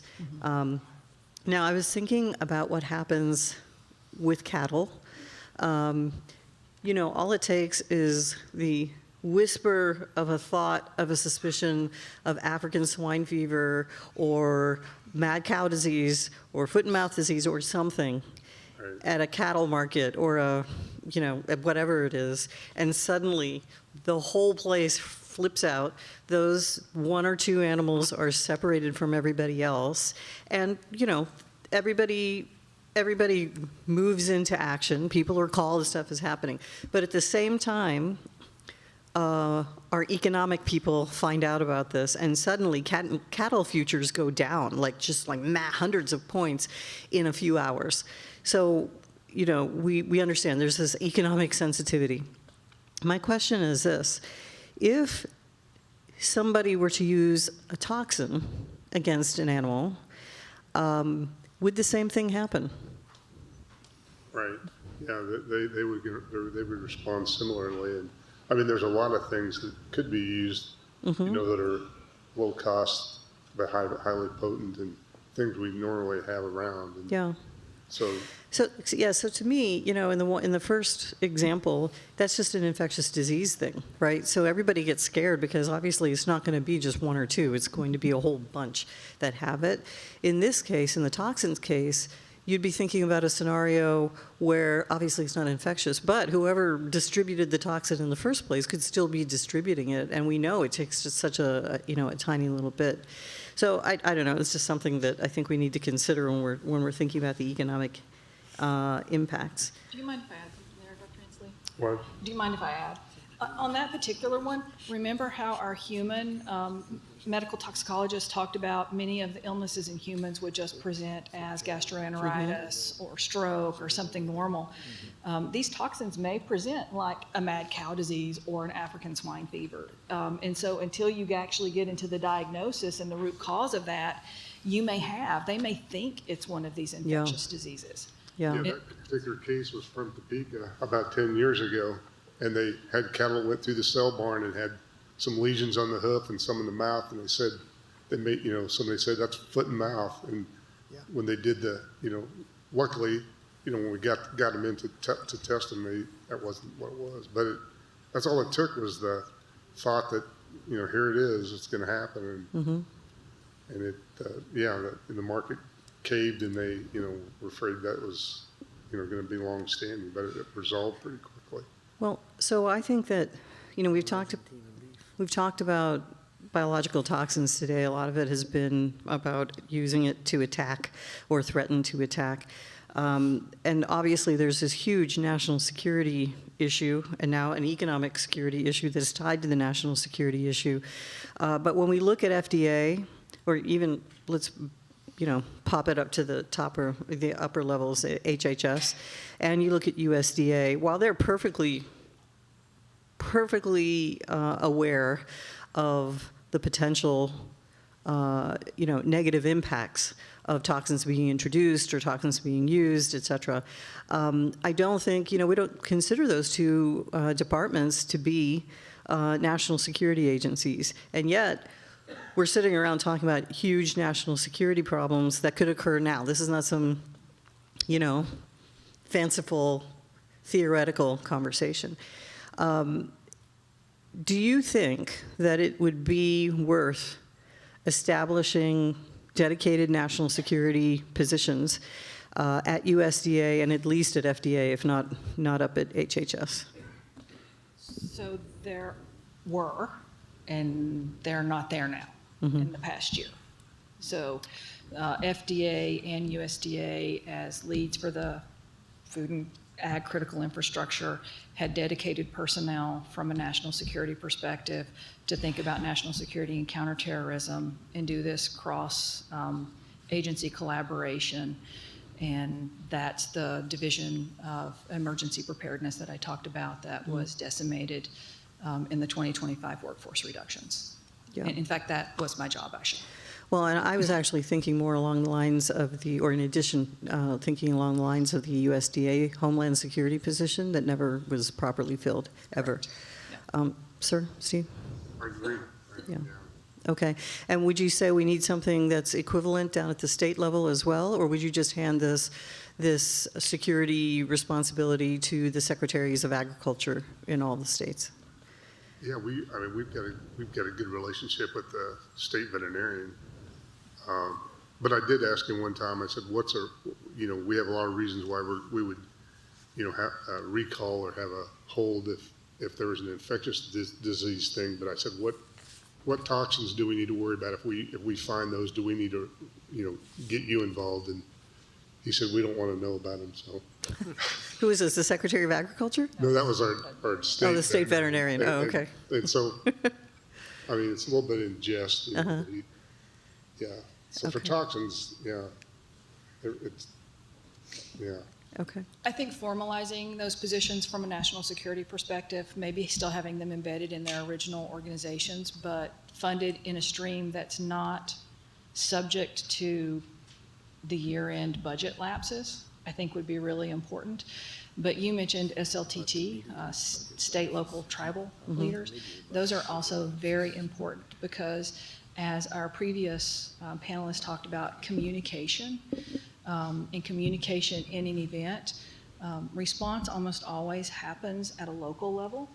And so there has to be proactive, pre-designed methods of communication so that the local event where it's occurring can communicate upwards to create a national whole of government response, and that resources can then be flow down back into that local level to manage the response. So I think it does involve that coordination. Okay, so I'll just make one more comment and then I'll hand it back. Look, there are these positions that have been mandated by Congress at least at USDA, and Congress needs to do some oversight to force those to be filled, because what I'm concerned about is we've talked about basically one set of scenarios today that have to do with toxins. If we have something big happen, that is just talking about being way too late. USDA, I know, has mechanisms in place to deal with some of this, but even the Community Credit Corporation or whatever doesn't have enough money to handle everything we're talking about, and that's just sort of respond to it with some money, not what are we doing about the national security implications. And we already have the Department of Defense/War picking up all kinds of responsibilities now. They'll take responsibility for an overt act of war if somebody is using toxins, but they'd have to prove it and get involved with it. I'm just concerned. I don't think it's right in this arena for us to just leave it to the Department of Justice and the Department of Defense/War when we're talking about the agricultural system to this effect. Because I absolutely agree with you, and I know we've said it all day today. The things we're talking about today, we're talking about children, infants dying. We're talking about people going into grocery stores and not having, stuff on shelves because we handled that so well during COVID, right? Yep. It's going to be so impactful, and I just don't see how we can call ourselves responsible and not have people in these positions executing that leadership now, and not just for human beings, but for plants and for our animals as well. So that's it. That was my remark. Sorry. Yeah, I think when the Blue Book's rewritten, that'd be a good scenario to have in there. Okay. Thank you. Thank you so much. Thank you. For being here today and for your excellent testimony. Well, Thank I you. also would thank you both, and must say this whole day has been an extraordinarily informative one. Once again, we've learned a great deal. This is a topic that we're going to continue to delve into, and the Commission has made the decision to write a report. And so, Steve, your comments and those of the other presenters today will be our resource as we begin to write and research and continue to appreciate the tremendous challenges we face in this area. But with that, the meeting is adjourned. Thank you.